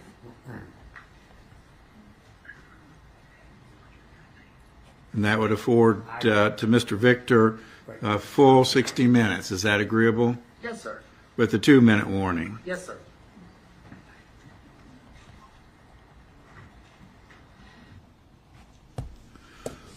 All right. Are we ready for the jury? Yes, Your Honor. Bring in the jury, please. And Your Honor, the state does think that it would be appropriate to take a break between the charge and beginning the closings, given the length of the closings. Okay. I think that's probably a good idea.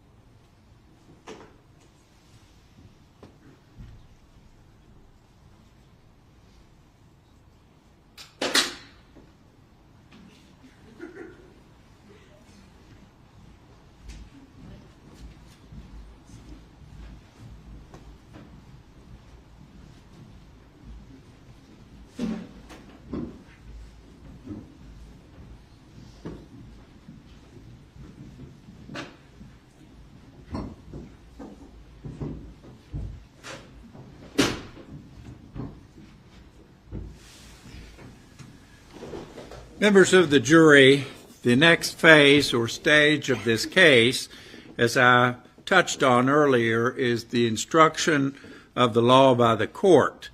I can tell you that this is a very boring and tedious part of any trial.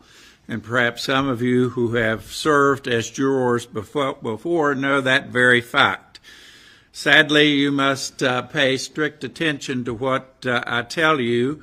Your oath requires you to apply the law that I will state to you to the facts you determine from the evidence. So this is a very important stage or part of any trial. Members of the jury, you have now heard and seen all of the evidence in this case.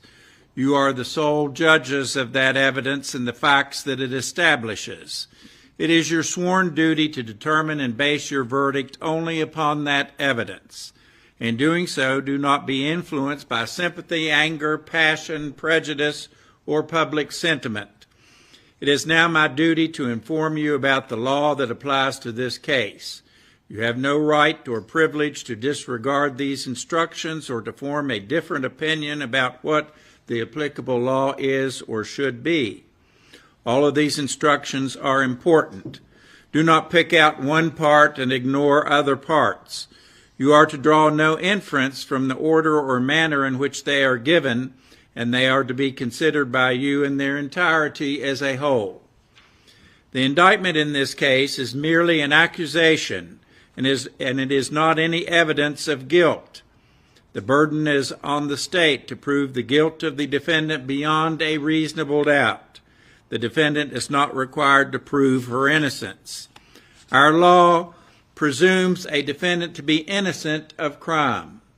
So the defendant, although accused, begins the trial with a clean slate with no evidence against her.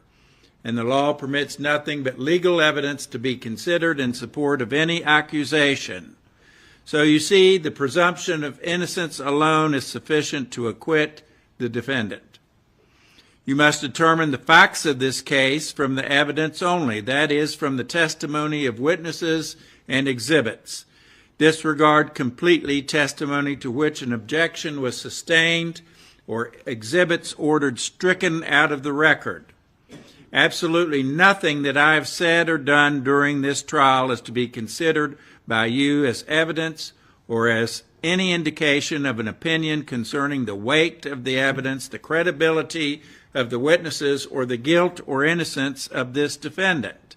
Nothing that I, as judge, said or did at any time during this trial is to be considered by you as evidence of any fact or as an indication of any opinion as to any fact or evidence, or as a measure of the credibility or truthfulness of any witness who testified, or as to the weight you should give to such testimony, or as to what your verdict should be in this case. For you are the sole judges of such matters, and I am only the judge as to the applicable law.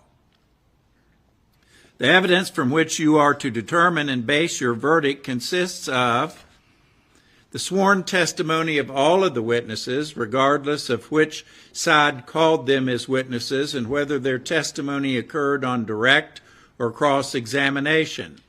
The exhibits that were received into evidence, regardless of who introduced them into evidence.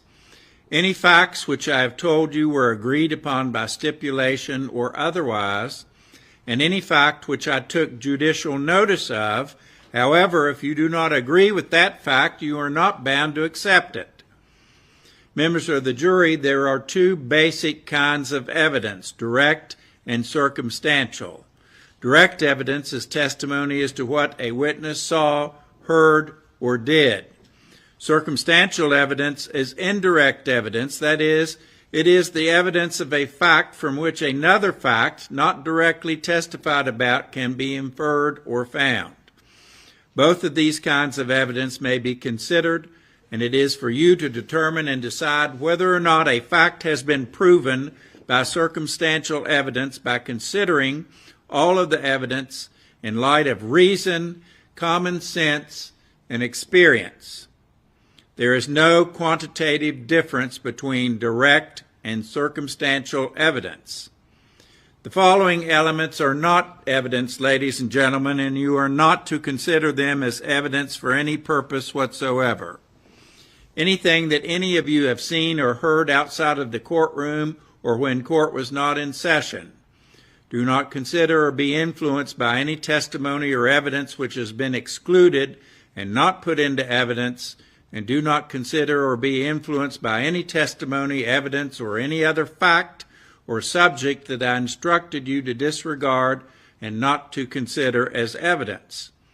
If during the trial I instructed you to consider certain testimony, evidence, or facts only for a particular or limited purpose, you are to continue to do so, and must consider such matters only in that manner and for that limited purpose. Do not be influenced by or draw any inference from any objections that were made by the lawyers during this trial, or my rulings upon such objections, for such matters are not evidence.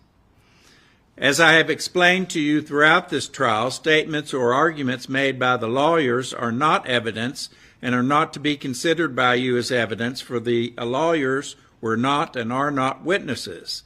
What they said to you in their opening statements, or what they will say to you in their final closing arguments, or at other times, were and are made to aid you in following, determining, and interpreting the evidence as it relates to the issues before you and the respective sides of this case. While you must carefully consider the testimony of each and every witness and not disregard or overlook any testimony, witness, or evidence, the jury is the final judge of the credibility of the witnesses and the weight of the evidence. The number of witnesses testifying on one side or the other of an issue is not the only test of weight and credibility. If you feel that the evidence justifies it, you may believe one witness over a number of witnesses testifying differently.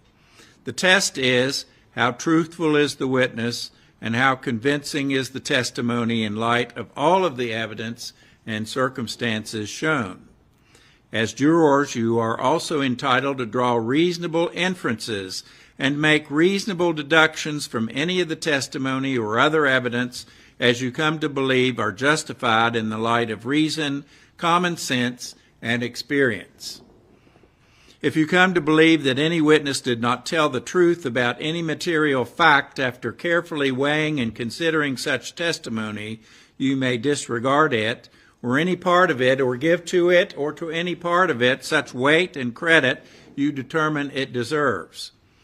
In weighing and crediting the testimony of any witness, you may consider the good or bad memory of the witness, the interest of the witness in the outcome of the trial, the relationship of the witness to the parties involved in the case or to other witnesses, the attitude and manner of testifying of the witness, the opportunity and means or the lack of opportunity and means of the witness to learn and to have knowledge of the matters about which he or she have testified, the reasonableness or unreasonableness of the testimony of the witness, the intelligence of the witness, the appearance of bias or hostility or friendliness or unfriendliness of the witness to the parties involved in the case or to any other witness, and any contradictory acts or statements of any witness that you determine were done or made that served to contradict the testimony of such witness in court.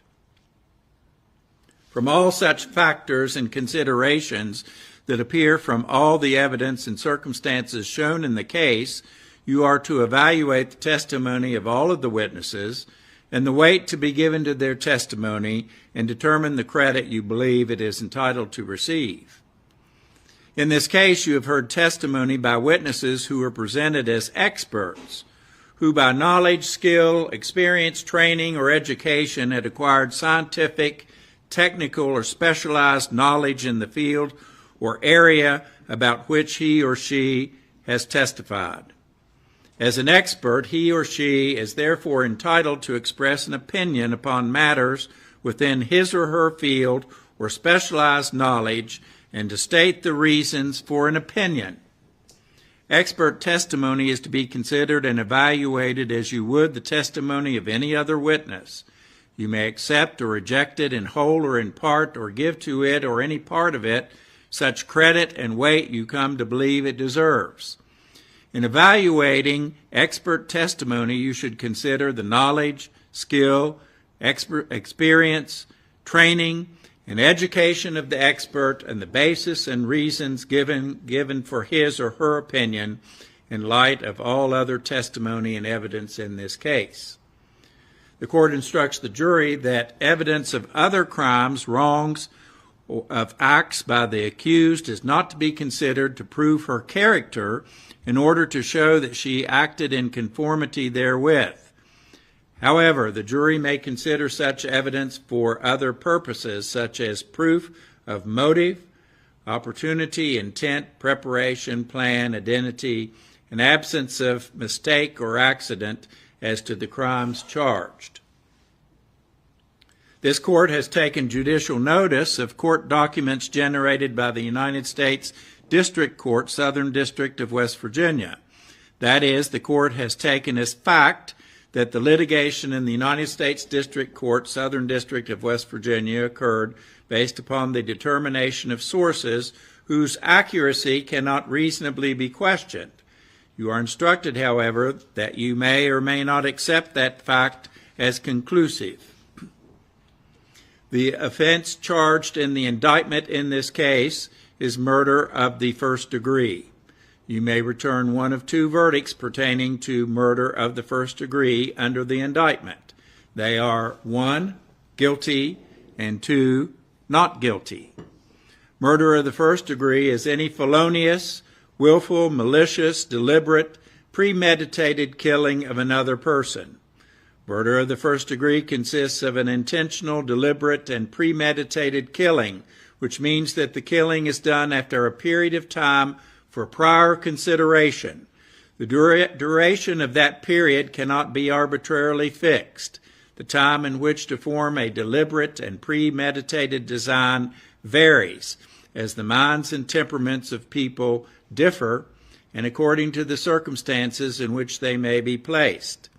Any interval of time between the forming of the intent to kill and the execution of that intent, which is of sufficient duration for the defendant to be fully conscious of what she intended, is sufficient to prove a deliberate and premeditated killing and to support a conviction for first-degree murder.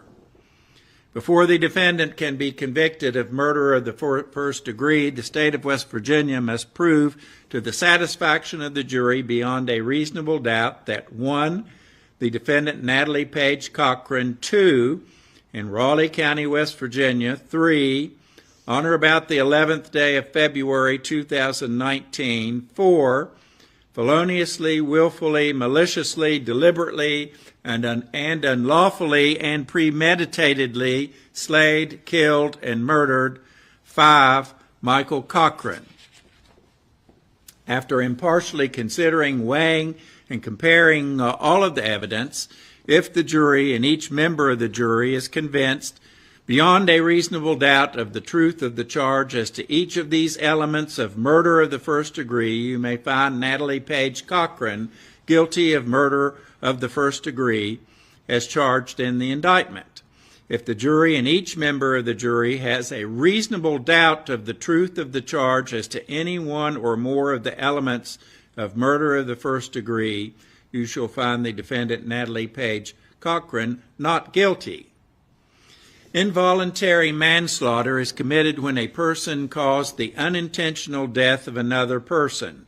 This court instructs the jury that the absence of an intention to kill or to commit any unlawful act which might reasonably produce death or great bodily harm is the main element of involuntary manslaughter. A person is guilty of involuntary manslaughter when a person commits an act in a reckless or grossly negligent manner and unintentionally causes the death of another person. Therefore, in order to find the defendant, Natalie Page Cochran, guilty of the offense of involuntary manslaughter, the state of West Virginia must overcome the presumption of innocence and prove beyond a reasonable doubt each and every one of the following elements. 1, that the defendant, Natalie Page Cochran, 2, on the 11th day of February 2019, 3, in Raleigh County, West Virginia, 4, unintentionally, 5, caused the death, 6, of Michael Cochran, and 7, against the peace and dignity of the state. If each and every juror is not convinced beyond a reasonable doubt that the state of West Virginia proved beyond a reasonable doubt each and every element of the offense of involuntary manslaughter, the jury must find the defendant, Natalie Page Cochran, not guilty. Malice is a subjective state of mind of the defendant. It may be proven by evidence of circumstances surrounding the crime, such as words or conduct of the defendant before, during, and after the event, or evidence of ill will or a source of antagonism between the defendant and the deceased.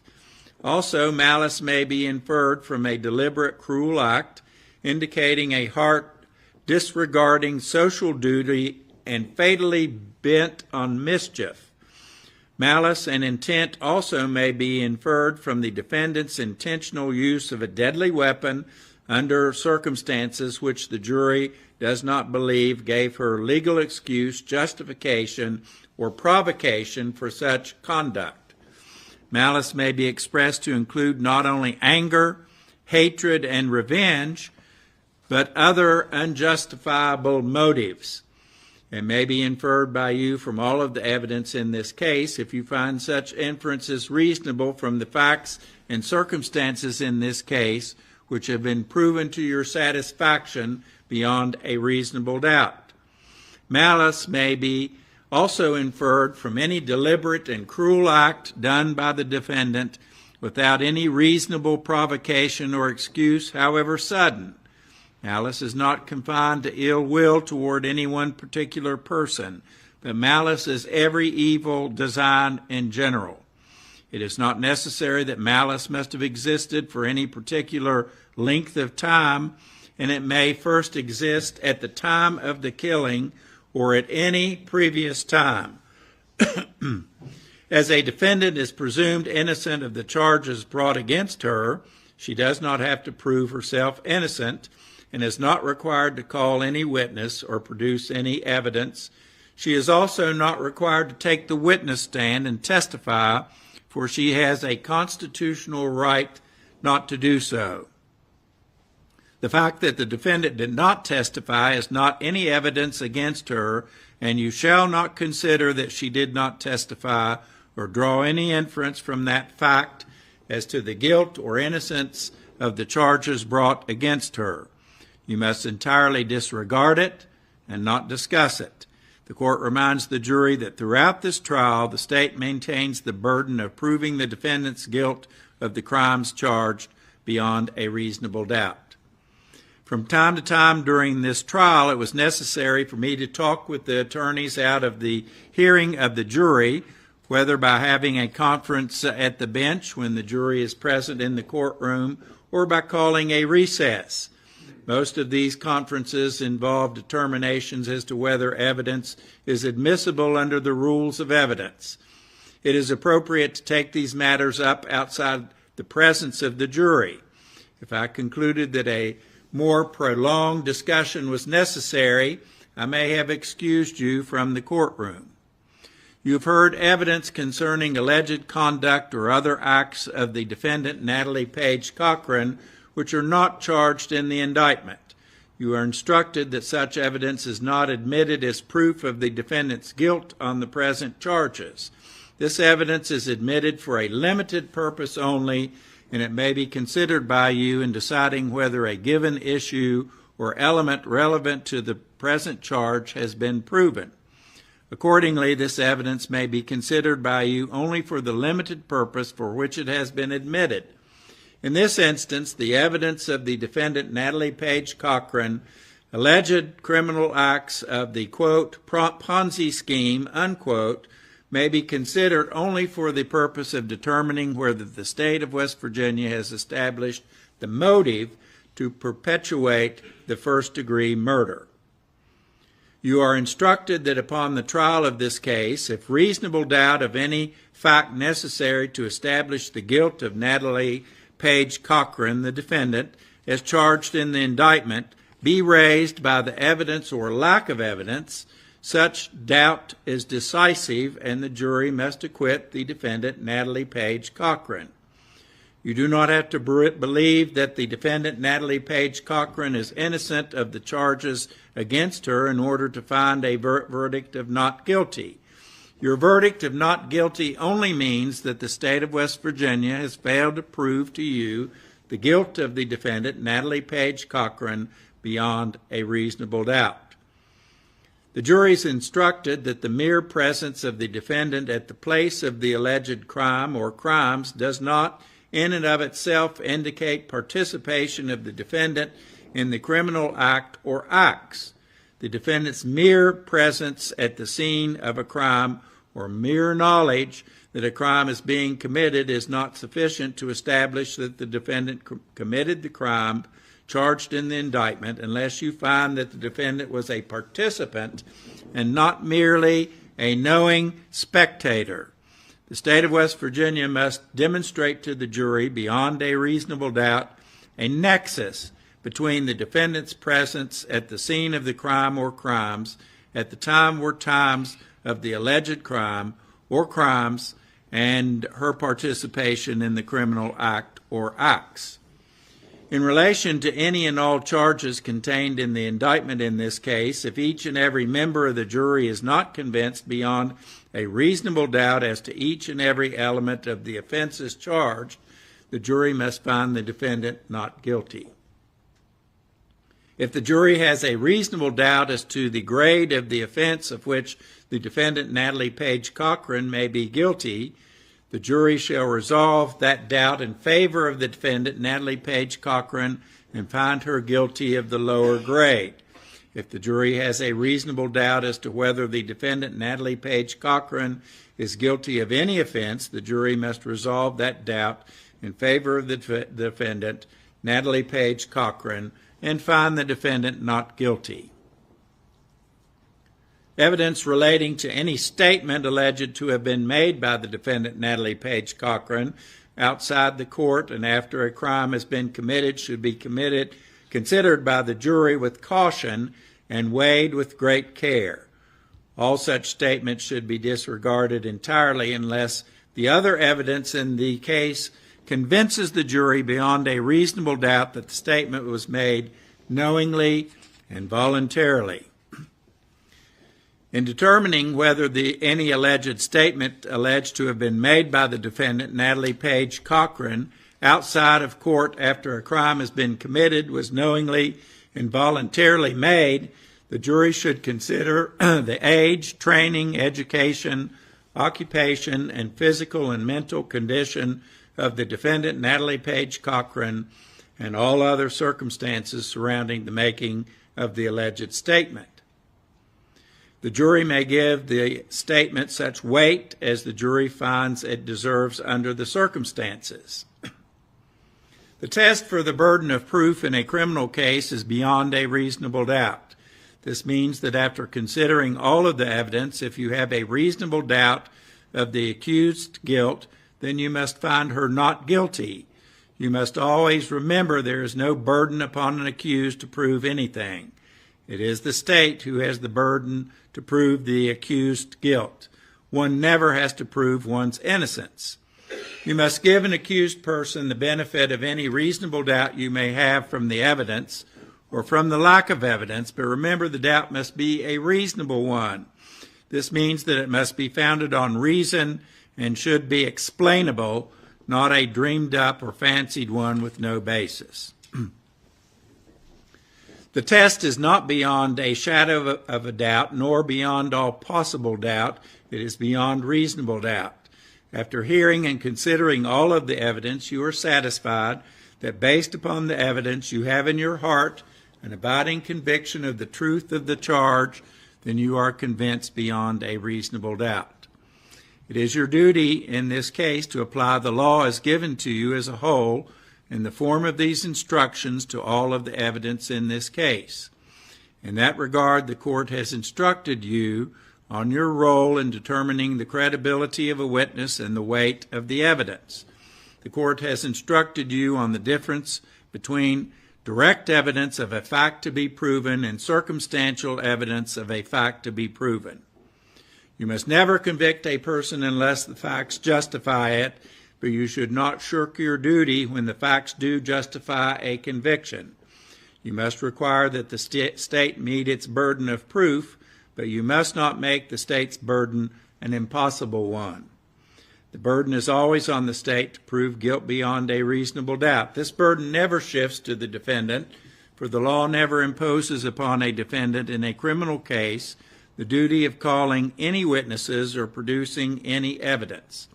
A defendant is never to be convicted upon mere suspicion or conjecture. To convict, you must be satisfied beyond a reasonable doubt of the defendant's guilt after careful and impartial consideration of all the evidence in the case. So if the jury has, after a careful and impartial consideration of all of the evidence, a reasonable doubt that the defendant is guilty of the charges, it must acquit.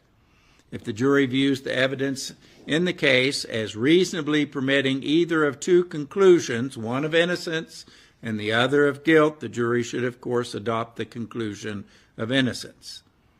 In the trial of a criminal case by a jury, the law contemplates the concurrence of 12 minds and any verdict returned, whether guilty or not guilty. Each individual juror must be satisfied beyond a reasonable doubt of the defendant's guilt before he or she can consent to a verdict of guilty. If each and every individual juror has a reasonable doubt of the defendant's guilt, you must return a verdict of not guilty.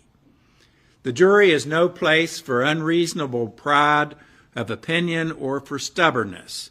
While no juror should yield a conscientious opinion deliberately formed after a full and fair investigation of the case, nevertheless, it is the duty of every juror to consider all of the evidence of the case, the instructions of the court, the arguments of counsel, and to discuss the evidence with the other jurors with an open mind and to give careful consideration of the views of fellow jurors, and if it can be done without sacrificing conscientious conviction, agree upon a verdict. Ladies and gentlemen, that concludes the reading to you of the court's charge or the instructions of the law. We're going to take a very brief recess so that the attorneys can collect their thoughts, and you will hear shortly from them in terms of their closing remarks or closing argument. I warn you, we are not yet to the deliberation phase of this case. After the lawyers deliver their closing arguments, you'll be able to fully and fairly deliberate on this case. But at this juncture, you cannot discuss the case among yourselves or with anyone else. I contemplate perhaps a 5-minute break, and you will return to the courtroom and we will proceed with closing remarks. You may go with the bailiff now briefly to your jury room.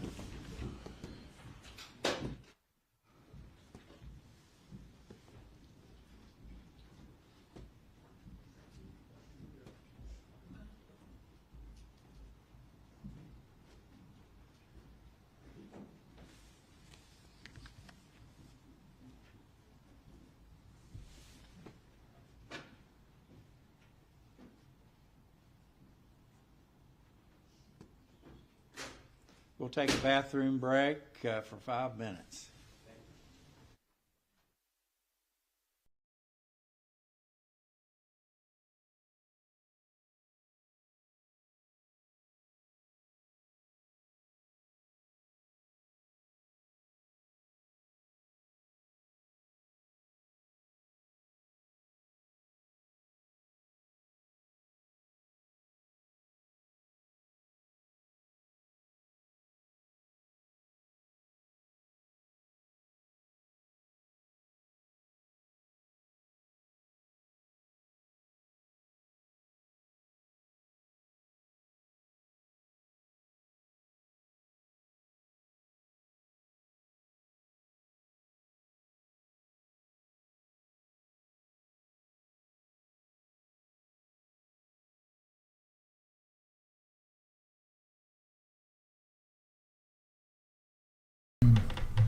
Okay, so jury instructions, they didn't take too long, right? Was it like maybe 20 minutes, 25 minutes? I don't think, was it that long? Baca, you said they were at 18 minutes, so maybe they went another 5 or 10. Let's see.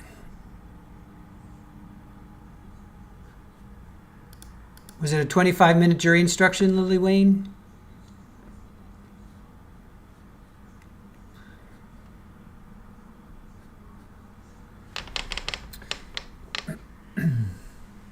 And it's a 25-minute, 27 and a half minutes. How long is this recess? How long is the recess going to be? What was the, what's the timing on the recess? What did he say?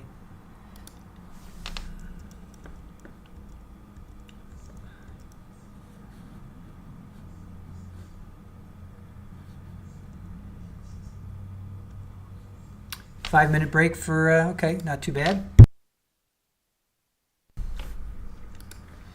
5 minute, thank you, Brat. 5 minute, I just rewound and I saw that. Thank you, thank you. Baka, who the hell knows? 5-minute recess. Irish Amy, supposedly 5 minutes, but we've heard that before.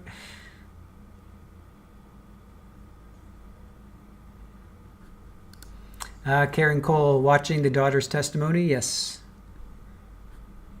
Judge said brief. Why a brief recess? Brief, he said.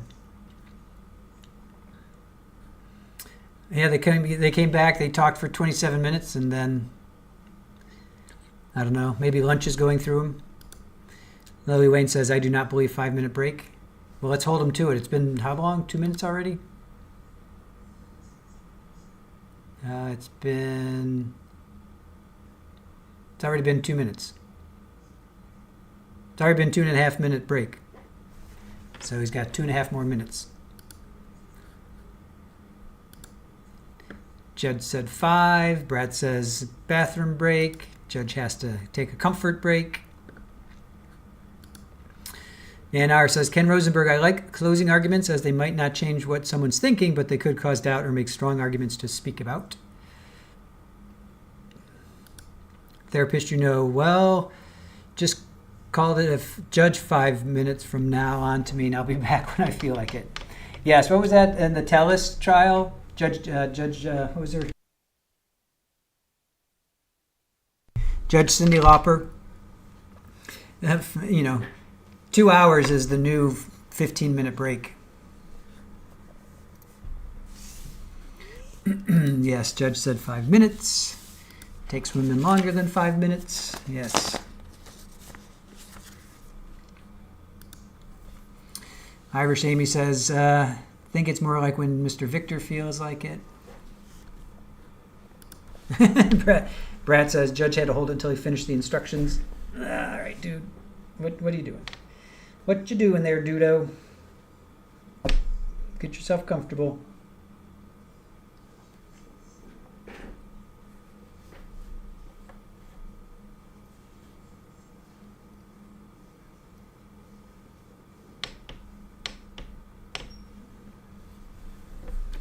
Baka 3. I'm timing this one too, damn it. I think it's been like 3 or 4 minutes, right? It's been 4.5. It's been almost 5 minutes, right?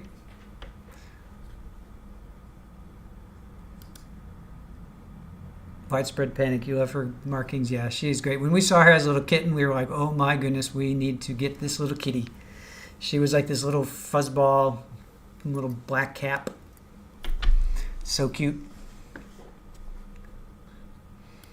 A break before 2 closings. That's true. They're going to go, but he's not going to give them a break in between? I would think so. Especially if she's going to go 45 minutes. I would think they'd get a break. And then defense is going to go another half hour to 45 minutes.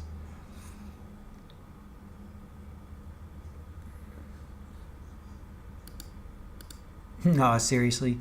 I enjoy your spirit with the fur family. Yes.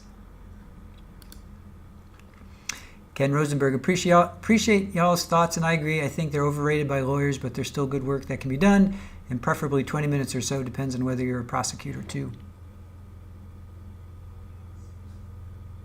Unless you're the state on the Monica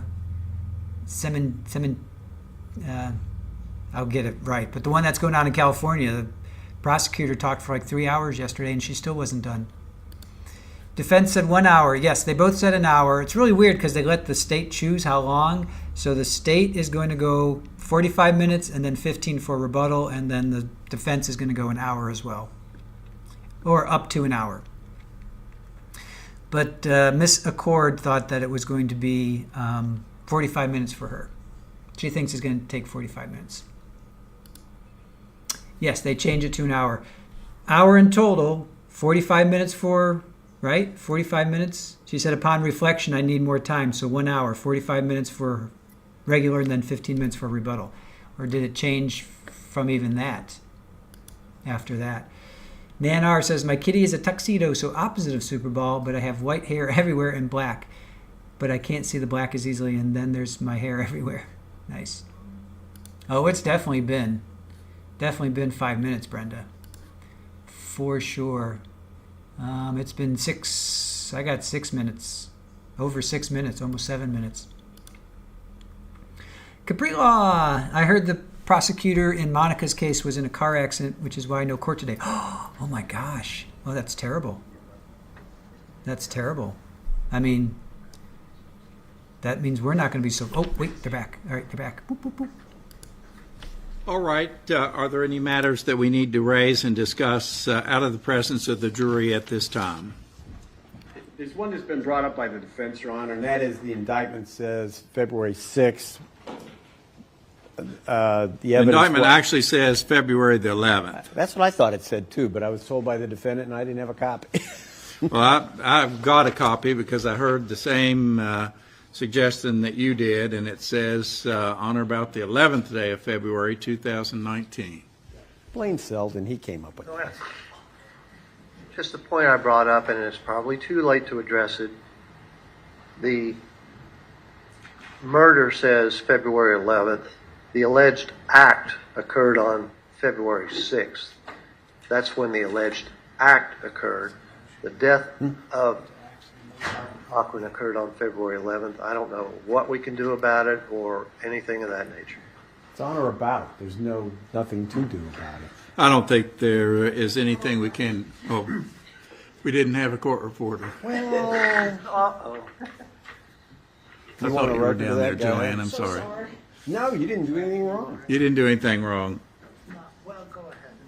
All right. I think we can go forward. We can change the instructions, and I can read them all over again, but everybody's moaning and groaning, and nobody wants to hear that. With a big sign that says, this is Selden's fault. Right. just for the sake of the record, I brought to the court's attention the indictment says that the murder occurred on or about February 11th. I just brought to the attention of the court the alleged act occurred on February 6th.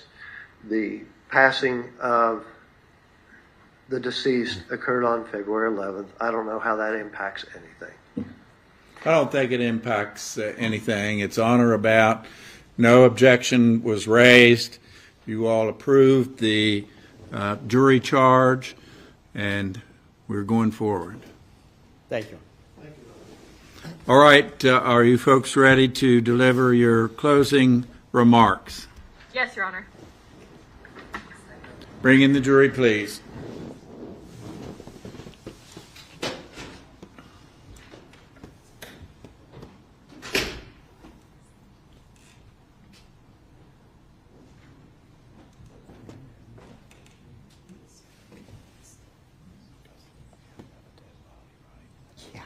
You'd think.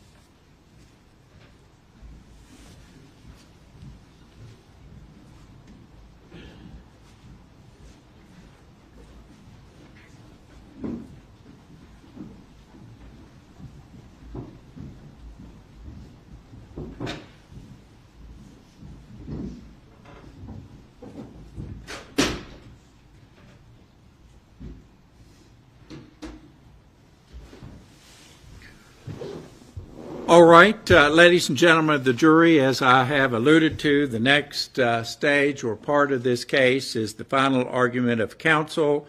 You will hear from each side, and the attorneys will argue the issues and the evidence presented, giving you their own interpretation of that evidence.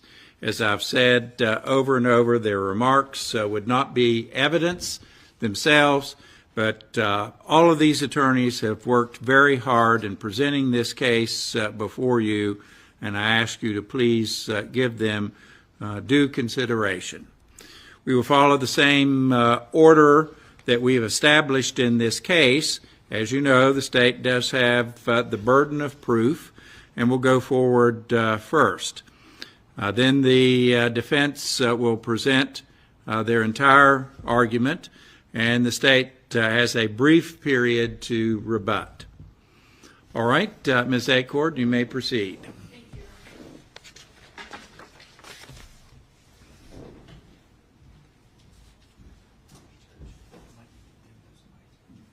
Okay.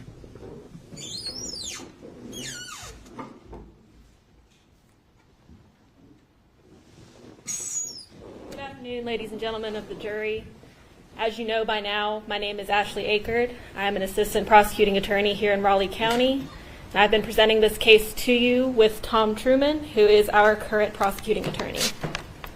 We are here in the matter of State of West Virginia versus Natalie Cochran. And if you all will bear with me, I will have to do some reading as we go. There's a lot of ground to cover here. So the first thing I want to do is thank you for being here. Just very briefly, I know everyone does this, but this has been a long couple of weeks, and we've had a lot of evidence come in this case. So just thank you all for sitting through it with us. Thank you for being here, and thank you for deciding this case.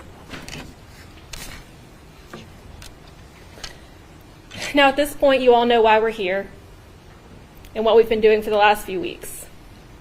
My job today is to prove to you beyond a reasonable doubt that this woman, Natalie Cochran, feloniously, willfully, maliciously, deliberately, and with premeditation killed her husband, Michael Cochran. This entire tragedy can be summarized into 3 different blocks of time.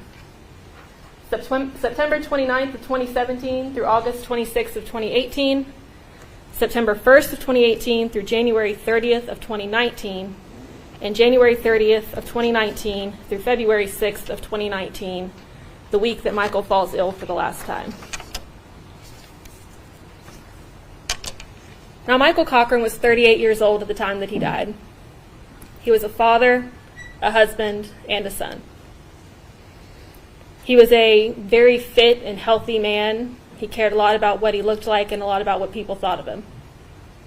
He lived and worked here in Raleigh County. As you've heard, he worked in technology. He also worked with Workforce West Virginia.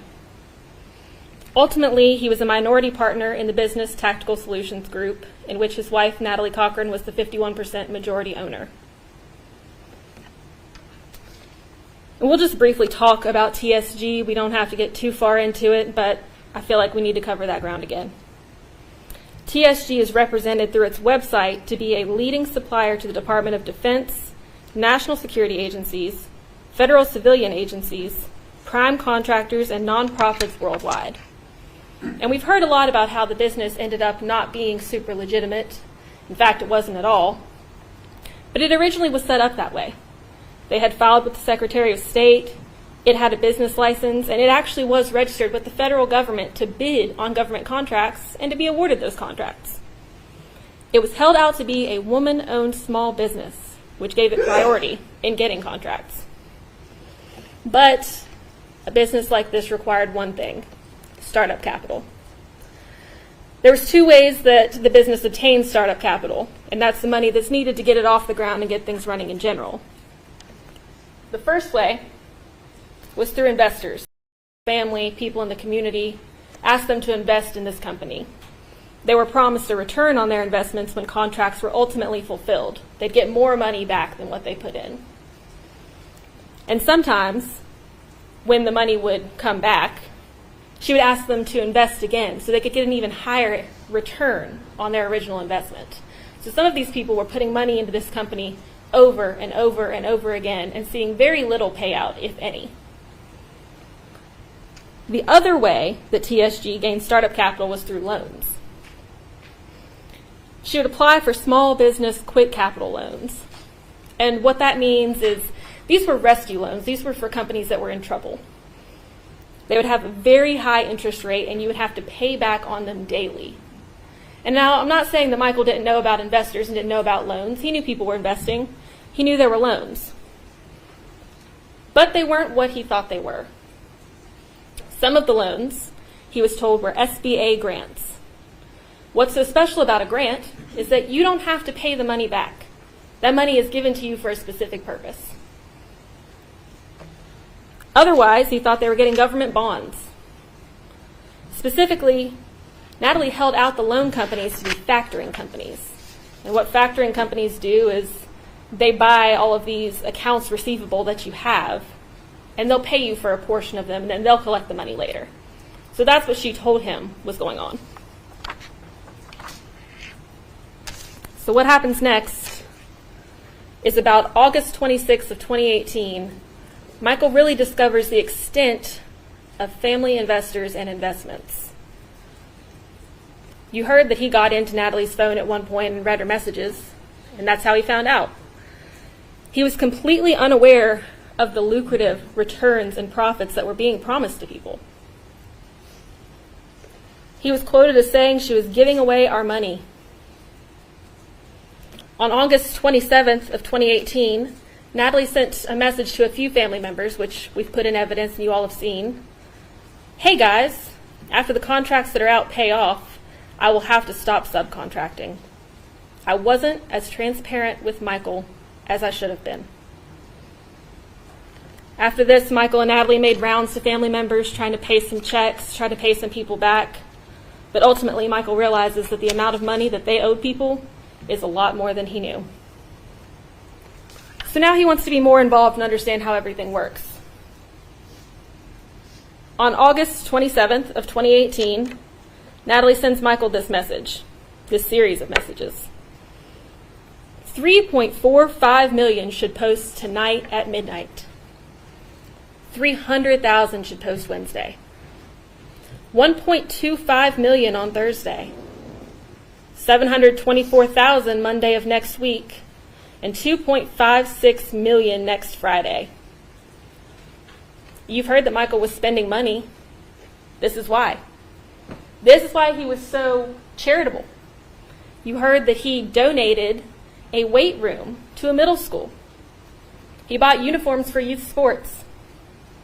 He bought a house for a youth pastor who had nowhere else to go, and later rented that house out to Chris Davis's recently widowed aunt. He was trying to give to people. And he'd been led to believe that this legitimate business was thriving and all of this money was due to them. She set a prize date, though, when she did this. All their hard work was going to start paying off at midnight. So what did this ultimately do? It created a big problem. It created a bunch of promises that Natalie couldn't fulfill. And those promises totaled, at this time, $247,499,232.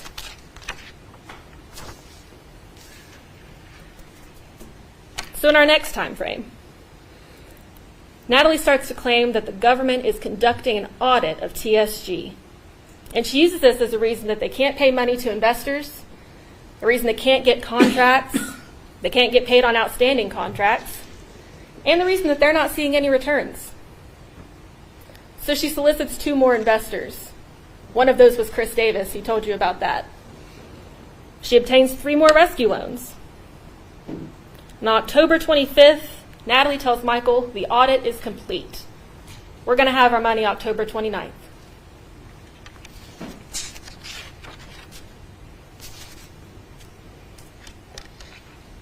So what happens right around that time?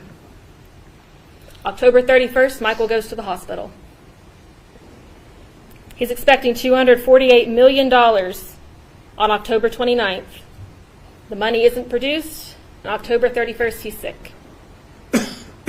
He goes to the hospital, and he gets discharged, but he's not well. He's not better.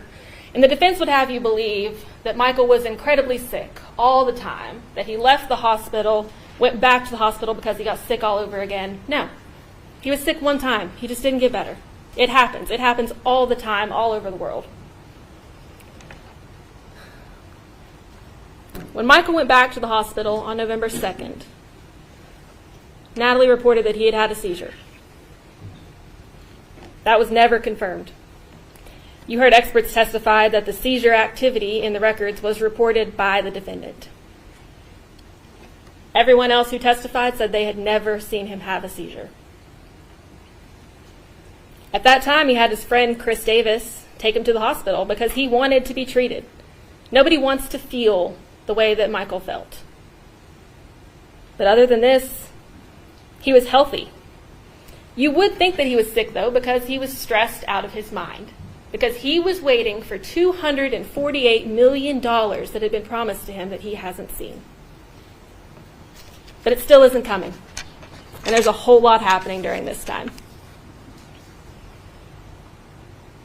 A phrase that we've been throwing around a lot on our team is that Natalie Cochran involved everyone and included no one. So on December 4th, BB&T is closing the Cochran's accounts. Michael goes to BB&T, and you've heard about that. He is irate. In fact, his friend Chris Davis is called to come down to the bank because Michael is causing such a scene that there is fear the police are going to be called. He's angry because he thinks these accounts closing is why he's not seeing any money. So ask yourselves, if Michael was involved in a felony-level financial crime involving hundreds of thousands, at this point hundreds of millions of dollars, why would he go cause a scene at a bank and potentially get the police called on him? He didn't know what was going on. And this is where Natalie gets lucky for the first time. On December 6th, the government's already partially shut down and is only funding certain departments. I'm sure we all remember the government shutdown because it was a really big deal and a lot of people had a really hard time because of it.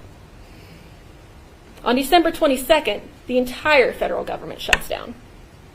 So we've gone from an audit to a federal government shutdown, buying her more and more time. And the shutdown becomes the reason that they're not getting paid. Now, Natalie has told Michael and all the investors that the money's frozen because of an audit. Now, the government's shut down. Next, she tells people she has cancer, chronic lymphocytic leukemia, which we talked about that a little. We've never found anything that indicates that that was real either. She now has to deliver. So she tells Michael and she tells the investors, on February 1st, the federal funds will be released because the shutdown has ended. So why does the money come in on February 1st? It's January 30th of 2019, and we have entered the week of Michael's illness and ultimate death. So here is where she gets sloppy. Her motive to kill him becomes very clear because he is very quickly catching on. It becomes very obvious who's been running the company, that Michael has no idea about the Ponzi scheme.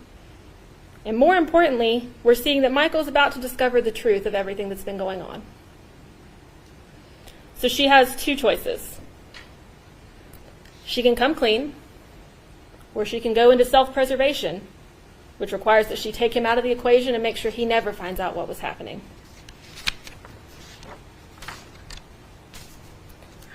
January 31st of 2019. Natalie says, I'm on the phone with Bank of America.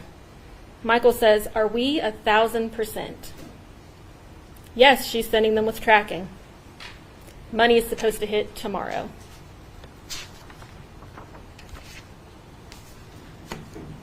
February 1st of 2019, the fund release date told to investors and told to Michael, no funds hit any accounts. This was a Friday, so Michael knows at this point Monday is the next day he can do anything.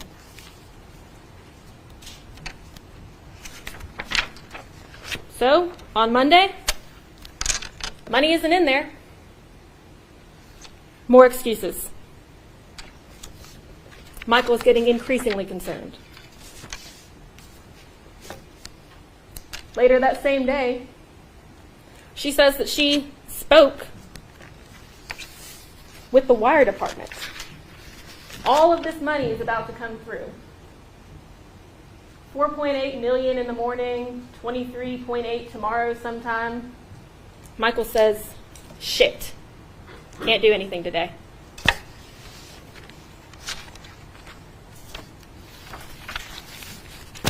Michael was just like the rest of us, as you can see. Doesn't make any sense. I certainly don't think it makes any sense, ladies and gentlemen. And that's because nothing he was told was true. So let's get into Michael's murder. February 4th of 2019, Natalie sends Michael a text message. I'm at the pharmacy. Need anything? Now, if you'll recall from Dr. Halsey's testimony yesterday, on February 4th of 2019, Natalie was picking up her prescription for Xanax, which Dr. Halsey also testified is a benzodiazepine. Michael is allergic to benzodiazepines, as you've all heard. On February 5th of 2019, Natalie goes to Access Health and sees Dr. Halsey with flu-like symptoms. She says she's vomiting, she reports a fever. She's negative for the flu and strep. She got a steroid shot and labs that day. Now you'll note that this is the doctor who, she said, put her on such a high dose of steroids. That was her words, high dose of steroids. As we'll later see her tell Jennifer Davis. But he didn't give her a prescription for insulin. And you heard his testimony yesterday that he didn't instruct her to get insulin. On this day, she also requested methylprednisolone from Stephanie Hamilton. Now, we all know that is Solumedrol. And if you'll recall, a vial of methylprednisolone was later recovered from the Cochran residence when the search warrant was executed. FBI analysis told us that that bottle had never been used.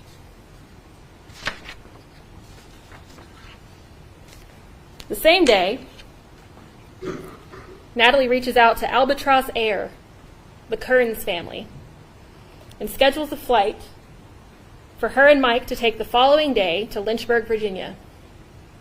We've heard a lot of talk about that flight. You heard from Court Nexon, who is a former Bank of America employee. And he told you that the Cochran's account was never funded. There was never money in their Bank of America account. Mike couldn't understand why. So sure, they were going on this trip to fill out signature cards and things like that. But they were also going to find out why contract funds weren't posting to this account. Why all of these wire transfers we've heard of were not coming through. And if they went on that trip, it would have changed everything. So on February 6th of 2019, the last day that anyone sees Michael Cochran conscious, 6:34 a.m., Natalie Cochran texts Chris Davis. She tells him she can't go to Lynchburg because she has a fever of 103 degrees. Now you'll recall she asked Stephanie Hamilton to bring a thermometer over because she apparently didn't have one. 6:35 a.m., Natalie texts Josh Kearns at Albatross Air, cancels the flight to Lynchburg because she has the flu. Mike tells Natalie to tell Court Nexon and his boss that they won't be there today because she's sick and they'll come tomorrow. But if they still need him to come today, Mike will go and he'll take his friend Chris Davis with him. They'll come back and get her signature card notarized. Mike very much wanted to take this trip. 6:37 a.m., Mike tells Natalie to get Court Nexon to wire them $5,000 to $10,000 from their account. The account that is still sitting empty at Bank of America. Natalie tells Mike she's already canceled the flight, and he tells her to reschedule it for the next day. And this, ladies and gentlemen, is the text canceling the flight to Lynchburg, wherein Natalie says that she's been up all night with the flu, which we all know she was never diagnosed with. Later on February 6th, she sends this text message to Michael. I'm in the doctor's office getting swabbed again, getting a Prometh shot, getting you and I both meds. Now Mike is currently out and about in town. He goes and gets some Starbucks at 8:37 in the morning. Natalie arrives at Access Health at 8:10. She says she's getting them both meds. Now, you heard Dr. Halsey testify yesterday. He didn't see Michael that day, and he did not prescribe anything for Michael that day. In fact, the only medications that Natalie was prescribed that day were promethazine tablets. Promethazine, which Michael is critically allergic to. So what did she tell him that she got him? And isn't it interesting that Natalie Cochran runs straight to the doctor at the first sign of trouble? Frequently. But let Michael Cochran lay on the couch for 6 hours, unconscious. And let's ask ourselves how Michael was feeling around this time. Well, you remember Jason Bowen telling you he, quote, felt like he was being poisoned.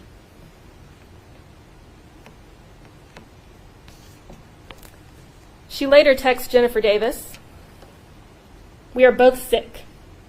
So they put me on such high-dose steroids I have to start taking small insulin shots. Gonna have to order a vial."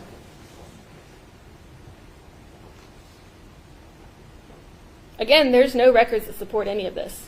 There's nothing that indicates that she needed insulin for any reason at all. And if Mike was really keeping insulin in the house for his bodybuilding that everyone keeps talking about, why couldn't she use that? Why would she need to get it somewhere else? And I'll also add, the last text between Michael and Natalie Cochran is at 8:51 a.m. on February 6th. Following that was a 15-second call at 8:52 a.m. And this is the last time we know of that they spoke with each other. Later on, as we all know, Jennifer Davis offers up a vial of insulin because she's a good friend. She's worried about Natalie. She thinks her friend has cancer. She thinks that she's dying. She's doing everything she can to help. So she offers up her own son's vial of insulin. Natalie sends another text to Jennifer Davis. "Mike's sick today too. He didn't get anything prescribed for him. He didn't go to the doctor. All that we've heard is that he laid on the couch for a couple hours."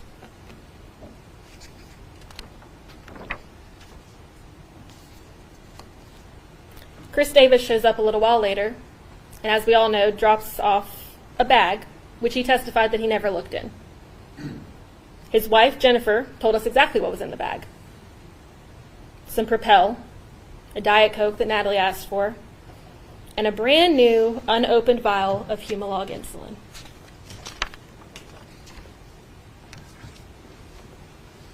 Jennifer says, "You're welcome, but that's nothing.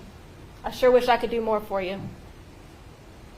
And Natalie's words are, "That was perfect." And I bet it was. Another message she sends Jennifer Davis, "Mike was so mad this AM about not being able to go today. He had to take 2 of my blood pressure pills."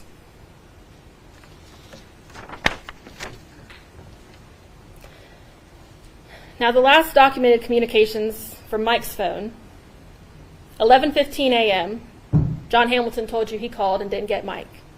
He leaves a voicemail message. 1:39 p.m., which you heard testimony today, we believe Michael was unconscious at that time.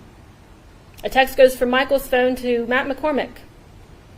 "Should be good, buddy. I'm available all weekend, too. Whatever works best."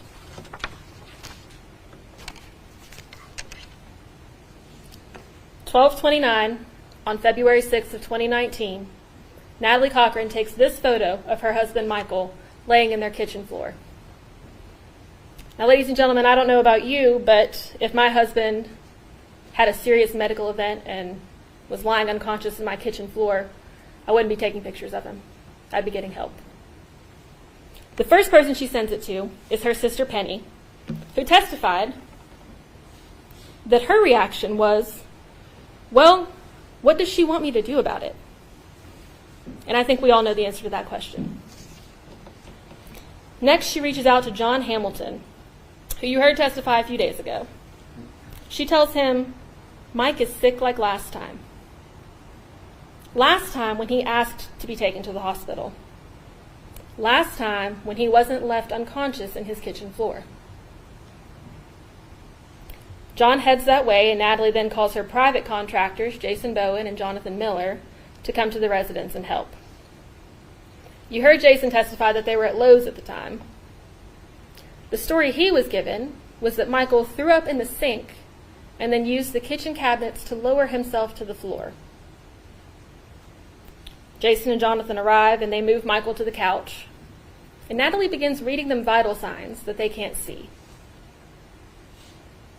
That includes his blood sugar. Why would you check the blood sugar of someone who doesn't have diabetes or any known problems with regulating his blood sugar? Ladies and gentlemen, I'll posit to you that if he were just sleeping it off like she wanted him to do, he would have felt that finger stick. I've had 100 finger sticks. I know what they feel like. You're not going to sleep through that. At that point, she reports that his blood glucose is 145, and this is at 1:06 p.m. John Hamilton shows up shortly after that, maybe 20 minutes after she contacted him the first time.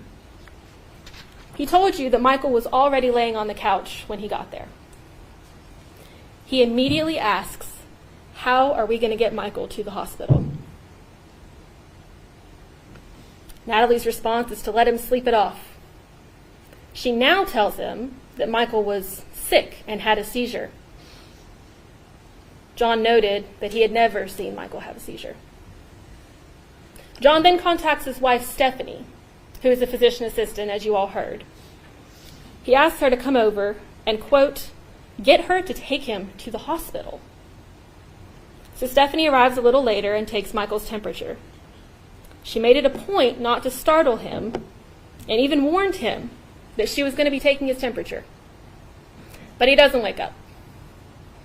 Stephanie also tells Natalie that Michael needs to be evaluated. Natalie again declines and says Michael wouldn't want to wake up in a hospital. Stephanie even gave her an out. She said, he can blame me. Also at some point during the day, Natalie and Mike's kids come home from school, and Natalie's sister, Penny Lowry, arrives. Penny told you that Michael had an accident, and she held a blanket up while Natalie changed him into dry clothing that was retrieved by Natalie and Michael's daughter, Nicole. Thomas Treadway shows up later. When asked if he believed Michael needed to go to the hospital, he told you he's not a medical professional. Natalie's text messages indicate otherwise. They indicate that he believed Michael was getting worse and that he needed to be checked out. So you decide. At 4:34 p.m., Natalie reports that Michael's blood glucose is 115. She tells others that Stephanie Hamilton took that reading, but Stephanie Hamilton took the stand and told you that was not true. Lastly, Chris Davis, Michael's best friend by all accounts, arrives at the residence. He told you how he ran his thumb up the sole of Michael's foot to see if he could startle him awake. He told you that he tried a sternal rub. Nothing. His words to you were, he is going to the hospital, and I'm going to take him. At that point, he and Thomas Treadway load Michael into the back of the Cochran's car, where Natalie rides with him as Chris drives him from 4H Lake Road to Raleigh General Hospital.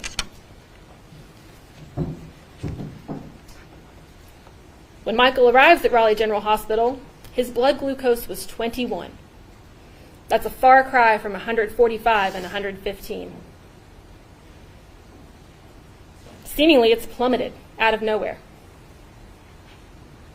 You heard from Dr. Uribe and Dr. Krieger. The only reasonable explanation is exogenous insulin administration. And ladies and gentlemen, the defense has posited to you that if Natalie Cochran injected Michael with insulin, whoops, dropped the needle. Here's the good news, I brought it back up. He would have felt it.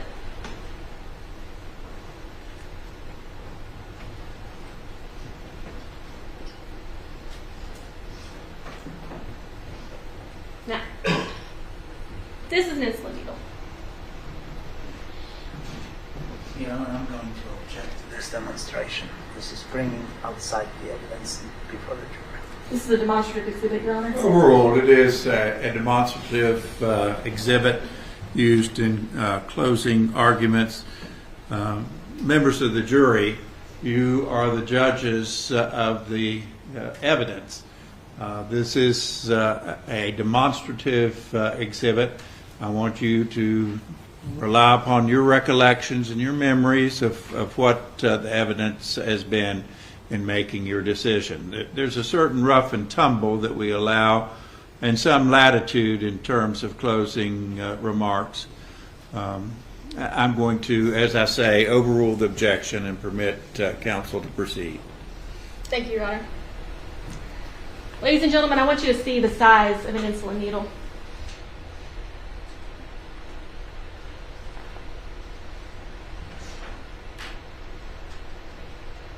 That needle I just showed you holds 30 units of the kind of insulin that Gavin Davis was prescribed and that was received by Natalie Cochran from Jennifer Davis. Dr. Krieger told you how small a unit of insulin is, and you can see it for yourself. Extremely small. I would also say, we made it pretty clear yesterday that the defense experts did not have the full picture. They had incorrect and incomplete information, so how could they make an informed opinion? And when Michael arrived at Raleigh General, as I said, his blood glucose was 21. He was immediately intubated, and he never woke up. February 7th through 11th of 2019, Michael was transferred to Charleston Area Medical Center, CAMC. His MRI there, as you've heard, showed diffuse hypoglycemic encephalopathy, brain swelling caused by low blood sugar. February 10th of 2019, Michael is transferred to hospice care at his wife's request. He spends 5 hours there before he dies. Now, you'll recall during Thomas Treadway's testimony that he advised Natalie needed to remember that she took his vitals that day and that she needed to make a timeline of the events leading up to Michael's death. Why? Here's some of the different stories she told. Michael was sick in the sink and fell. Michael was sick in the sink and lowered himself to the floor. I heard him hit his head, and when I went in there, he had fallen. She also said he was vomiting in the sink, had a seizure, and then hit his head. And that's just a few of the stories we heard. Now, a search warrant of the Cochran residence was executed on June 25th of 2019. And I would note that TSG has continued business up to this point, even getting additional investors after Michael's death, including the Hamiltons. During this time frame, Natalie also pled guilty to the charges that you heard about in federal court, the wire fraud and unlawful monetary transactions. During the execution of that search warrant, a lot of things were found and taken from the Cochran residence. Of note for us was the unopened methylprednisolone vial and the insulin that she kept in her refrigerator. Now, if you remember when Lieutenant Bledsoe testified, he told you that when he reviewed the property receipt from the search warrant with Natalie Cochran, she flipped through it and immediately went to the insulin. And she said, "I keep that for my neighbor's son who has diabetes." Ladies and gentlemen, as I stated previously, the elements of first-degree murder are a felonious, willful, malicious, deliberate, and premeditated killing. Felonious is simple. Murder is a felony, and it's against the laws of the state of West Virginia. Willful or deliberate would mean that someone took an overt action in furtherance of an anticipated result. She injected Michael with insulin. Dr. Krieger and Dr. Uribe testified that there was no alternative reasonable explanation for Michael's blood sugar to be 21 other than outside insulin administration. She also let him lay on the couch for 6 hours. She brought in all this help over and over just to refuse it. Malicious, showing or having a desire to cause harm. Natalie was a diabetic counselor and a pharmacist.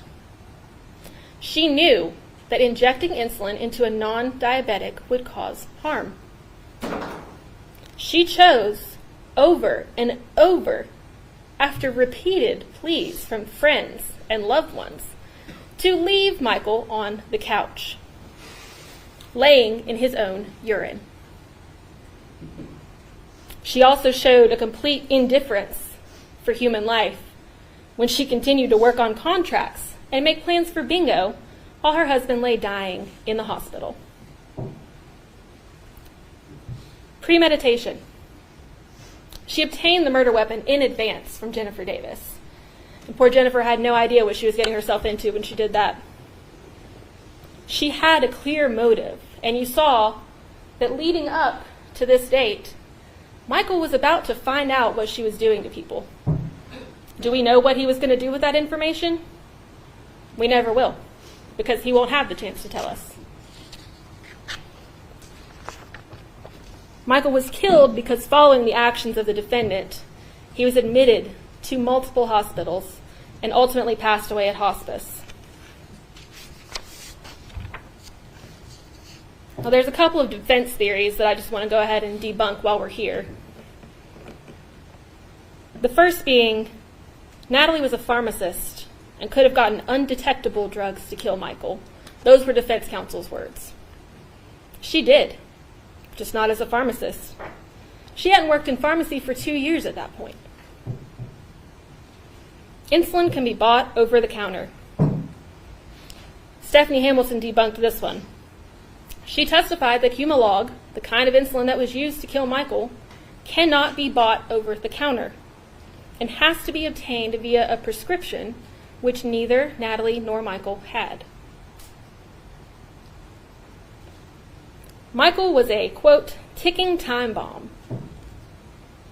Michael's previous illnesses can only be verified by Natalie. No one else ever saw him have a seizure. Sure, he went to the hospital, but they were never actually able to verify that seizure activity occurred, only that it was reported at home. By her own words, Mike was doing the best he had ever done in his life. You heard testimony that he forgot where he parked his car. Ladies and gentlemen, I don't know about you, but I forget where I park my car all the time. It's very common. He participated in tough man competitions and Jeep pulling competitions. It doesn't sound like a sick man to me. You also heard that Michael was on steroids. Chris Davis testified that Natalie told him that she was in charge of all of his supplements and vitamins. No steroids were recovered from the Cochran residence when the search warrant was executed. The Mexican supplement that we've heard about turned out to be a female fertility drug that came from Florida. You know who had communication with that company? Natalie Cochran. Ladies and gentlemen, in closing, Natalie Cochran had the means, knowledge, and opportunity to commit this crime. She dosed Michael Cochran with insulin that he was not prescribed and that he did not need. You may not have done the math, but I have. Next Thursday will make 6 years to the day since she injected Michael Cochran with insulin in his home. 5 days after that will be 6 years since Michael Cochran left this earth. 6 years since 2 children lost their father. 6 years since this woman, Donna Bolt, and this man, Ed Bolt, lost their son. 6 years since they were able to see him for the last time. Michael and the people that loved him deserve to have the most thorough investigation that we could conduct. And we've done that. We've done everything we could to show you what really happened to Michael.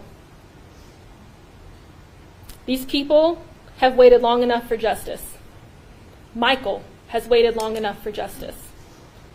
Ladies and gentlemen, I'm asking you at this time to deliver that justice and to find his wife, Natalie Cochran, guilty of the first-degree murder of Michael Cochran. Thank you. Mr. Victor.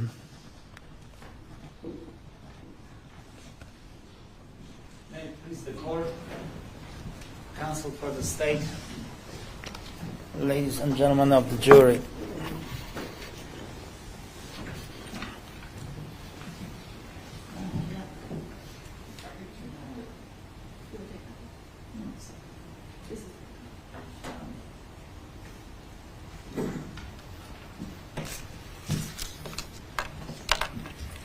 About 2 weeks ago, when I stood in front of you, I told you a couple of things about this case. And one was that Natalie Cochran was guilty of financial fraud, of financial shenanigans, and that she was indeed guilty without any reservation. But we're not here today to retry that case. And everything that the state is telling you about Natalie Cochran, yes, let's shed some light. That was me, sorry. Thank you, Judge. Everything that we've heard about this financial case from Natalie's standpoint is true. She was convicted. She was a participant in the Ponzi scheme. But we're not here to judge her yet again on the financial crimes. We are here to judge her on the murder of her husband. And the state cannot prove first-degree murder against her beyond a reasonable doubt. The state cannot prove three things. The case cannot prove what, the case cannot prove how, and the state cannot prove why. First question, what was Michael Cochran killed by, or what killed him? And you've heard the evidence over the last 2 weeks that we don't know. The experts that the state brought testified to what they themselves admitted, a definite maybe. Maybe it was the insulin shot, and maybe not. The experts that the state brought testified to,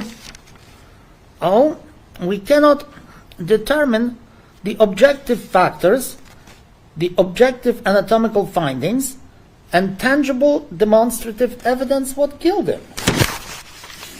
They don't know. The state's expert, Dr. Krieger, said, well, the hypoglycemia due to the insulin administration is a strong possibility, but it's just a possibility. Why don't we know what killed Michael Cochran? Well, because they did not perform the autopsy. And by the time all these experts got the evidence, Michael Cochran's body was so decomposed that it is impossible medically to determine what killed him. And you heard the testimony of two defense experts. And you also heard the testimony of my compatriot, Dr. Piotr Kubicek, who is the medical examiner who performs autopsies on a daily basis and who is, I would submit to you, a little bit like Matlock. He is the medical detective trying to detect what is the crime that led to the death of that particular individual. all these experts said the same thing. The cause of Michael's death is undetermined. We don't know. No. The state cannot answer or prove beyond a reasonable doubt the how. How did that happen? How did this murder happen? I'm not particularly good with syringes, but, well, we'll come to that. The state wants you to believe that there was an insulin shot injected into Michael that killed him. But then the state also tells you that it could have been more than one insulin shot, because when Michael arrived at the hospital, his sugar level was 21. And the experts told you that it's impossible to have that type of sugar level without being pretty much continuously shot with insulin. So, how did that happen? Well, let's follow the state's theory. This cold-blooded killer is planning a murder of her husband with the insulin shot. In that regard, she is calling her friend, Miss Davis, asking for insulin on the day of the injection of that insulin. I might just as well have asked for a gun. Might just as well have asked for a murder weapon. Jennifer, I'm trying to kill my husband later today. I need the insulin, and I'm trying to kill him with insulin. I need you to bring me some insulin. Is that the action of a planning cold-blooded killer? She would get that insulin ahead of time, not on the day of the murder, and involve two witnesses against her right there and then, who came here to court as predicted and testified that they gave her the insulin. And then, how on earth did she inject that insulin into Michael? Well, let's look at these facts. Did she approach Michael from the front when he was facing her in the kitchen? And if she had the insulin injection in her hand, wouldn't he have the time to react and say, what is going on? Let's assume for a moment. Then she approaches him from the back when he's standing in the kitchen, and she jabs him either in his back or his rear end. Well, she has to have a couple of seconds to inject this insulin in him. Basic human reaction would be to turn around and face the assailant, be it his wife or be it some cold-blooded killer, a stranger. She wouldn't even have time to plunge in insulin into his body without him turning around. And he's an athlete. He's this huge guy. And here is his 5'1" or 5'2" wife who's injecting him with insulin, and he doesn't react. That's why I said it didn't happen in silence. My first reaction would be, what on earth are you doing, woman? Or whatever he calls her. What are you doing? And then,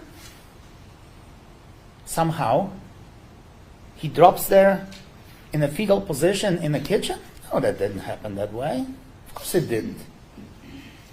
So now, you heard the evidence from at least 4 or 5 witnesses that this type of insulin acts in a delayed way. 10 minutes, 15 minutes, up to half an hour. If I'm jabbed, even by my dearest wife, or by somebody else with a substance, and if she is silent, that's one thing, and if she tells me, this is for you, you son of a gun, I hate your guts, whatnot, here it is, I'm killing you, I would have 10 to 15 minutes, maybe to 20 minutes, to 30 minutes, to call 911, to run to the hospital. I told you, it was 7 miles from the hospital. He would have been in the, I know it's February, but he would have been in that hospital sooner than you can say hello, sooner than you can slap a tick. He would have been in that hospital asking for help, an immediate sugar reaction or sugar injection to bring that insulin level to some normalcy. He wouldn't have taken it in silence. He wouldn't have just dropped down on the floor. So how did it happen? Well, the state then gives you an alternative, because now they're changing their theory. That may have happened in bed. Ah, that's a novel idea. Inject him in bed, he would not have reacted? Of course he would have reacted. He would have gotten up and he would have done the same thing. He would have taken himself to the hospital, he would have called 911. He would have probably not been particularly happy with Natalie, but that doesn't mean anything. He could have saved himself. So then the state changes the theory again. That may have happened upstairs, or it may have happened on the couch, or he's injected on the couch. Well then, okay, so he doesn't get up, so who takes him into the kitchen and puts him in this fetal position? That didn't happen, ladies and gentlemen of the jury. And how do we know that? He fell in the kitchen because there was one witness, and he hit his head against the counter because there was one witness, and that was the sister of my client, who told you that she saw a dent, a fresh dent in the counter, in the kitchen counter. That's where he hit his head, and that's how he fell on the ground, on the kitchen floor. But not because some insulin injection, but because of some unknown condition that was caused, or may have been caused, by many, many, many different reasons. Now, then, continuing with the cold-blooded killer's action, she does not do anything but call all kinds of people to the house. Now, wait a minute. You have just decided to kill your husband. He is unconscious, let's assume, and you want him dead. Well, let him die then. Don't do anything. Or maybe put a pillow over his head and kill him. But do not tell me that you want to kill your husband and then you call 2 workers right there to bring Michael onto the couch. The sister and her husband, the state trooper and his wife, who is a medical assistant, and then Mr. Davis. Is that the action of a killer who wants to get away with murder? No. No. No. And then, and again, I told you, that's the kicker. Then he dies, and she wants to hide all the evidence. She cremates him. And then all the evidence is gone. All these Dr. Kubitscheks and everybody else can look at all that evidence. No, they can't, because he's cremated. That's how you, I guess, kill somebody the way the state believed it happened. But it didn't happen that way. And then the ultimate question, and the question is why? Throughout this case, the leitmotif, the state's main motif in this case was Michael didn't know anything about this business. Didn't know anything about Natalie's shenanigans, financial, the fraud, the deception, the lies. He didn't know anything about it. Well, I think that from the very first day, ladies and gentlemen of the jury, you've realized that this is not the case. But let's assume for a moment that Michael is indeed blind and doesn't know anything about millions of dollars, hundreds and thousands of dollars. He doesn't realize where all that sudden wealth came from. Doesn't know anything. And then he finally finds out. Let's assume that he finds out. And then the state tells you that he would do what? Well, the state cannot tell you. And the question is, what would he do? What would he do that would be so bad that would require Natalie Cochran to kill him? I mean, scenarios abound. You find out that your spouse is cheating the government, cheating the investors. What do you want to do? Well, you probably want to say, come on, let's get a lawyer. Let's get an accountant. Let's try to work it out. Let's call these investors. Let's try to pay the money back. Let's file for a bankruptcy. Let's maybe even talk to a friendly prosecutor in Raleigh County. Maybe you'll have to do a little bit of time. But not run to the federal government and complain. What, was he going to kill her? Is there any evidence that she launched this preemptive strike against him because he was going to kill her? Or that he was going to do something to her? Divorce her? What? What would be her motive to kill him? Why? She may have been afraid that he would be mad, but to kill him? To eliminate him? From what? From doing what? From going to the federal government? From complaining that my image is so tarnished now in the community that I want to divorce you and you will be penniless and all of that? There's no evidence of that, ladies and gentlemen of the jury. What triggered this murder? The state cannot answer that question. But if you had any doubts about Michael being involved in this scheme, and if you believe that he was, then the state's entire case collapses. Because she, Natalie Cochran, would have no reason to kill him. Because he, Michael Cochran, was as involved in this conspiracy as she was. And how do we know it? Well, he was working on these contracts daily, on these federal contracts daily.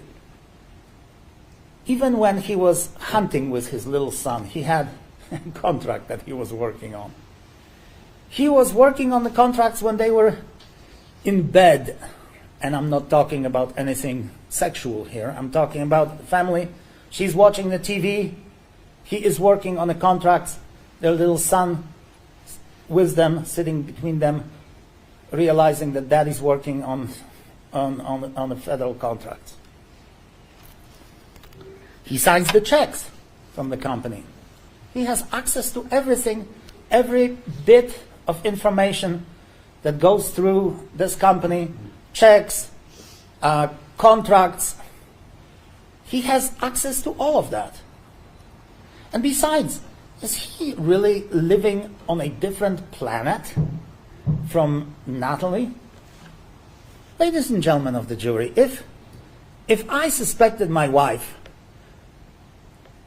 we are, well, unless I'm in court, we're home. We're together. We spend time together. We communicate. Wouldn't I ask my wife, honey, where is all this money coming from? All of a sudden, I'm not working. I'm this computer tech guy. You're not working. All of a sudden, we're buying 2 boats. Well, the investors, yeah, But now we have 3 houses. Now, oh, we just got back from Paris.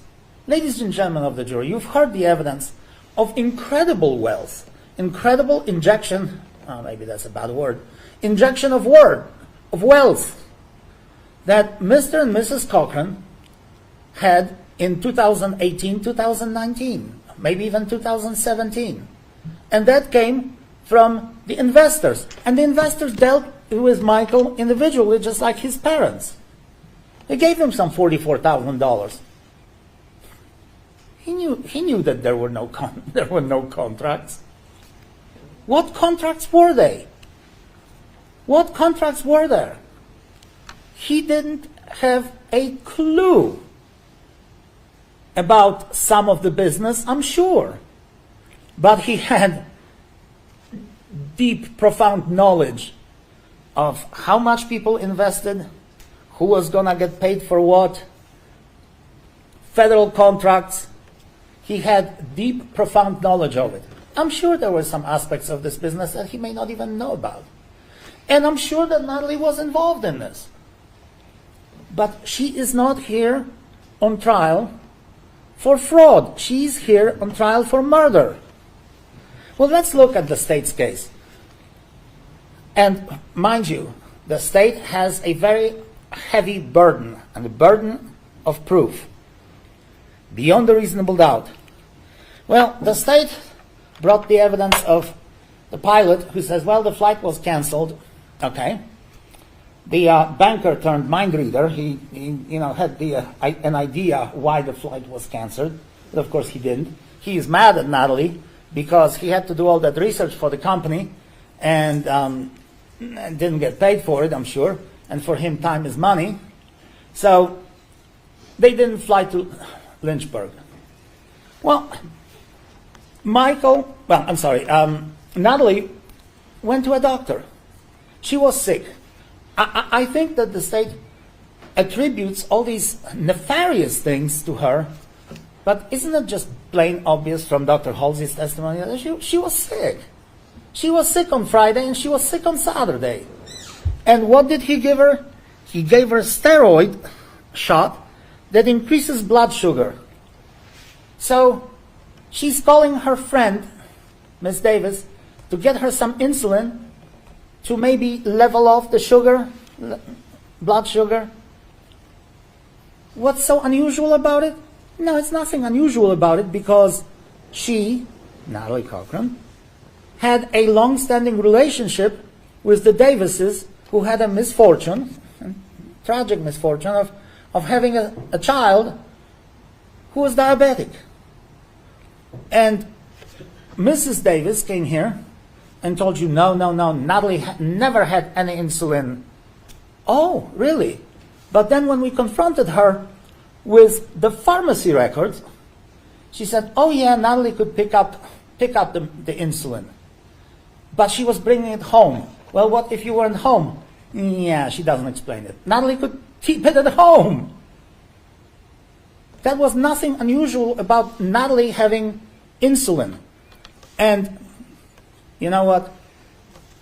The state wants you to believe that this insulin, that bottle of insulin that was found, was the weapon, the murder weapon. That somehow it was punctured and she kept that bottle as some kind of sick souvenir of the murder? Is that what the state telling you? I submit to you, ladies and gentlemen of the jury, if you look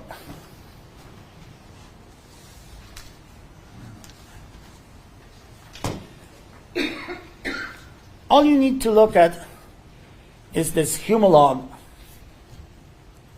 that we introduced in the exhibit, as an exhibit. I'll submit to you that a blind fool would tell you that this bottle is full. This bottle is full. There is nothing in this bottle that has been taken. There's no bubble, no nothing. The bottle is full. I suspect I know what happened, why there's a puncture. All these FBI gentlemen got that bottle and maybe had taken a little sample of what to determine what it is, that may be the puncture. But otherwise, the bottle is full. We're not going to sit here and speculate. They find a vial of insulin that is full 4 months after the demise of Michael Cochran. And then, that's part of their evidence. Remember Mr. Bledsoe telling you at the end when we finally pressed him, is there any evidence? Is there any evidence that the bottle that you have was the murder weapon? And the answer was no. And ladies and gentlemen of the jury, the lifelong condemnation of this woman versus complete exoneration is at stake. The stigma of conviction for murder versus letting her go free is teetering in the balance, and the state has the audacity to come here with an item that is not the evidence, and they're trying to tell you to convict this woman of murder based on something that is not the evidence. Is that the case that the state has the audacity to bring before you? Well, let's look further. Chris Davis and at least one other witness, Mr. Treadway, and Penny Lowry, knew that Michael Cochran was taking all those steroids. Steroids maybe. Maybe they were steroids. Maybe they were not steroids. Maybe they were anabolics. We don't know. Michael was taking substances by the fistfuls. And they can say that, oh, we have isolated one little vial and that was some hormonal thing from Mexico. No, ladies and gentlemen of the jury. He had a cabinet full of medications. He had a cabinet full of that away from the family, away from the cabinet or a place where the family stored the medication. He was getting this stuff online. He had the United States Postal Service box where he would get all that stuff. And I submit to you that this was not some one deal Mexico thing. And there's nothing wrong about Mexico. This was, however, the problem. He was getting substances that were not approved by the American government, by the the Food and Drug Administration. He was getting substances that were going to increase his physique, his appearance. But my God, they could have done some serious damage and probably did some serious damage. One of them was not even for human consumption, as the children told you. That was just a sample of what Michael Cochran was taking. And what he was not taking was the medication that was prescribed to him by the physicians. And yes, he had all kinds of conditions for which he had the medications. He had Keppra, he had all kinds of serious medications which he didn't take because he believed that all the doctors were quacks. He believed that they were not the people to be trusted. Chris Davis and Mr. Treadway and Penny Lowry tell him, you have to stop this stuff. You really cannot do this. And what does he tell Penny Lowry? She testifies. He said, "Oh, retarded Penny. What do you know? I'm gonna do whatever I want to."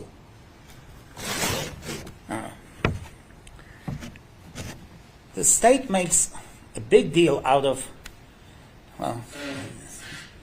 Michael not being taken to the hospital.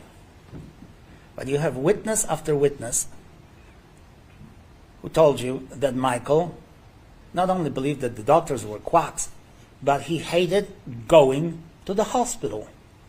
He vowed to kill somebody if he's ever awakened in a hospital. And why? Because he considered this a waste of time. Now, he had all kinds of problems that he went to the hospital with, and within the last 3 months of his life, he went to the hospital 3 times. October 31st, and then he stayed there for a day. I told him he had all kinds of problems. Then he went back to the hospital with pretty much the same conditions that he had now, and stayed there for 5 days, and then he came out. You heard throughout this trial that Michael had convulsions, seizure-like activity. He probably had epilepsy. The doctors told you that. He had a brain mass that was later modified into the brain swelling, encephalopathy. Ladies and gentlemen of the jury, those are serious conditions. They are not to be laughed at. Those are very serious conditions. He retained urine. He had an enlarged heart. He had an acute respiratory failure. He couldn't even breathe because he had a chronic sinusitis.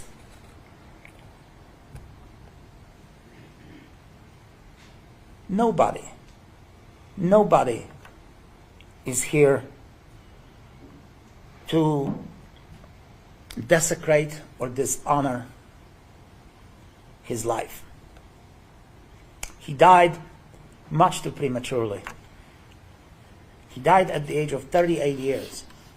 Not for a moment should you think that the defense is taking his death lightly. No.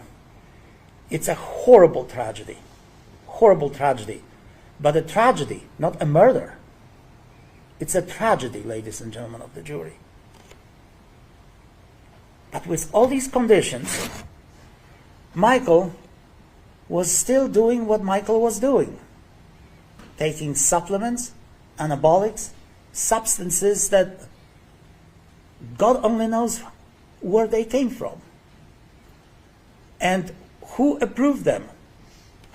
And he was a ticking bomb. Now, how do we know that? Well, after his second stay in a hospital, at least 3 witnesses told us that Michael's health has deteriorated to the point where Michael was not the same guy. When he was Michael at his best,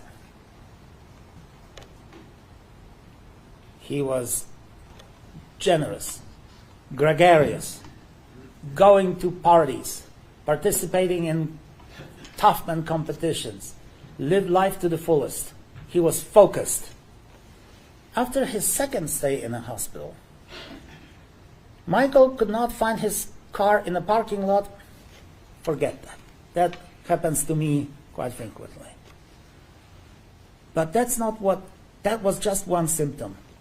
He could not fix a light fixture with Mr. Davis.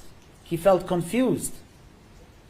The children testified he had constant headaches. He was irritable. He didn't know where he was. Mr. Treadway came here and testified, Michael hated going to Panera Bread with a passion. He hated the restaurant completely. And I know that this is not a case about Panera Bread. But if I hate a restaurant, I'm not going to set foot there. And yet Michael went there and could not even recognize the fact that Mr. Treadway was wearing the same hat that he's been wearing for years. He was confused. There was something going on in his head that made him go where he would never go, and that made him forget who his friend was, really. Now, the state brought before you those 2 FBI agents who, again, could not contribute anything scientific except for that bottle. And the state closed the case with 2 law enforcement officers who are here today. Have you ever seen a more shoddy investigation that took place in this case? They never talked to the children. And I know that the state will say, oh, this was not that important. It was important. The children's testimony was riveting in this case, and I'll come back to that in a second. They did not even check what kind of medication this man was using. And for that matter, they have no clue about Natalie Cochran's medication. And, you know, they tried to convict her in part because she lied about her cancer. Oh, that's a low blow. First of all, we have absolutely no evidence that she did not have cancer. We have the evidence that she was going to seek help from the Cleveland Clinic, from Duke, from the doctors, wherever she could. And knowing our medical system in this country, it's not that you're going to walk into the Cleveland Clinic and you get treatment the same day. You have to have insurance. You have to have all kinds of, you have to go through all kinds of hoops to be seen by a specialist. And maybe when she told somebody, yeah, I have cancer, leave me alone, because she maybe didn't want to discuss her health with somebody, maybe in reality she was checking out whether she had cancer and went to all kinds of doctors and clinics to obtain that health. And the state believes, oh, she lied because she told you that she had cancer? The officers ignored the federal investigation completely. And in the federal investigation, in the indictment, in the forfeiture proceedings, in the federal case, it's the Cochrans who were responsible for the Ponzi scheme. But the indictment didn't come until September of 2019, and Michael was dead. I submit to you that the federal government was investigating them both. They can come here and say, well, I saw some cases where the couples were not investigated together. That's baloney. The federal government investigated them both and would have indicted Michael as quickly as they indicted Natalie for the same offenses, because Michael was involved in this Ponzi scheme up to his eyeballs.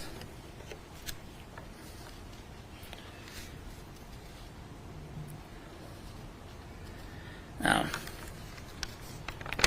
let's see what evidence the defendant presented. Remember Nurse Hawley, if I pronounce it correctly, Hawley, yes,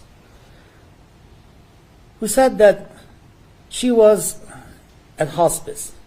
And what did she observe? Natalie Cochran was with her husband for the last 5 days and held his hand when he passed away.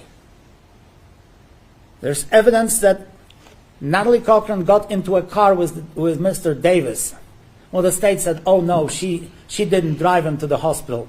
Well, she didn't drive him, but she was a passenger in that vehicle driven by Mr. Davis. She didn't drive him because she was too distraught over his condition, but she still got into the car and held his hand. Is that the cold-blooded killer?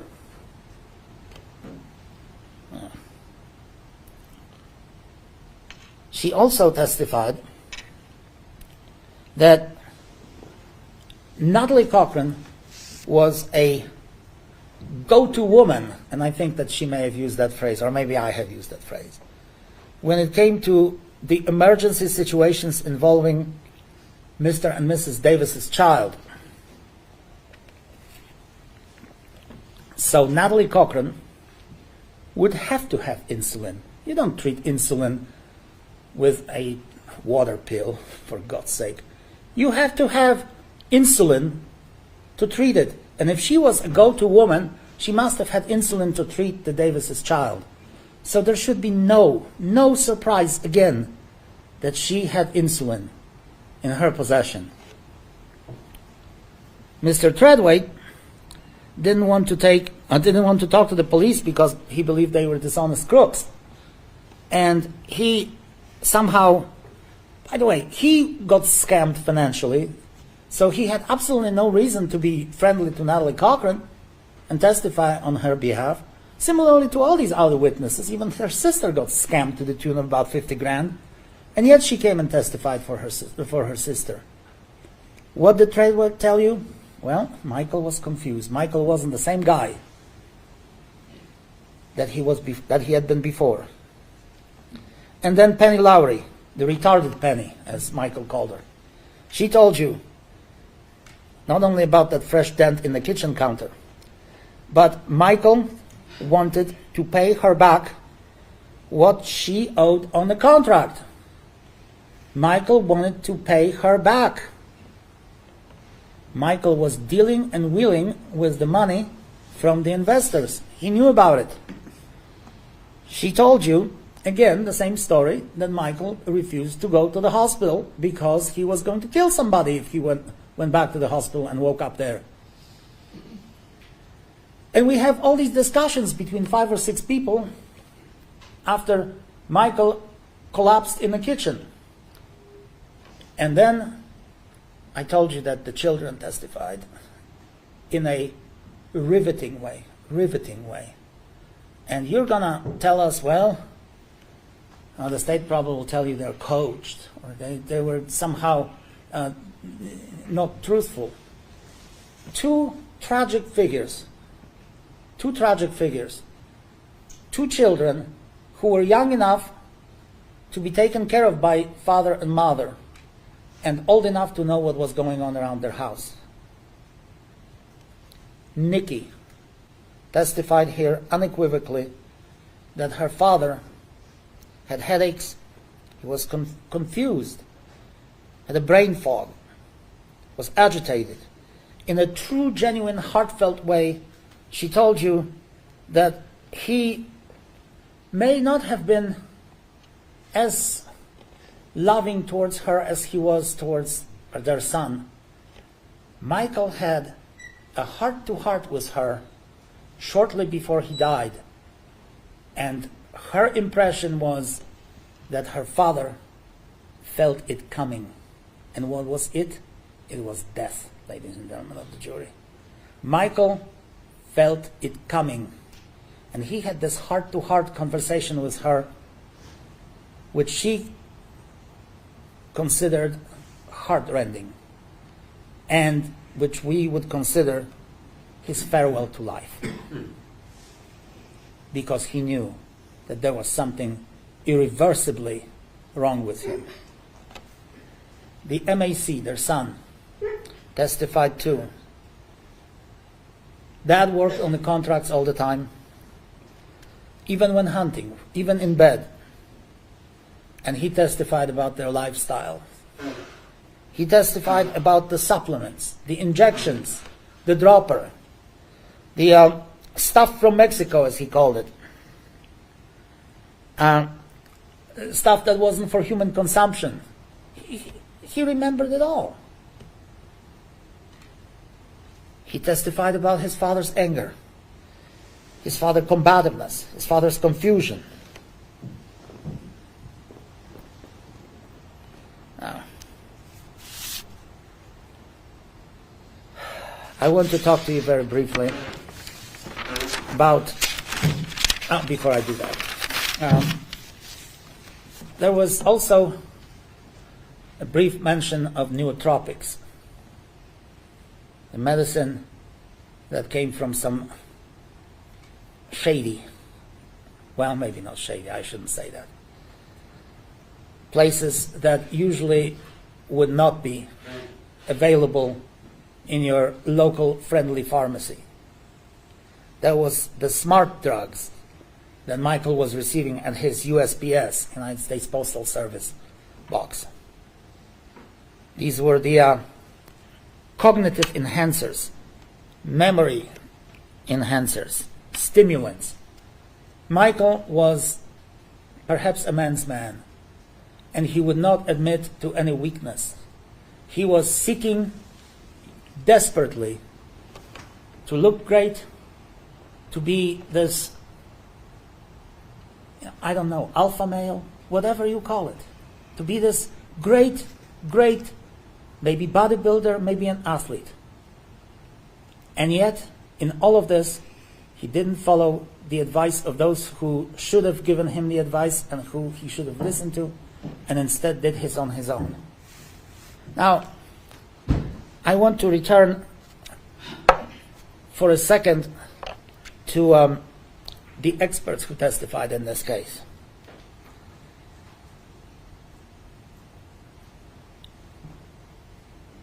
Let's start with Dr. Kubitschek.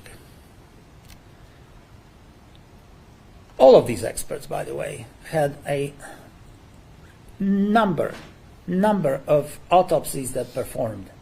But who was in the best position to tell you about the autopsies? Who was in the best position? Well, of course it was Dr. Kubitschek. He performed the autopsy the earliest. And with all the help of the state resources, and relatively early in the game, when the body was not perhaps yet decomposed to the point that nobody could recognize the organs anymore, he told you that the cause and manner of death was undetermined. Then there was Dr. Howley, who was not necessarily an expert, but he told you a couple of nice things. One is about Natalie being sick, but he also said something about tablets, the pills, and the state jumped on it. And now the state submitted another theory that maybe Michael was killed by Natalie with pills. For that matter, the state is bringing another theory now that maybe she killed him with the benzos. You heard about the benzos. Now the state says maybe there were 2 shots of insulin or maybe more. Now the state tells you she killed him in the kitchen. Now she killed him in the bedroom. Now she killed him with the prednisone, maybe. And then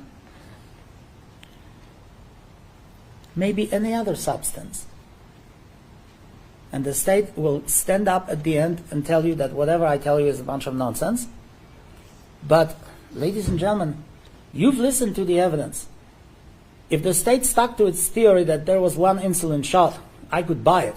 But now the state quietly is telling you, well, we're not telling you that the evidence suggests that the defendant killed her husband with insulin. There may have been pills, there may have been benzos.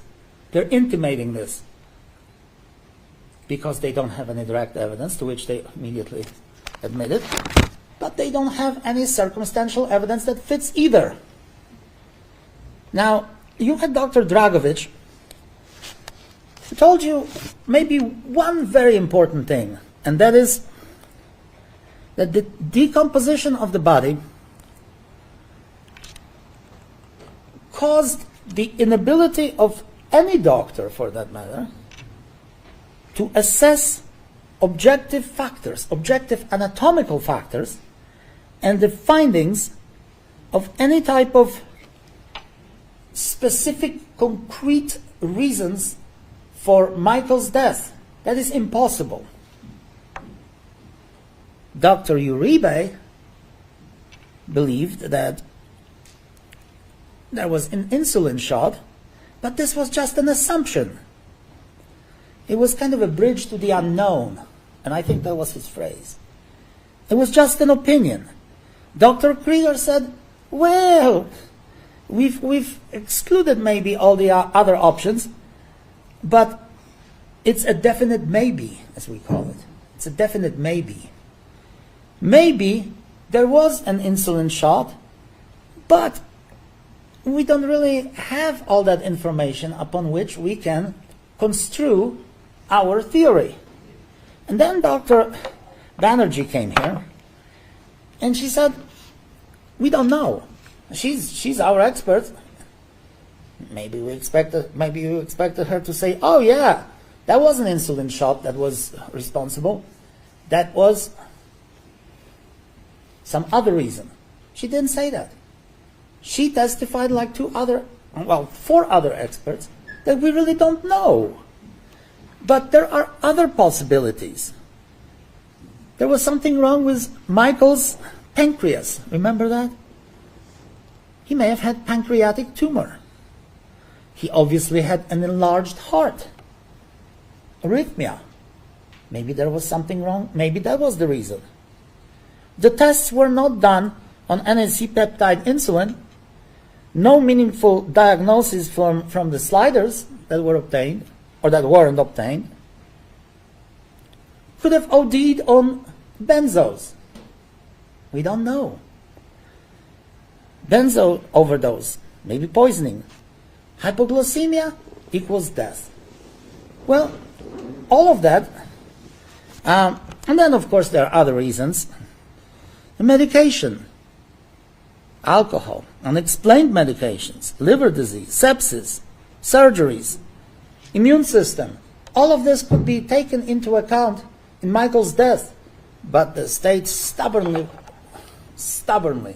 believes that Michael's death was caused by that one insulin shot, which they, by the way, changed and modified to maybe 2 or 3 on all these versions. It's impossible. Impossible, ladies and gentlemen of the jury. Now, the state also brings a theory of maybe there is this voluntary manslaughter, that just because she didn't take him to the hospital. Well, I submit to you that not taking Michael to the hospital was not done over the period of days. It was a matter of hours. It was a matter of discussing Michael's preferences and will, whether he was going to go to the hospital, whether he wanted to go to the hospital, and what was necessary. We had several people in that house who could have decided. Finally, it was decided that Michael was going to the hospital because he was not waking up.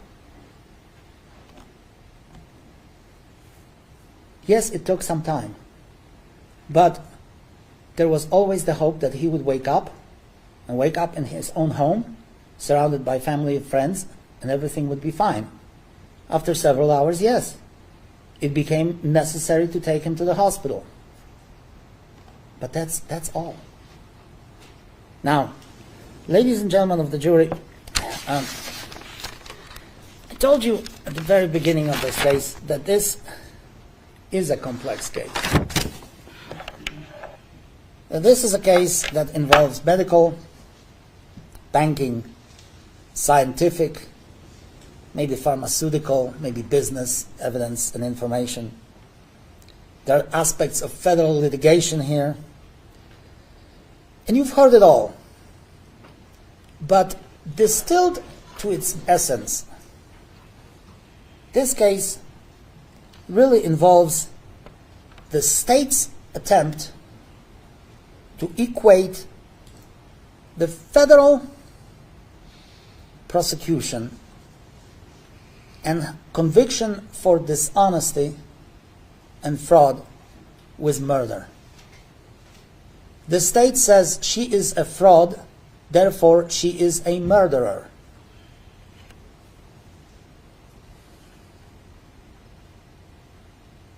She is a cold-blooded murderer because she is a cheat. That's what the state is telling you.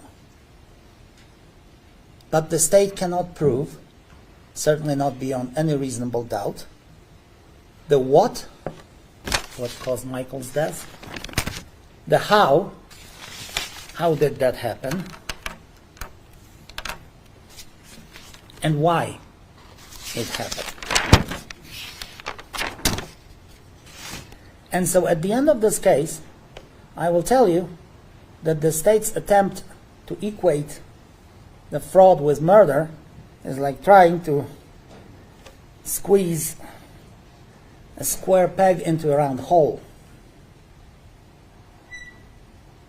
And if that one peg didn't fit, then the state switched the theory, and let's see if another peg that is still square will fit into that hole. Oh no, it won't. Well, then we'll switch to another theory. Maybe benzos, maybe two shots of insulin, and it still doesn't fit. Ladies and gentlemen of the jury, the state will have the last word. In the criminal process, I will sit down and I will not address you again. My esteemed colleagues and friends will get up and tell you that whatever I told you is nonsense. They will give you the spin on the facts and tell you that's the way it is. But I heard a statement once that, and of course when you go to the jury room, since they spoke last, you will have their words in your mind, in your memory more than mine, than my words. But I heard a statement once that it's not the one who speaks last, or trust not the one who speaks last, but who speaks the truth. We have no reason to come here and hide anything from you, ladies and gentlemen of the jury. Ms. Cochran should not be perhaps invited home for you to have dinner with her on Sunday. I told you that. She is committed crimes of fraud, crimes of mail fraud, crimes of dishonesty, but that doesn't make her a murderer. And if you cannot answer these three questions, what, how, and first of all and foremost, why, then the state fails to prove its case beyond a reasonable doubt. And that's why we're asking you to find her not guilty. Thank you.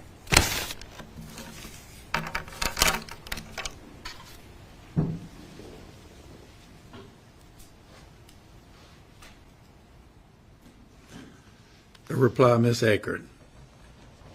No, it's back to me.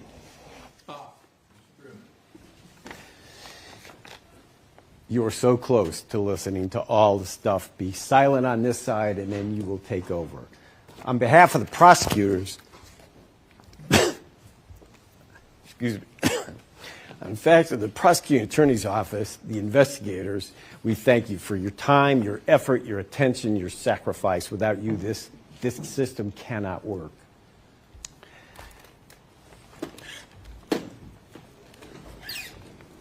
Can I touch your equipment? I should have asked. Do you need to hit this?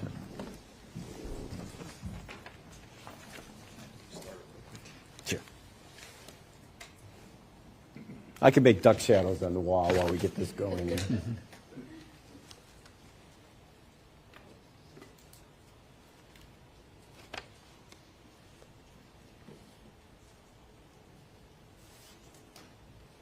Pointless maker. Okay. Yeah, I'll talk about something else.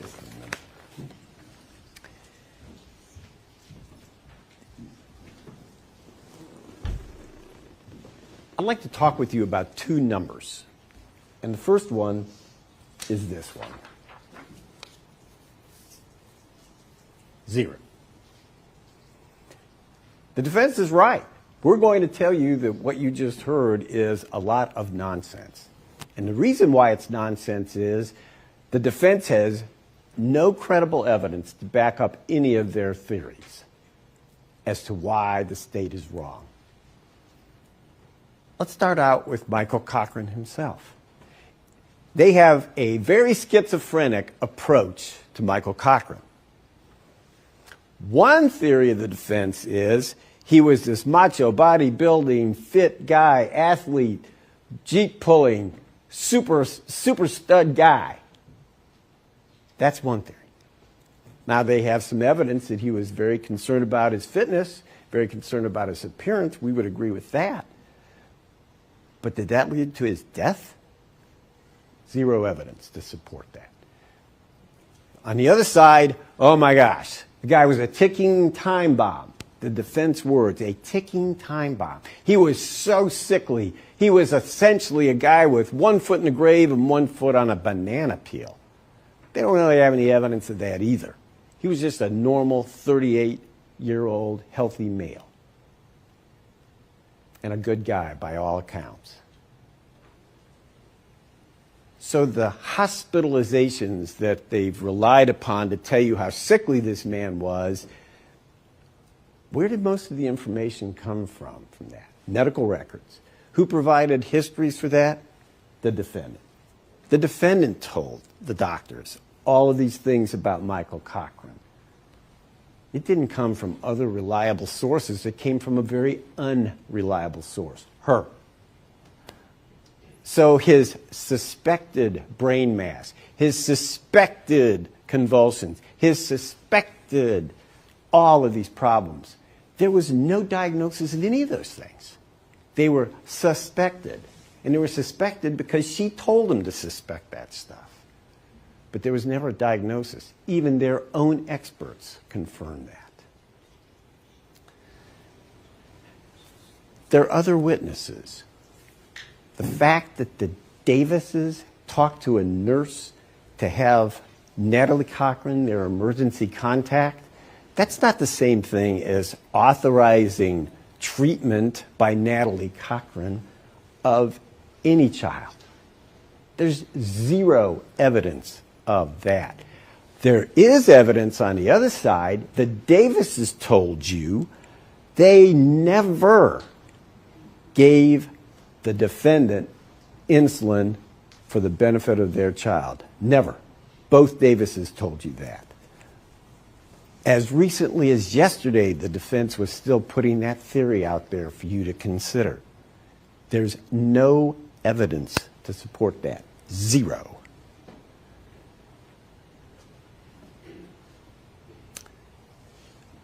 Mr. Treadway's testimony was Mr. Treadway's testimony. This is a guy that didn't want to help the police. Even though his best friend was dead, he wouldn't talk to him. And he had some newspaper article he said gave him justification for that. That's on him. Treadway's got to live with that. But he didn't bring anything of substance to this case, did he? No.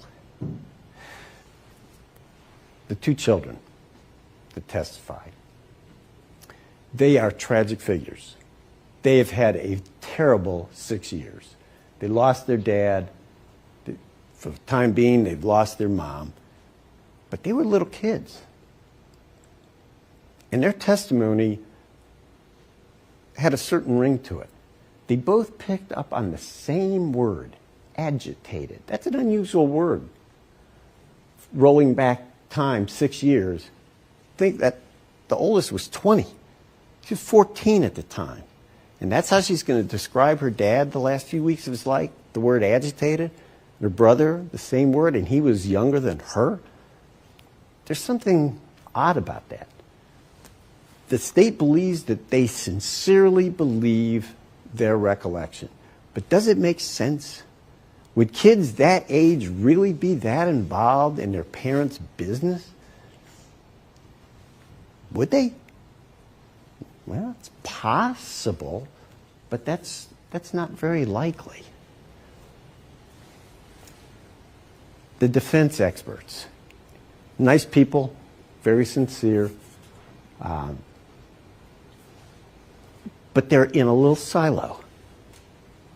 If those forensic pathologists can't cut on a dead body and come up with a smoking gun reason, then their opinion was they won't give you a cause of death or a manner of death. Even though Dr. Banerjee said, oh no, we don't do this in darkness. We look at all the facts. We look at all the circumstances. And the autopsy is just a part of the process of determining these things. But was it? Did she have any facts that were right at all? She had a few, but not many. And in her own report, she said, if other information is brought to my attention, I reserve the right to change my opinion.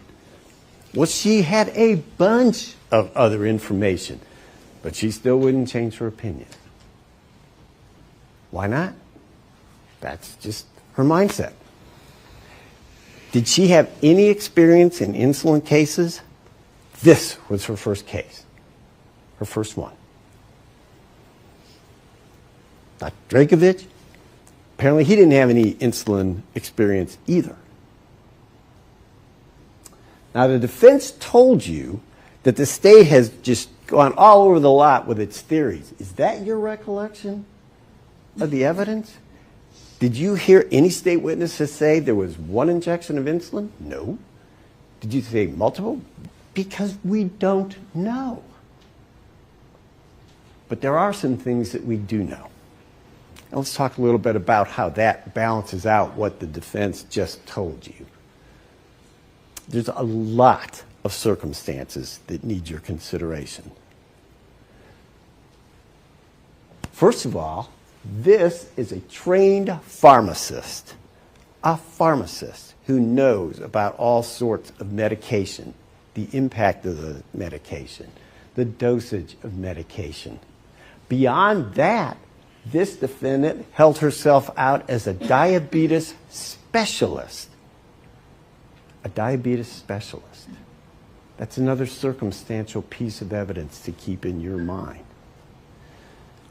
On February 6th of 2019, on the basis of a supposed counterbalance to her cancer treatment, she needs to borrow a bottle of insulin. Another circumstance that needs to be held in the back of your mind. Because on that day, they were supposed to fly to the Bank of America. And yes, there is a merger with the federal case and this case, and that's where the merger takes place. You heard Trooper Heinzman discuss all of the things that the defendant had told her investors about the money that was supposed to be coming in, the money that was going to be coming in, the money that was almost going to come in, and it never did. Who else did she tell that to? Michael Cochran. So when the defense says, oh, he was up to his eyeballs in this, was he? Does the evidence support that? They have zero evidence to support that theory. Zero evidence. He did live a lavish lifestyle. But if he thought that the money was there for good cause and that the business was just supporting that lifestyle, was there anything wrong with that? Of course not. But this was a person who ran a Ponzi scheme. And the one thing you can count on for people that run Ponzi schemes is they will do whatever they can to keep it going. Is that what she did? That's exactly what she did. She was still shucking and jiving after Michael Cochran died. Right up until they executed the search warrant, she was doing ordinary business. Selling the non-existent contracts, trying to get people to invest. So there is zero evidence that Michael Cochran was up to his eyeballs in this, but this defendant was up to her eyeballs and over her head in this fraud scheme, by their own admission. Second number.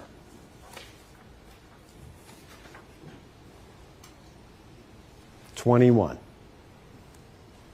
That's a big number. And that's the number we're going to rely on to convince you beyond a reasonable doubt that this defendant killed Michael Cochran. That number was the number of his blood glucose level at Raleigh General Hospital at 8:30, the day of his collapse. Now,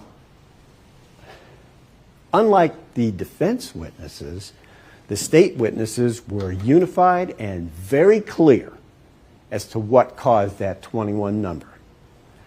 Dr. Krieger had 13 likely causes of low blood sugar, hypoglycemia. She eliminated all but insulin.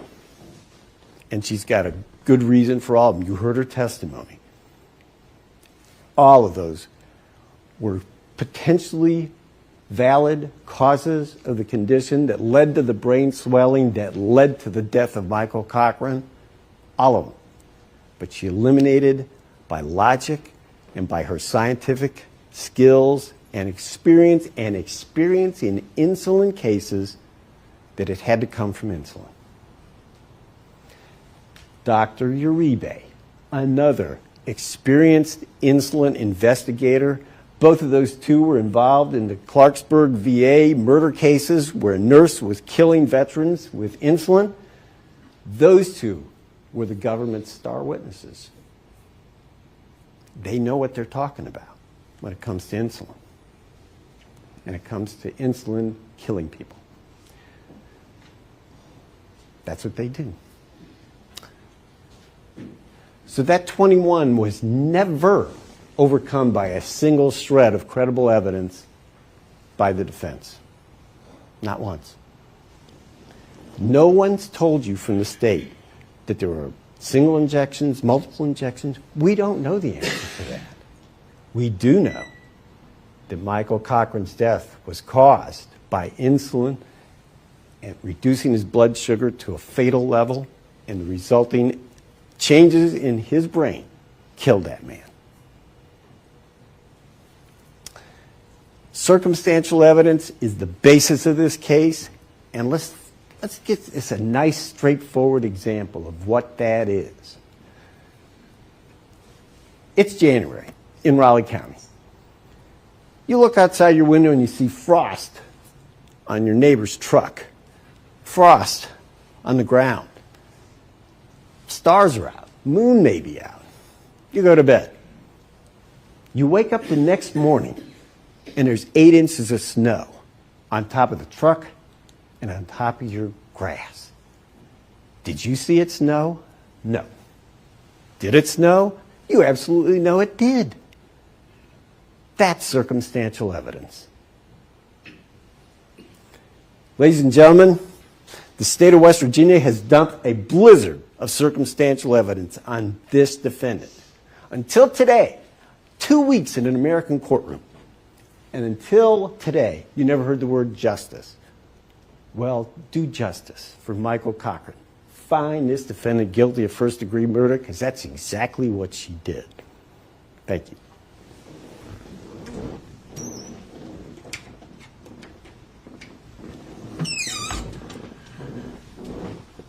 Members of the jury, you have now reached the final stage of the trial. This is the point where I would ordinarily release the alternate jurors and send the regular jurors to the jury room to deliberate upon your verdict. I see that the time is almost 15 till 5.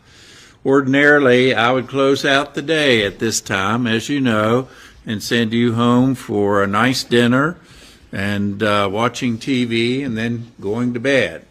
However, you folks are in the catbird seats. You are the judges of the facts, and you can tell me at this juncture what you want to do. And if you would like to retire now to deliberate upon the verdict, that would be fine. We will stay here and we will wait until you reach a verdict. However, if you would like to start afresh tomorrow so that you've gotten a good night's sleep and you can think a little more clearly, you can come back at 9 o'clock at the regular time and commence your deliberations then. We have talked among the attorneys about engaging in a powwow among themselves, and I would urge you to engage in a powwow among yourselves and see if you can reach some unanimity on what to do. again, you can stay this evening and deliberate, or you can come back tomorrow. Perhaps you can confer for a moment or so and decide what you all would like to do.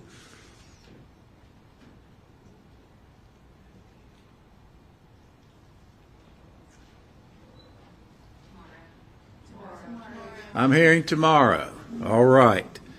That's the decision I would make, but again, I'm not you guys.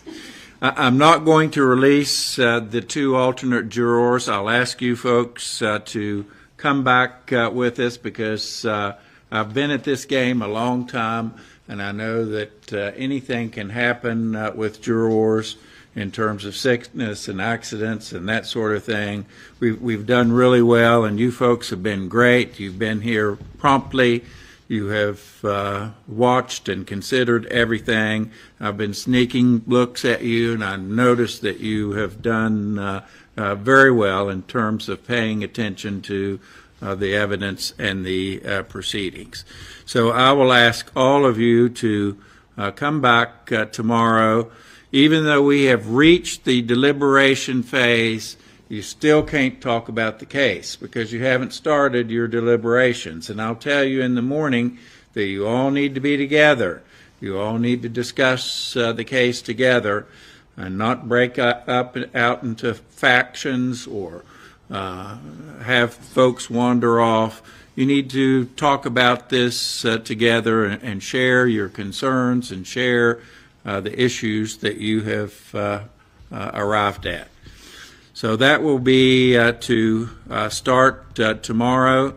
I'll tell you about selecting a jury foreperson in the morning, and we will get down to business. So if you could all be back in your jury room at a little bit before 9. Do not discuss the case among yourselves. You're not at the deliberation phase yet. Do not talk about it to anyone else. Don't watch TV about it. Don't do any research online or see anything online. And please don't read anything in the newspaper about this case. Have a good evening, and I'll see you folks at 9 o'clock in the morning. You may follow the bailiff.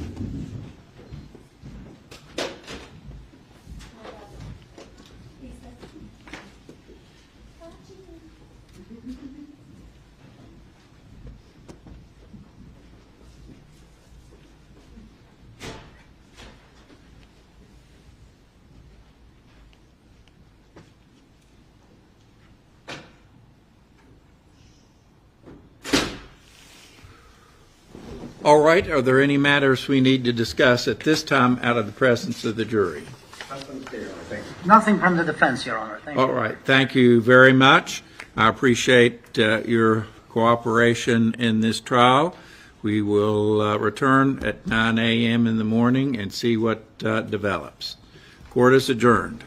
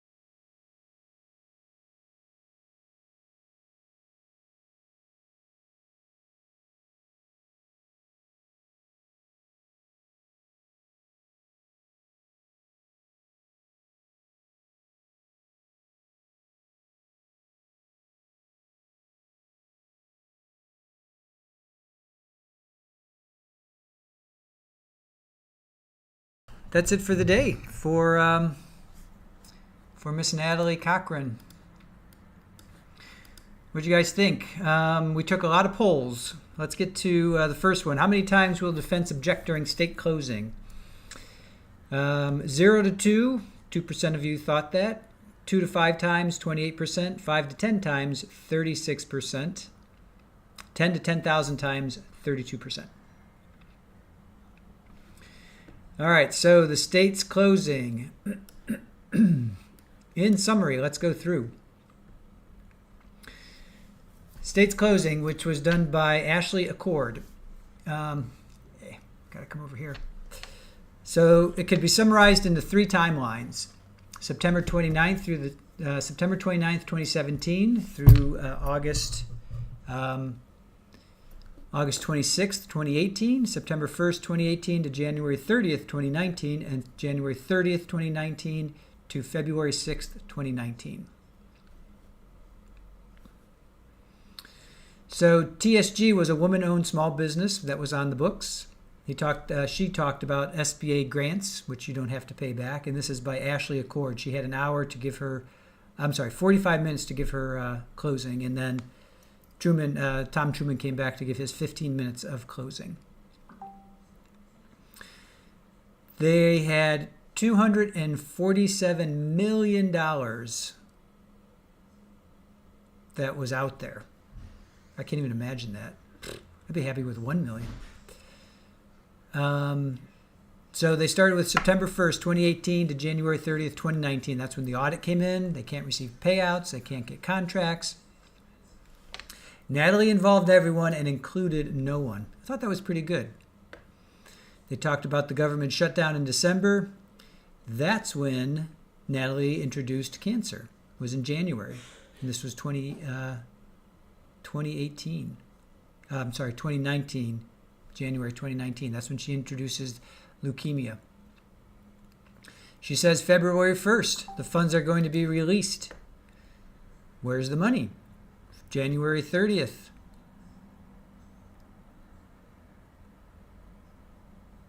Text messages come in. Let's see. Can't read those. Come clean or take Mike out of the equation. Oh, then they're talking about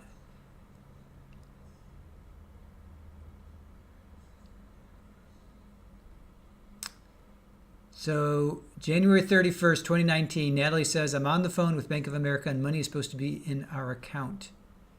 So she just kept moving the goalposts, right? January 31st, money's going to be in our account. February 1st, which was Friday, no funds. February 4th was a Monday, no funds. February 5th, Natalie speaks to Wire Department and says money is coming. Then she goes to the pharmacist February 4th. I'm at the pharmacy. Do you need anything? She was picking up Xanax, which contains benzodiazepines, and Mike is allergic to those. She goes to Access Health. She doesn't pick up insulin, but she requests methylprednisone from Stephanie. So she goes to Access Health, but she doesn't pick up insulin at that point in time.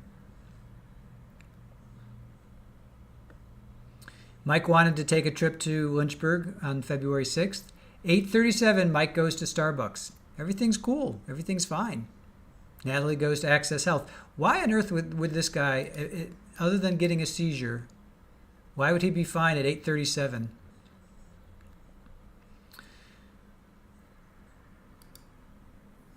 Natalie picks up promethazine tablets, which Mike is critically allergic to. So he's allergic to a lot of things. Natalie runs to the doctor quickly, but leaves Mike on the couch for hours. Thought that was a good one. He did say he felt like he was being poisoned. Why did Natalie have to borrow insulin? Chris Davis drops off the bag, which he admittedly didn't know what was in there, but his wife comes back and says, Jennifer, right? Jennifer is his wife. Jennifer Davis testifies saying there was a bag of, the bag contained Diet Coke, Humalog, and Propel. I'm not sure what Propel is. I didn't quite get that. Mike was so mad he couldn't go today. He had to take 2 of my blood pressure pills. Mike was so mad that he couldn't go to the bank today. He had to take 2 of my blood pressure pills. These people pop pills like they're freaking candy, I'm telling you. Do you believe that? He was so mad They had to take 2 blood pressure pills. That seems really weird, but... Then at 12:29, she takes a photo of Mike and sends it to Penny, who is her sister, and Penny says, well, what does she want me to do about it? Right? What does she want me to do about it? Then next is Tom Hamilton. Mike is sick like last time. Then the private contractors come over. Mike threw up in the sink. He used the cabinets to lower himself to the floor. Natalie is reading vitals and talks about blood sugar. Now Mike was sick and has a seizure, she tells John. Thank you, hey Mona. Appreciate that. Stephanie arrives and takes his temperature. Natalie tells Natalie Mike needs to be evaluated. Then the kids and Penny show up. Penny's the sister. They change Mike after he lost control of his bladder, poor guy. Then Thomas Treadway shows up. Then Thomas and Chris Davis load Mike into the car, so Chris and Natalie and Mike go to the hospital. So that's one of our theories. Chris is driving, Natalie and Mike are in the back seat, or even like the third, not even in the mid row, I think in the back. She could have very easily injected him with 2 more vials. And then Ashley shows the vial, 30 units, and she says, this is small. It's a small needle. It's small. He gets to the hospital. He's immediately intubated. He has diffuse hypoglycemia encephalopathy. Encephalopathy, which is damage, which is brain damage by extremely low blood sugar levels. So here are the 4 stories. He got sick in the sink and fell. He got sick in the sink and lowered himself to the floor. I heard him hit his head and went in to see him on the floor. He vomited in the sink and had a seizure and hit his head. So 3 of the 4, she said he got sick. I guess, right? Sick in the sink? Yeah. So 3 of the 4 say he got sick. But then she heard him hit his... Yeah, so 4 different stories. Not completely off, way crazy, but definitely 4 different stories. And she talked about, Miss Accord talked about, hide from the sun, talked about the elements of first degree: felonious, willful, malicious, deliberate, and premeditated. No steroids were found in the home, which I thought was interesting, right? The Mexican supplements were a female fertility drug from Florida. First time we heard that. I knew about the fertility, but I didn't know it came from Florida. It's the first time we heard that. And then this was pretty powerful. Next Thursday is 6 years to the day since the 2 children lost their father, since the Bolts, who are Michael's parents, lost their son. She ended pretty good, I thought. These people have waited long enough for justice. Michael has waited long enough for justice. And then I asked, how did Ashley Accord do for the defense? I'm sorry, Jesus, do for the state. Did I really put this defense? 92% of you said a home run, 7% said a single, and 0% said a strikeout. And for those that don't know that baseball lingo, home run is you score a run. That's 1 run unless people are on base. Single is not bad. You're on base. Strikeout means literally you strike out and that's it. So then the defense comes back, and it was done by Mr. Victor, Matthew Victor. Natalie is guilty of fraud, but we're not here to retry that case. State cannot prove first degree beyond a reasonable doubt. State cannot prove what, why, and what, how, and why. And I think this is where he said the little girl again or something. Said that a couple times. So the what? What caused Mike to be deleted? Maybe it was the insulin shot, maybe not. Mike was so decomposed that it is impossible to determine what caused his deletion. State says it could have been more than 1 shot. Having 21 blood glucose needed to be more than 1 shot. Why involve 2 witnesses if you could have gotten the insulin earlier? That is a fair point. I'll say that is a fair point. She could have just gotten the insulin and then just shot him, just called it a day. That is a fair point. Why did she need the witnesses? She could have just shot him, then he woke up. Would there be more questions if she just jabbed him and then just let him lay there in bed? What do you think? The fresh dent in the counter, what is that about? Oh, then the next thing was how. How did she inject Mike? And this I just didn't get. She came up behind him. She jabs him. Of course he's going to react, but you can easily jab somebody in the same motion. Jab, jab. I mean, that's not that big of a deal. The fresh dent in the counter, there's just no way he hit his head strong enough to cause a dent. I'm sorry. Yeah, a divot, a dent. A chip. And then the why. Mike didn't know anything about the fraud, deception, and lies. Let's assume Mike is blind. And then he said injection of money. Maybe that's a bad word. Mike's parents gave $44,000, so I forgot about that. So his parents did give money into this Ponzi scheme. So she cheated Mike's parents. I don't think she cheated her parents. Only a blind fool would tell you that it's not full. He was talking about the vial. Then he blames the FBI for the puncture. Mike was taking supplements by the fistfuls. The kid's testimony was riveting. He said that a couple times. He said lying about the cancer is a low blow. Well, maybe. Knowing medical system in this country, you just don't walk into the Cleveland Clinic and get a treatment. Then he brings up the kids and their testimony. Says the state's theory changes. How is Mr. Victor doing on defense closing? Another sports analogy. 2% said it was a touchdown. I don't think you understood. I don't think you understood the analogy, but maybe not. 34% said a delay of game, and 63% said a sack on fourth down. Then the state's rebuttal came back, and this was Mr. Tom. Why don't I know his name by now?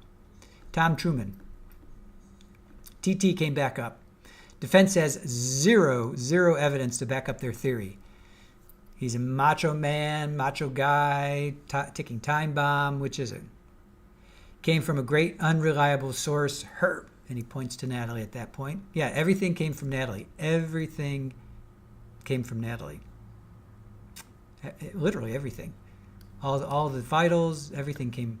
The story of how he fell, everything came from her. There was never a diagnosis from a doctor.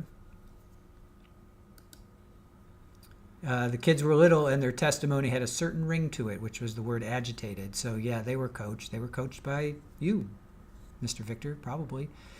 Natalie is a diabetes specialist. February 6th, to counter the cancer treatment, Natalie needs to, quote-unquote, borrow a bottle of insulin. Circumstantial evidence. I thought this was good. His analogy was you go to bed, there's no snow on the ground, you wake up, there's a bunch of snow on the ground. Circumstantial evidence. There was a snowstorm. This defense has dropped a blizzard of circumstantial evidence on this case. I thought that was a good one. That's a good way to end. And then will we see the jury deliberate today was our poll, last poll for the day. 53% of you said yes, 46% of you said no. And guess what? The judge left it up to the jury, and the jury decided to come back tomorrow at 9 o'clock and deliberate. What I thought that the judge should have done, could have done, was say, you can deliberate for an hour and then come back. You could deliberate for 2 hours. He kind of just said you have to deliberate and come up with a verdict. I think he should have said you can deliberate for an hour or two and go from 5 until 7 and see how you feel at that point in time. I kind of wish he had done that, but he did not. So, Capri Law, rebuttal was a walk-off home run. Whoop, whoop. You know, I put that baseball reference in there for you. Justice said, question, did they ever show a picture of that counter? Because I am curious. They did not. Bap says, jury said, nah, brah. Let me go back a little bit. Brad says, I think the hit his head line hurts her, since if it were true, there would be good reason to worry about him remaining unconscious and unresponsive, and she know it. Exactly. You don't let somebody who potentially has a concussion just lie there. Yes, Capri Law. That one was for you. Those are the best. says Hellcat, especially when it's Game 7 of the World Series and it's your team. Hey, Mona. Yes, I was surprised he didn't say go back and pick a foreman. Yeah, at least go back for like an hour. I mean, it's only 5 o'clock. It wasn't even 5. It was like quarter to 5. Go back, get things settled, do a straw poll, come back the next day. Fala says, want the jury to go in and get the job done. Well, somebody, I forget who it was, I'm not sure who in the chat said, maybe Widespread or Mandy, I'm not sure who, that now that they're thinking about it, they're marinating, they're percolating it, that when they come back, they should could come back with a quicker verdict than they would otherwise, because now they're thinking about it all night. Brad says, seem more likely that one of them tried to hit the other with something and left the mark. That's true. Maybe after he was doped up with benzos and injected with a huge insulin dose, he initially tried to fight back. That's my theory, Brad. I think that she got him with the benzos or Xanax. He gets all kinds of droopy and drowsy. And then she can inject him with whatever she wants.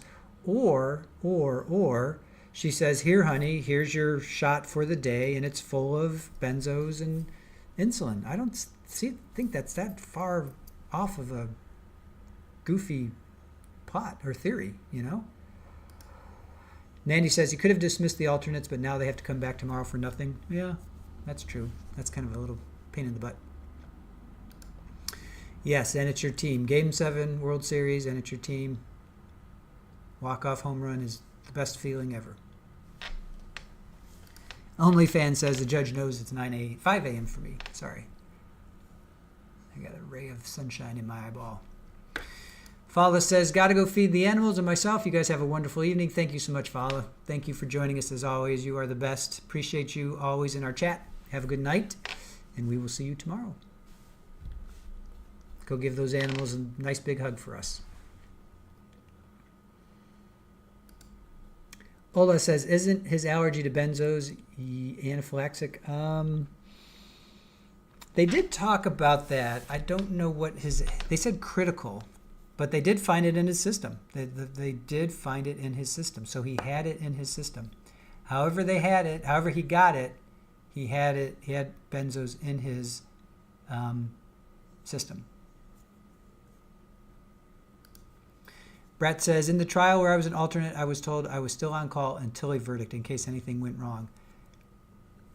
Yep.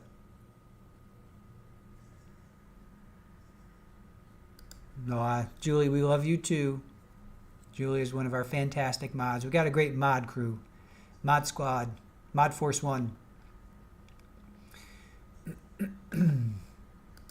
All right, Fala. We love you. Everybody loves you. OnlyFans says goodbye. Ola says goodbye. Mandy Strong says, I think they're going to spend all night overthinking without fellow jurors to talk to. This could cause an incredible divide like the incredible injection. Could be. I'm trying to find a spot where, maybe over here. Let's see if I can just move that just a hair. Dang it. There. That's a little bit better. Bap says, yeah, you have really good mods. Don't tell them I said that, though. All right, Shirley Roth. Bye, y'all. Also going to feed my kitties. See you all tomorrow morning. Thank you, Shirley. Thank you so much for being with us. I always love it when you are in our chat. You guys are the best. We have the best mods, and we have the best chat. You guys are really, we got 48 people watching. I think we had around 60. We have developed a great little community, you guys. I love it. We have a great little community. And it's you guys. You guys make the community what it is. Dreamer Landry, thanks to our wonderful mods. Yay. Justice says, faux countertops, faux contracts, faux supplements. I just want to hear you say faux. Faux. Faux one more time. Faux? Is it faux? It's faux. Faux.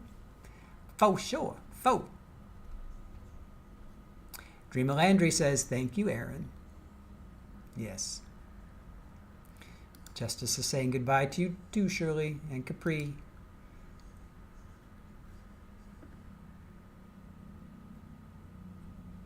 Widespread panic. I love it when my hubby chooses to vacuum while I'm listening to a video. He's a dream. That's pretty funny. Oh, fa. That's right, fo. I thought PHO is fa. Is it more fa? OnlyFans, isn't it like Chinese New Year, right? Is that what's going on over there? Is that like happening now? How's it going over there? Is it getting crazy? OnlyFans? Yes, Capri Law. Oh, I built it up. You built it, Pipsqueege. If you build it, they will come. Yes, Aaron and I. Faux mods. Dreamer Landry, thank you. Love the recaps. Well, thank you. Appreciate it. Yeah, Mandy Strong. Natalie was also a faux auditor. Brat, friend or foe? Natalie was a faux friend. That is true. Baca of 3. I feel it was the wrong move to send them home, but this trial has had quite a bit of wrong moves. Yes, Chinese New Year. I'm back in Indonesia now till Friday. Cool. I remember in New York City, huge, Asian, Chinese population. Little Chinatown. And a lot of stores would close down for Chinese New Year. It was pretty crazy. Capri Law, and of course the goat. Erin, she is the greatest of all time. Nanar says, the guy's still working on my door. I don't know about him, but hopefully it'll turn out okay. There's a guy working on your door? Yeah, Mandy Strong. Natalie was a faux loving wife. She was a faux auditor, yeah. She was Betsy. Oh, cool. Your daughter, Nanar, your daughter got you a digital keypad bolt. That's cool. You're coming into the 21st century. Cool. All right, I think I'm going to start to wrap it up a little bit here, unless you guys have any questions. So tomorrow we'll be back here at 9 o'clock, and then we'll be on Verdict Watch. And we're going to pick up on that Monica, I got to learn how to say it again. I just have to see it. I want to say Sementini, but let me see. What is her name?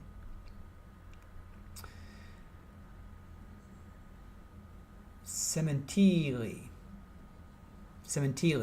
So, Capri Law, did you ever find out the prosecution got in that car accident? Is she okay?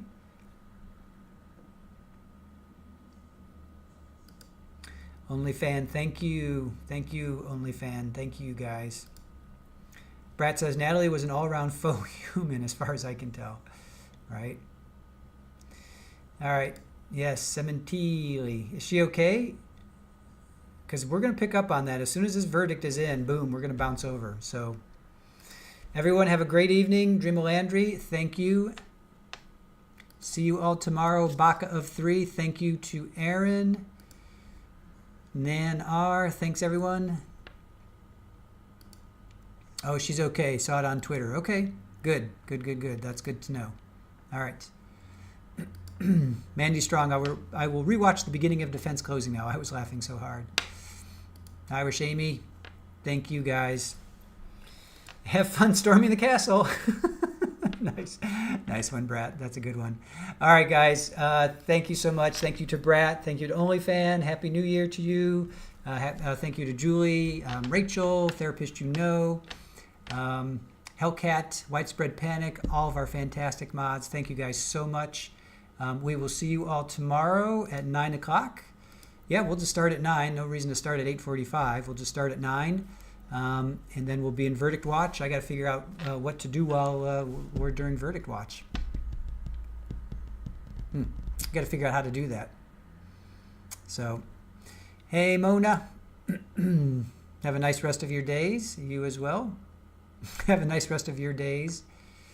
Hola, night all. Thanks for the great company. Thank you. Thank you, guys. Just as obsessed. Have a great evening, everyone. All right. Thank you, guys. I'm going to leave you with some groovy music. And we will see you all tomorrow at 9 o'clock to pick up on day 9 of West Virginia versus Natalie Cochran. And we will see you tomorrow at 9 Eastern. Have a good night. Bye.